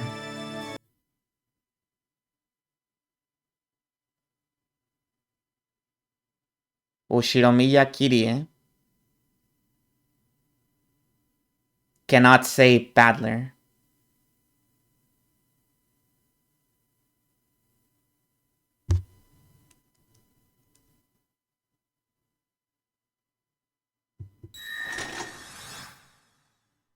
Huh?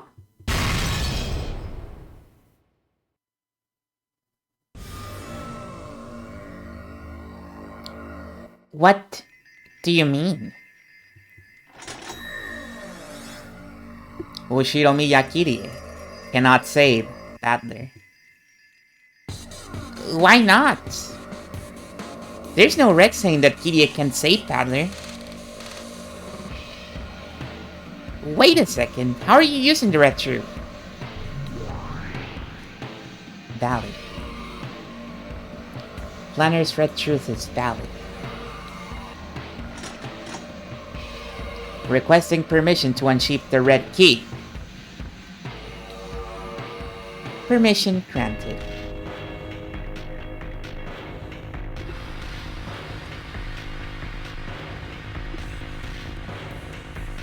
Please do it, Planor.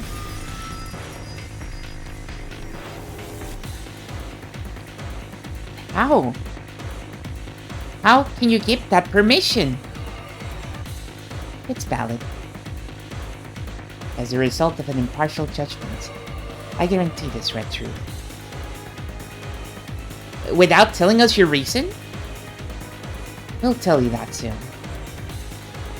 Very soon. Battler hasn't proclaimed Kiria dead with the red truth yet. It is allowed for Kiria to be playing dead. And the packing tape has already been used on 3 rooms, making it impossible for you to seal Kiria's room. So how can you use the red truth to say that Kiria can't save Battler? That red truth has no basis. We'll tell you its basis soon. But more importantly, Lambda, the logic with Kiria has ceased to function. You should probably find another piece to switch places with Battler, don't you think? Yes. There are still pieces that can't save Battler. Reconstruct the logic. All we need is someone who can switch places with Battler. It doesn't have to be Kiria. Then, let's switch it on to Natsuki. Ushiromiya Natsuki switch places with Battler. Glanor, do it. As you wish. No, Natsuki! Glanor's red longsword smashed Natsuki's piece into little bits. How? How can Erika deny this logic without the detective's authority? Ushiromiya Natsuki cannot save Battler. Then Eva? Ushiromiya Eva. Ushiromiya Eva cannot save Battler. Then Rosa. Maria.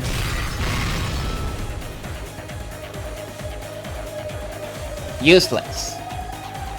Rosa and Maria cannot save him either.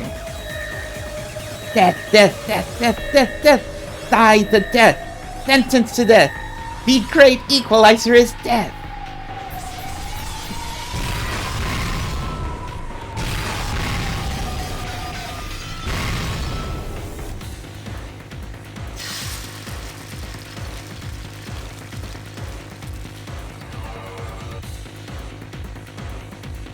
Objection! Erika-san doesn't have the detective's authority. How can she use any red except for the packet tape seals? Objection overruled.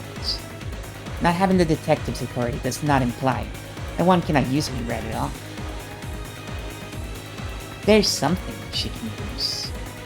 Right. Yes. There is. Are they gonna tell us? Because it's been... I thought this was gonna come way sooner. And when I got to this stream, I thought it was gonna come later. So I'm not sure if it's gonna happen now. There are several exceptions that even humans without the detective authority can use. Insane. There's no way. Yes, there is none. However, there is a certain action permissible only to humans without the detective's authority. And it can become a truth of such overwhelming credibility that witches can easily raise it to the level of red truth.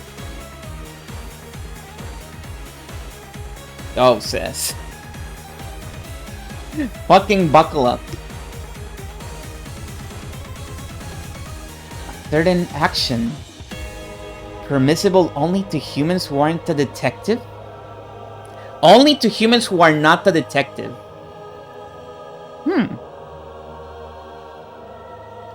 You don't mean... Erika, you... I got it. Yes, if I'm right, this red truth is valid. I don't understand. Was there some power that could only be used without the detective's authority? There is. There is just one. So, you finally noticed. That's right. That's the only reason I abandoned the detective's authority this time around.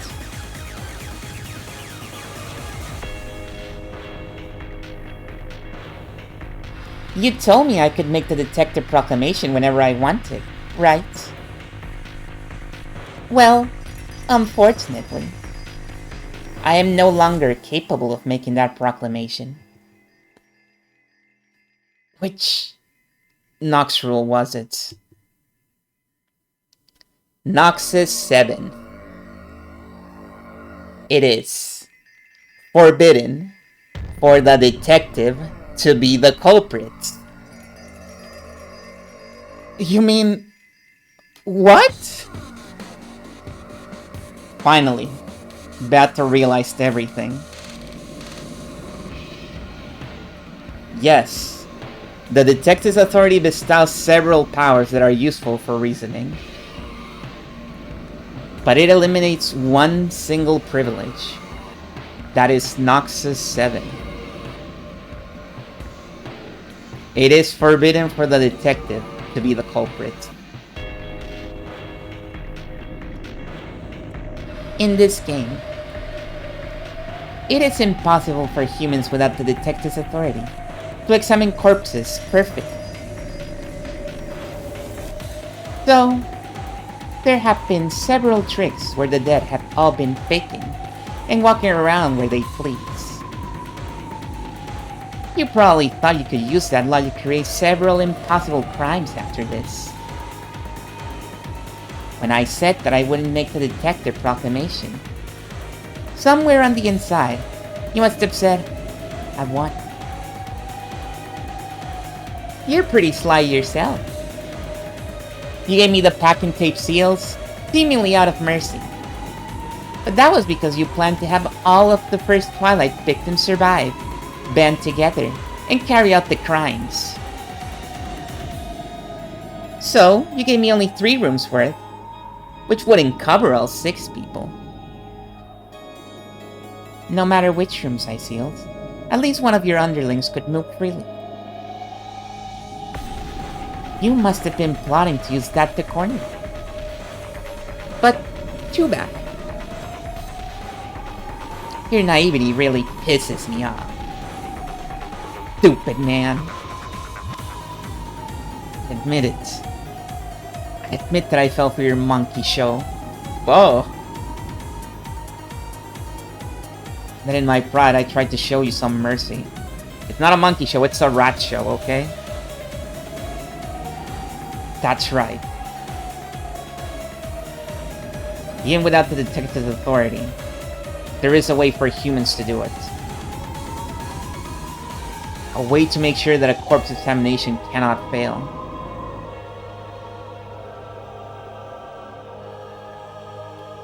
Is the human lying in front of you alive or dead? You can answer that question by examining the corpse. With just a quick glance, your chances of being right are 50-50 either way.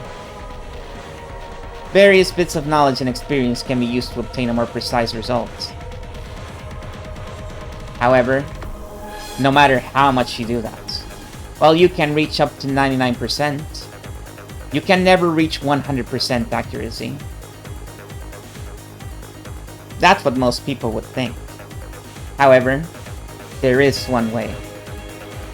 One way to conduct a perfect examination. And that is to kill them. Erika! Without the detective's authority, I can't tell whether the victims are dead or faking. So, I need a way to be sure. And, if possible, it would be preferable if they were removed from the game board so that they couldn't make a mess of things later on. So I dashed to the chaos-filled mansion, visited all the crime scenes, and I re-killed all of them. What on earth? Of course, she couldn't just kill them however she liked. It had to be a perfect way of killing them. But enough that their deaths could be determined with direct truth. Erika made sure of that. It truly is beast mode. The manner in which they were each killed differed. But afterwards, she completely severed the heads of all those she killed. That method of killing is solid enough to be called a red truth, right, Lambda? Valid. No human could survive after having their head sliced off.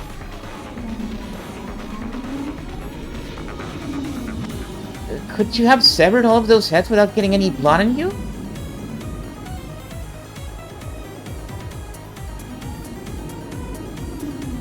For example, you could take a large trash bag from the kitchen and grab the knife through it. Then, if you covered the entire corpse with the trash bag as you did your work, you blocked nearly all of the blood splat. I used enough knives and bags for several people, then left them there at the crime scene. Of course, I didn't humiliate myself by walking around with them, leaving blood in the hallways and dirtying my clothes. There will probably be trash bags left at the crime scene with my fingerprint on them. But since this game ends before the police come, that can't be used as evidence. So there's no problem with leaving them there. Are you insane? What kind of mystery would ever allow something like that? I can't believe I'm hearing this from a witch on the fantasy side. Oh, and don't worry. I didn't kill you. I didn't have time to sever the head of the last one I found. So I just sealed your whole room with the packing tape you gave me. Then again, that might have been because I knew this would happen and wanted to watch you struggle.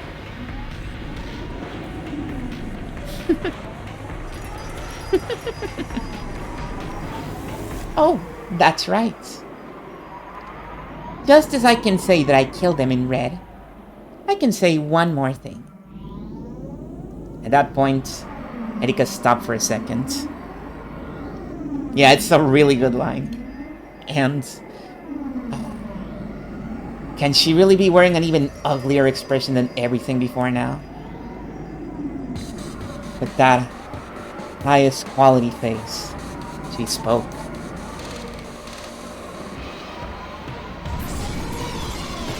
All 5 people I killed were very much alive until the moment I killed them.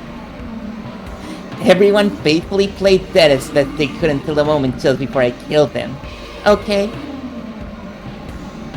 Maria-san was quite the little trooper. After all, even though her mother had already been killed in the same room, she kept on playing dead without even noticing.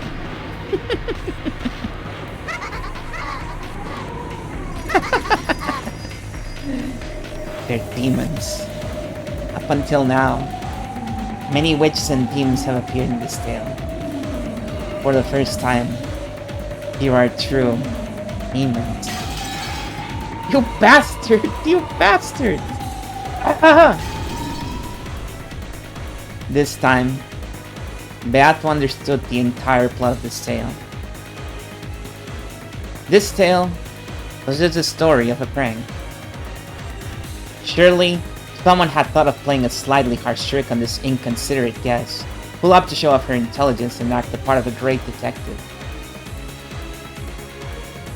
And several people had agreed to go along with it. Then, the one who would play the victims would go into their assigned rooms, set the chain and the lock from the inside, and play dead, to create a fake closed room murder. If you think about it that way, the rooms chosen for the corpses seem to make more sense. It was only natural for Natsuki to die in her own room. If you're going to play dead, it's only natural that you'd want to lie down on your own bed. Eva's vanity is strong, so she must have asked to die in the VIP room. Hide was in Cross's study. That was probably well air-conditioned and comfortable. Rosa and Maria were in the parlor. A soft sofa should have been a great place to play dead. Maria had done her best and had impressively acted the part of lying dead alongside the wall.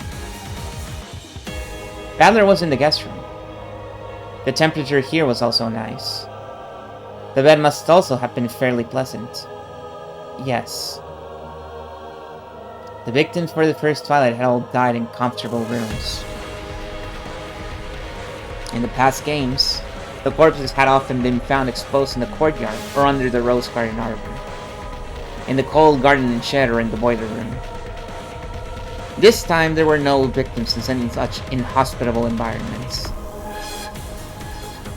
This is probably the truth. Yay! Nobody dies and we all play a trick on the mean lady. Yippee! This is the story of a prank, but no one dead from the beginning. And then, Demon turned it into a real murder case.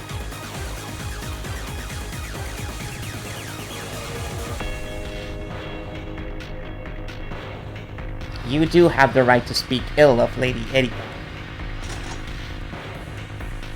However, right now, you also have the obligation of showing a new logic that doesn't lead to any contradictions. Ashes to ashes, dust to dust, corpses to corpses. Hey, Badler-san, let's continue the game. Please present a different human to switch places with you.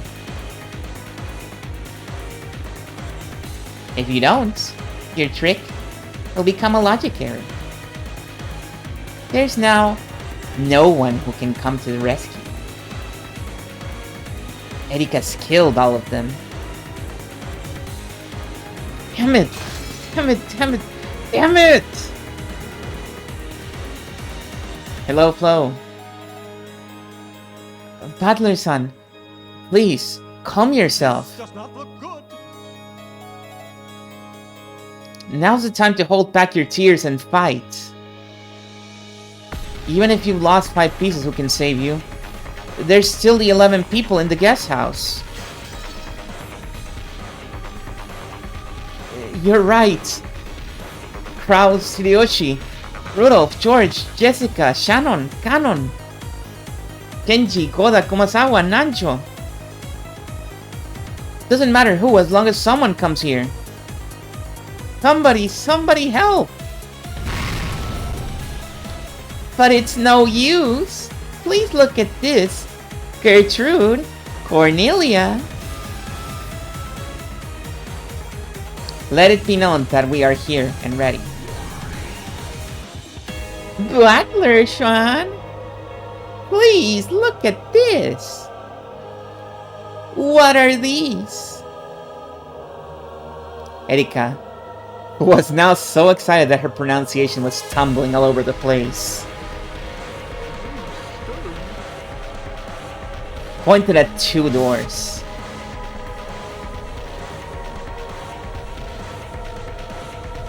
It was the hallway on the 2nd floor of the guest house. They were in front of the cousin room and the next room over. Look! Here! There's something attached to the door? What is it? What is it? Hey, what is it, Gertrude? Know that it is the pack and tape seal of the cousin room. Oh yeah! Very good! One more! What about this door? No, that it is the pack and tape seal of the next room over. Oh, very good! Okay, you two. Why don't you show everyone watching at home on their TVs? Please have a look at the pack and tape seals on both doors. So, what do you think of them?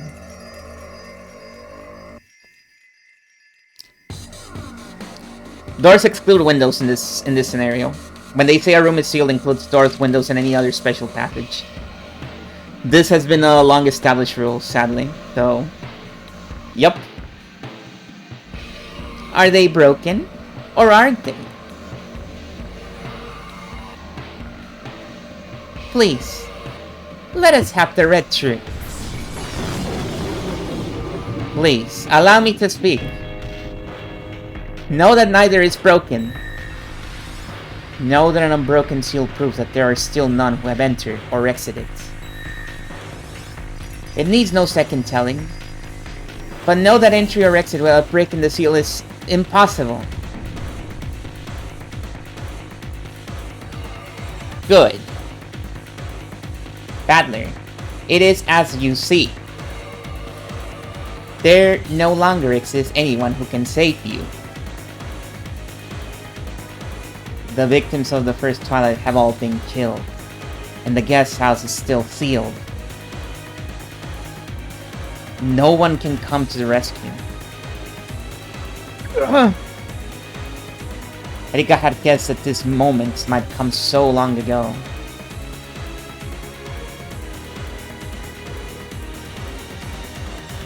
And that was why she had made the strategic move of suddenly sealing those 2 rooms. This answered the doubts Cornelia had felt at the time. Wondering why the human side player wouldn't want as many free humans as possible was a natural, simple reaction to that move. However, if you sealed up all humans, there would be no room for magic to intervene. Why is magic magic? Because the people who see it say that it's magic. Then, is it possible for magic to exist in a place with no people?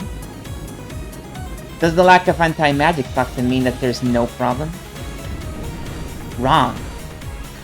Magic in a place that isn't being witnessed is no different from a delusion, a daydream. Magic that matches a result must be carried out by human hands. If all humans are sealed off, then magic cannot be created. This was Erika's strategy for this game, and her beautiful checkmate. Well, who's going to come to save you? Please tell me the identity of the real person who switched places with you. Remain in the guest room in your place, and set the chain lock from the inside. If they even exist. Okay, Badler. Your logic has been interrupted. Who could have come to save you? You are now in the middle of a logic game. Wait. I'm still thinking. That. You have two options in 1-2. The first option is to build a new thread of logic to reconstruct your closed room trick. The second is to come clean and admit to your logic error. You're obligated to choose one of these options. It is merciful. There's no restriction on the amount of time. You have to make the choice. That's right. Your time is endless. Eternal. I'm sure there's still some way. Some twisted logic that can get you out of this. Anyway, I'm sure there's still some way.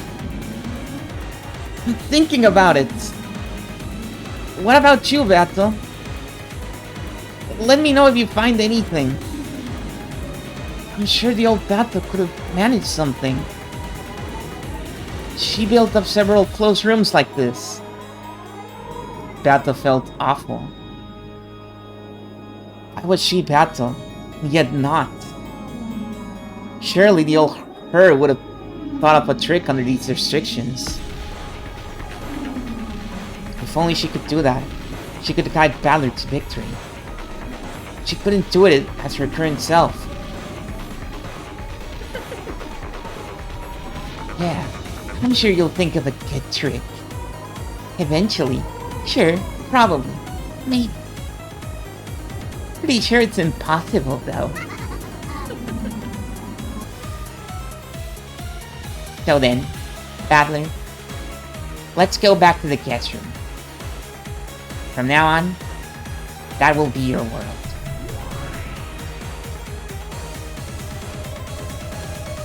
Once again, they returned to the slightly chilly guest room. It was the same room as before, of course, but it felt as though an unsettling darkness had crept in. Here's the room you'll spend your days in from now on. You just need to escape from this room by any means you want. However, there are conditions. As I believe you know, these were all things you forced on yourself. First, this room is a closed room created from the inside. The seals on the windows are intact, so there can be no escape through there. Of course, there is no way to escape by leaving through the bathroom. I'll make it simple. There is no exit to escape except for this door. However, the chain lock on this door is set. You can unset and reset it all you want, but you can only do so from the inside. Furthermore, you are free to go out through the door, but you cannot leave or escape while the chain lock is unset. You have to show that you can escape from this room while the chain lock's still connected. But he couldn't possibly do it. He made this closed room himself. We have arranged for just one exit other than the door.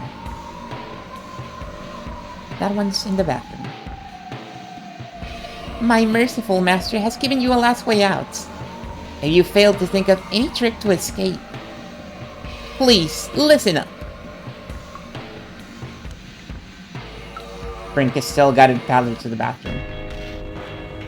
It was just a normal bathroom. The setup that had surprised etiquette to buy time was no longer working. However, the bundle of wire and the nippers that had been used to prepare that trap still lay in the empty bathtub. Are you saying I can use this to escape? Yes, please feel free. It's a present. However, no matter what you use, you can't lock the room from the outside. And you can't fool the seals either, okay? These tools aren't here to help you pull some trick with the chain lock. They're here to let you escape from this room in a more direct way. How am I supposed to use these? Not bad, Brain. I see that your mind's as grotesque as ever. There is an exit that leads directly outside from this bathroom. Can you find it? You don't mean... Did you figure it out, Pato? Please, tell me. That's impossible. Please, where is it? Tell me. We can't let the game end like this. There... Huh? Where? Under the bathtub? Can't you see it? There's a round hole that leads straight out of this room. It's a bit small, though. You people...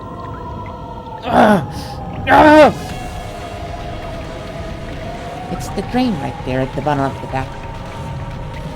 You can get out through there without touching the chain. But your body is a bit too big to get through this exit.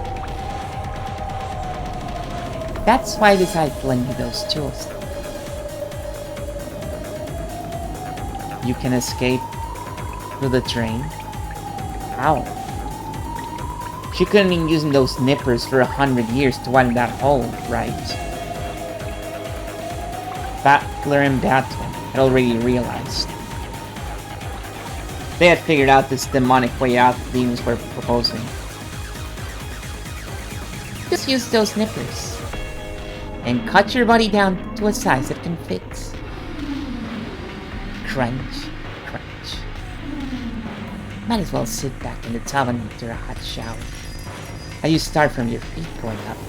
Kip them, wash, kip them, wash. Just keep doing that and oh, what do you know? You suddenly managed to escape from the closed room.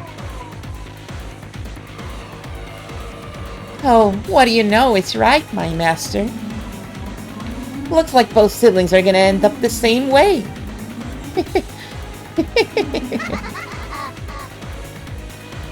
But, Brain, at that rate, just the hand holding the nippers will be left. That's why we have the wire. Beforehand, Battler will have to wrap the wire around its wrist.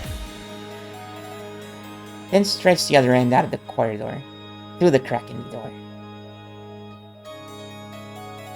You should be able to fit just the wrist through the crack left through the chain lock. If you're willing to do that, I'd be happy to pull that wire from the hallway and save you. My master, if you do that, I want it. Battler's wrist. And what would you use that for? But no. I've already decided to use it for back scratching. When the time comes, I'll scratch your back with it. What do you say? Yes, my master. Master is going to scratch my back. With battlers.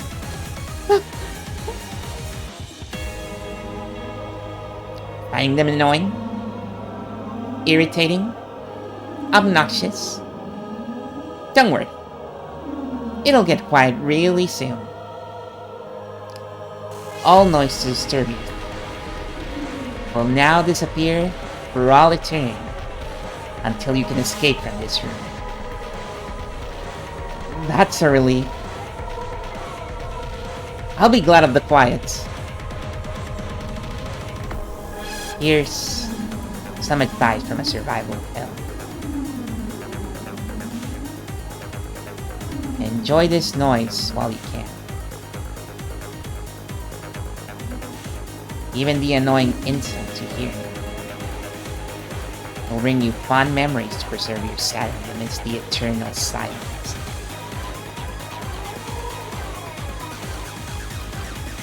Do you hate Fern and Erika? Then that's their parting gift to you. As long as you have hatred, you'll be able to avoid giving up. Oh, she's nice. She's a nice lady. Giving up has a completely different meaning here, okay? Prepare yourself while you can. For the eternity of the hell you'll be in when you're given up. Still cannot escape. Did you just call yourself a survivor? Then you also... You know, every once in a while, that terror comes back to me. I wonder whether I really have escaped from that hell. What if I actually lost my mind a long time ago, and I'm still in there, just seeing a delusion of us all chatting happily like this? That nightmare still terrifies me, and so I need to constantly truly feel that this isn't a dream.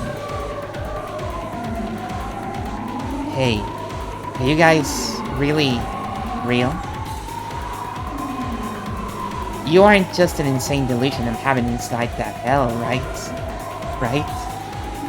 Right? There was something in Lambda Delta's fleeting expression that sent shivers down the spine.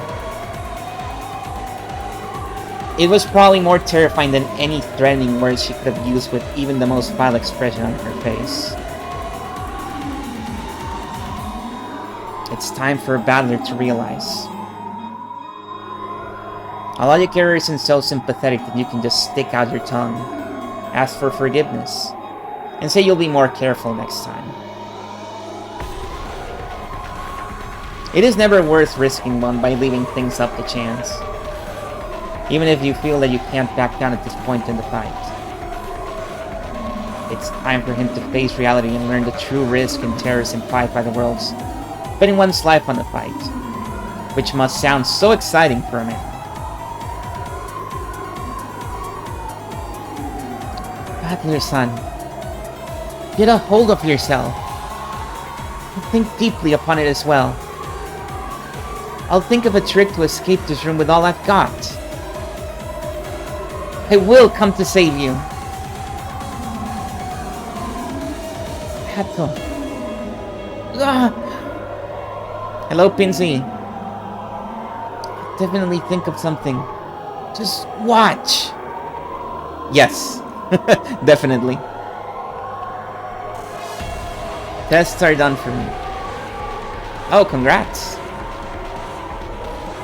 Well, regretfully, it's time for us to leave. He mustn't get in the way of this job any longer. His job. See you later, Battler son. Or, like you'd say it, see you again. Right?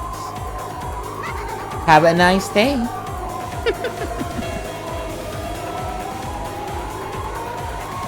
Later, Battler.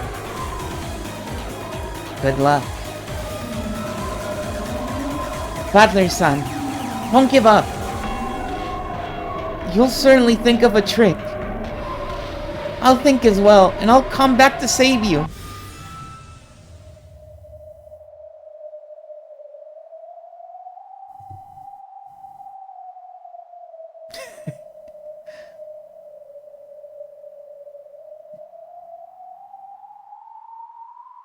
Battle, yeah. Actually, I whenever I go for a long stream, it's the Numeneko stream. It happens very often. Battle? Before he could finish saying Battle's name, they had all disappeared.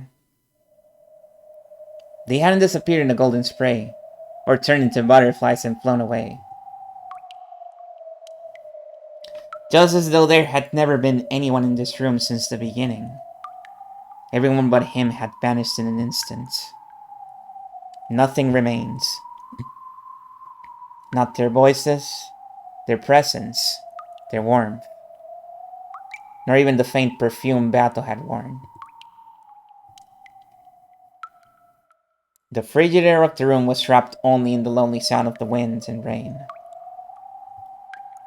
With that overpowering feeling of isolation, I finally began to realize how horrible a punishment this would be.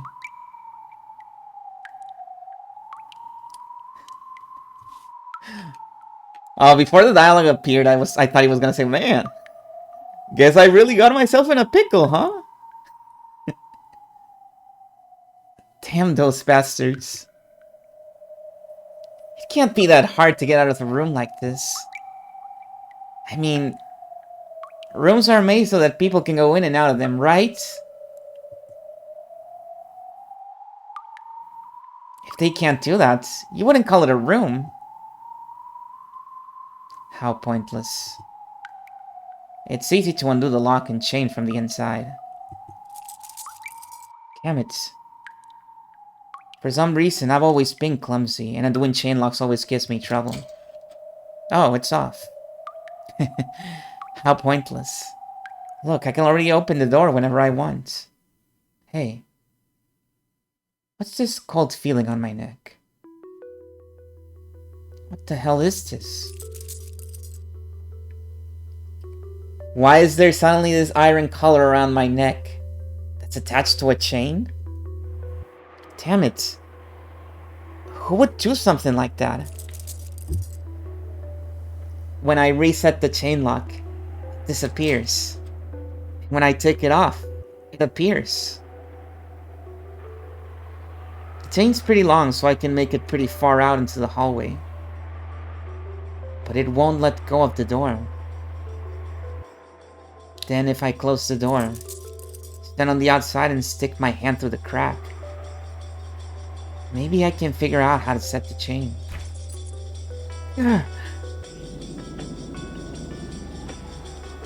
Why have I always been so clumsy? I'm not really clumsy. It's just that me and chain locks don't go well together. Damn it. I hate chain locks. I hate chains. Won't it work? Why can't I set the chain lock from the outside?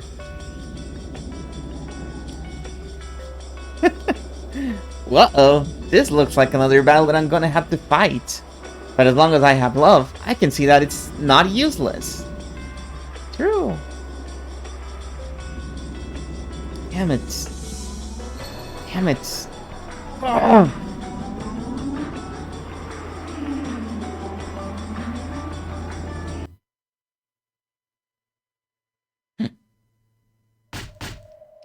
Battler-san! Battler-san! Hang in there! Hang in there!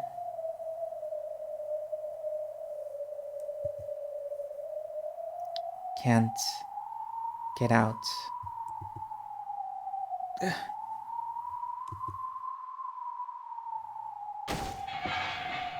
Battler called out to Battler repeatedly, shaking his shoulders hard. But by now, Battler's eyes were blank. The words didn't reach him. Brinkastil and Erika had already left. The game was officially suspended until Battler could think of a new trick. But it was doubtful that it would be resumed even after 1,000 years, or more. Okay, I'm heading off too. So long, you two. There's no need to say so long. We'll think of a trick right away, and the game will resume. It won't take up your time. So stay here a little longer. Please. We've heard those same words from many witches in the past. And I've heard of hardly any who actually managed to resume their games. As far as I know, the only two are me and Burn. Why would a person who knows about the hell throw another person into it? Just because you're bored? Is that all?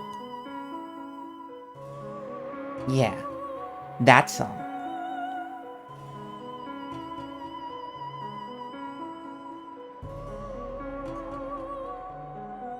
It's to escape from boredom. Because when we get bored, we remember. We remember that hell. And, you know, by throwing someone else into that hell, we realize that, oh, we're the ones in the throwing side. And that means we aren't in that hell ourselves.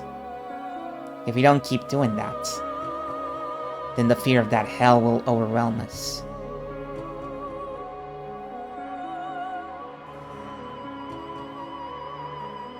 Notice that they didn't mention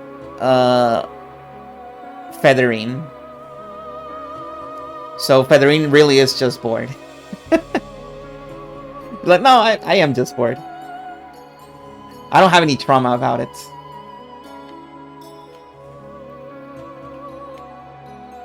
One of you managed to get out of it, and he certainly will.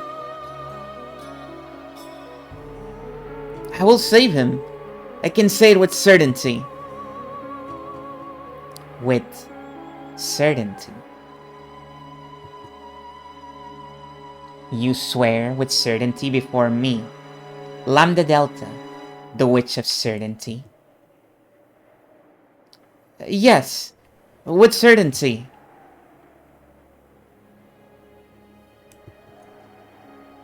Very well. I was the guardian for the former you, anyway. Though the current you is different, I'll take care of you one last time.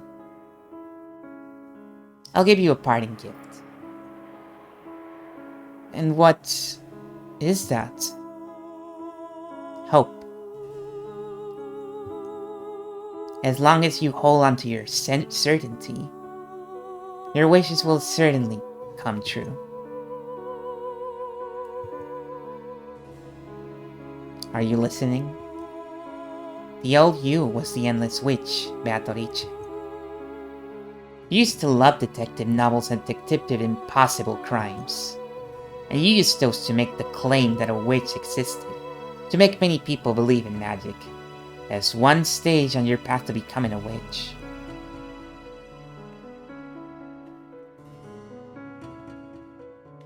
Detective novels? That's right. The old you was an avid reader. You loved detective novels, loved close room murders, and were a super expert on impossible crimes. You searched for and found several close room tricks, found the single most basic element to all of them, and used that to form the core of your magical compendium. Didn't Badler tell you? He said that the old you would definitely have thought of a way out of this predicament. I agree with that. I guarantee it by the name of the witch of certainty, Lambda Delta. The old you would definitely have resolved this closed room trick.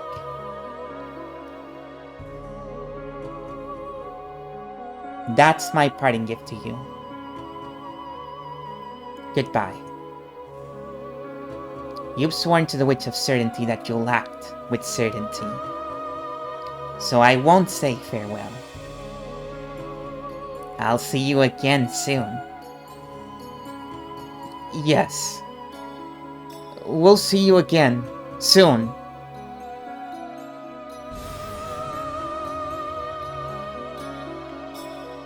Lambda Delta vanished into the thin air. Then, in the smoking room of the witch, the two who held the title of Endless Witch were left behind.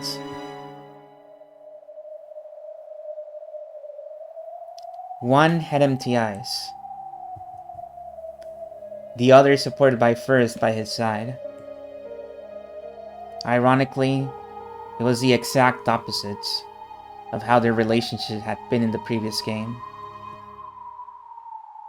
Oh yeah. It's like poetry, it rhymes. Gotta go lurk, shower. No need, because we're about to end. You can just say goodnight, because we're about to leave. I appreciate it.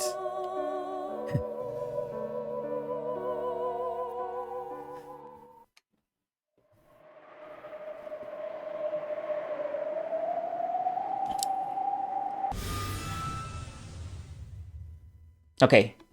There we go. I will never be het. What the? Her neck was completely severed by a blade. The most perfect kind of course was impossible to mistakenly identify. Completely recognizable. No!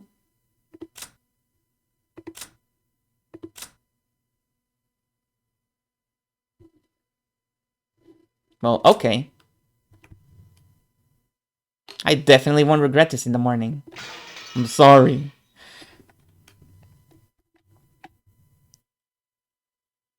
Okay, so next stream is probably gonna be the last one of episode 6. But it's gonna be a long one. I'm sure of that. If it is the last one, it's gonna be long. It's not gonna be short.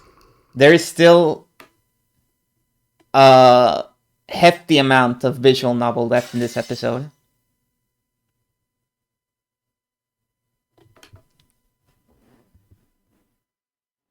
I know this for a fact.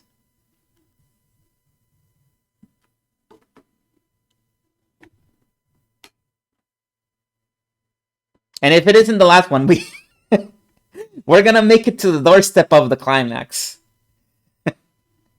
You're gonna go, oh my fucking god, how long is it? You'll see. There's still a lot left. Whether you're gonna finish it or make it to the doorstep of the climax.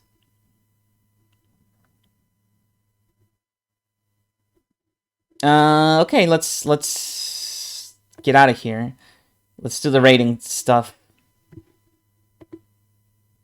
So you can all leave happy and content and feeling good about yourselves, about the fact that you're not in that hell room. Unlike Battler, who is in that hell room.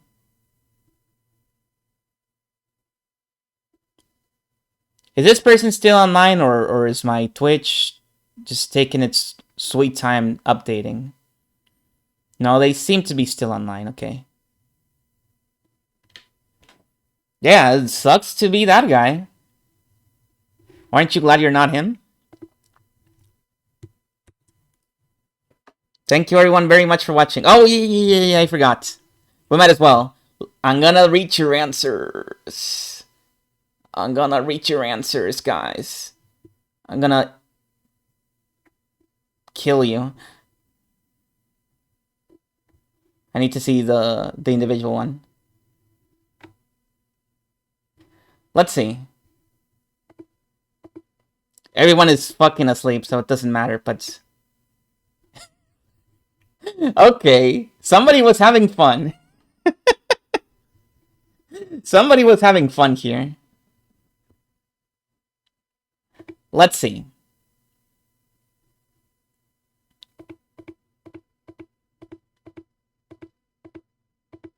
So, I won't say names. Or maybe I will say names. So, first answer we have Shannon. Shannon? The the servant? The servant who wants to marry George? Okay. I'm sure there are some alibis there that would work out for her. Harmless says,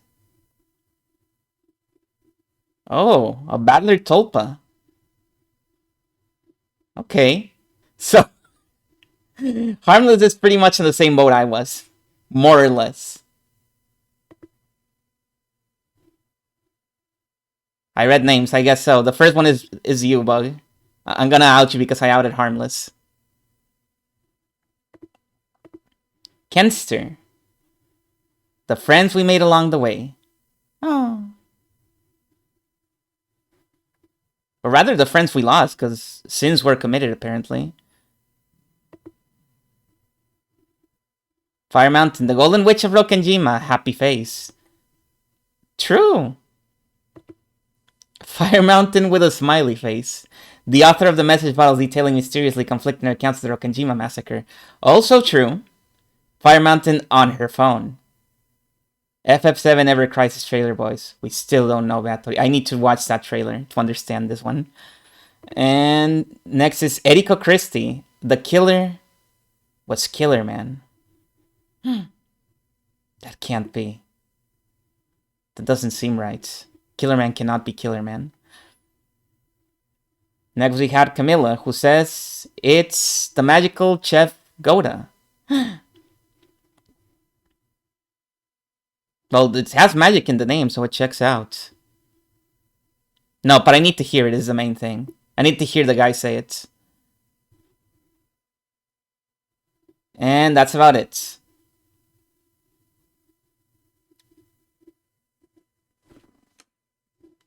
Oh wait, no, there's another one here. Bog, you can't answer twice. I know Fire Mountain answered like 4 times, but you can't answer twice. It says, wait, fuck, I forgot about the 2 battles. Maybe it's Shannon and Canon? Oh, so there's 2 people? 2 different Patoriches hanging out, killing people? Accomplices? Could be. Could be. There could be more than one. We already know there's at least another one because of the other one that died. So, could be.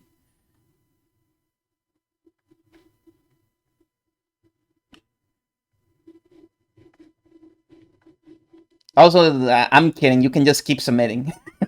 You can just keep submitting if you think of something else. But if that's if you remain committed, you don't need to. You can just leave that answer and say no. That's my answer.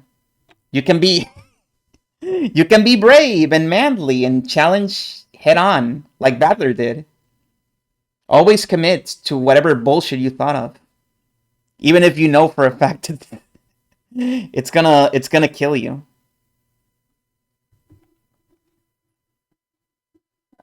Oh fuck! What if the person raided while I was doing this bit? Okay, no, they're still here. I need to get out of here. Need to hurry up.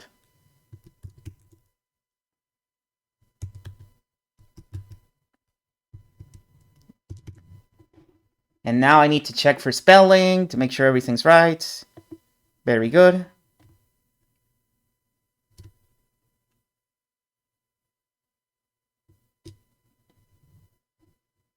We're gonna raid Noel. Playing Air, guys. God Bless the Ring? Is that the one? I think so, right? I don't even know if this is Air, guys, because this doesn't look like a fighting game to me. I guess I'll find out. Okay, I'll see you next week. Someday. This doesn't look like a dungeon crawling mode. This looks like they're playing, I don't know, fucking No one can stop Mr. Domino. I don't know what the fuck this is. Devil dies. Okay. Good night. Bye.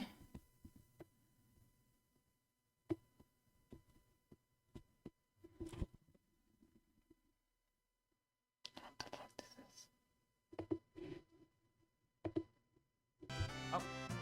Hi, Tavishi.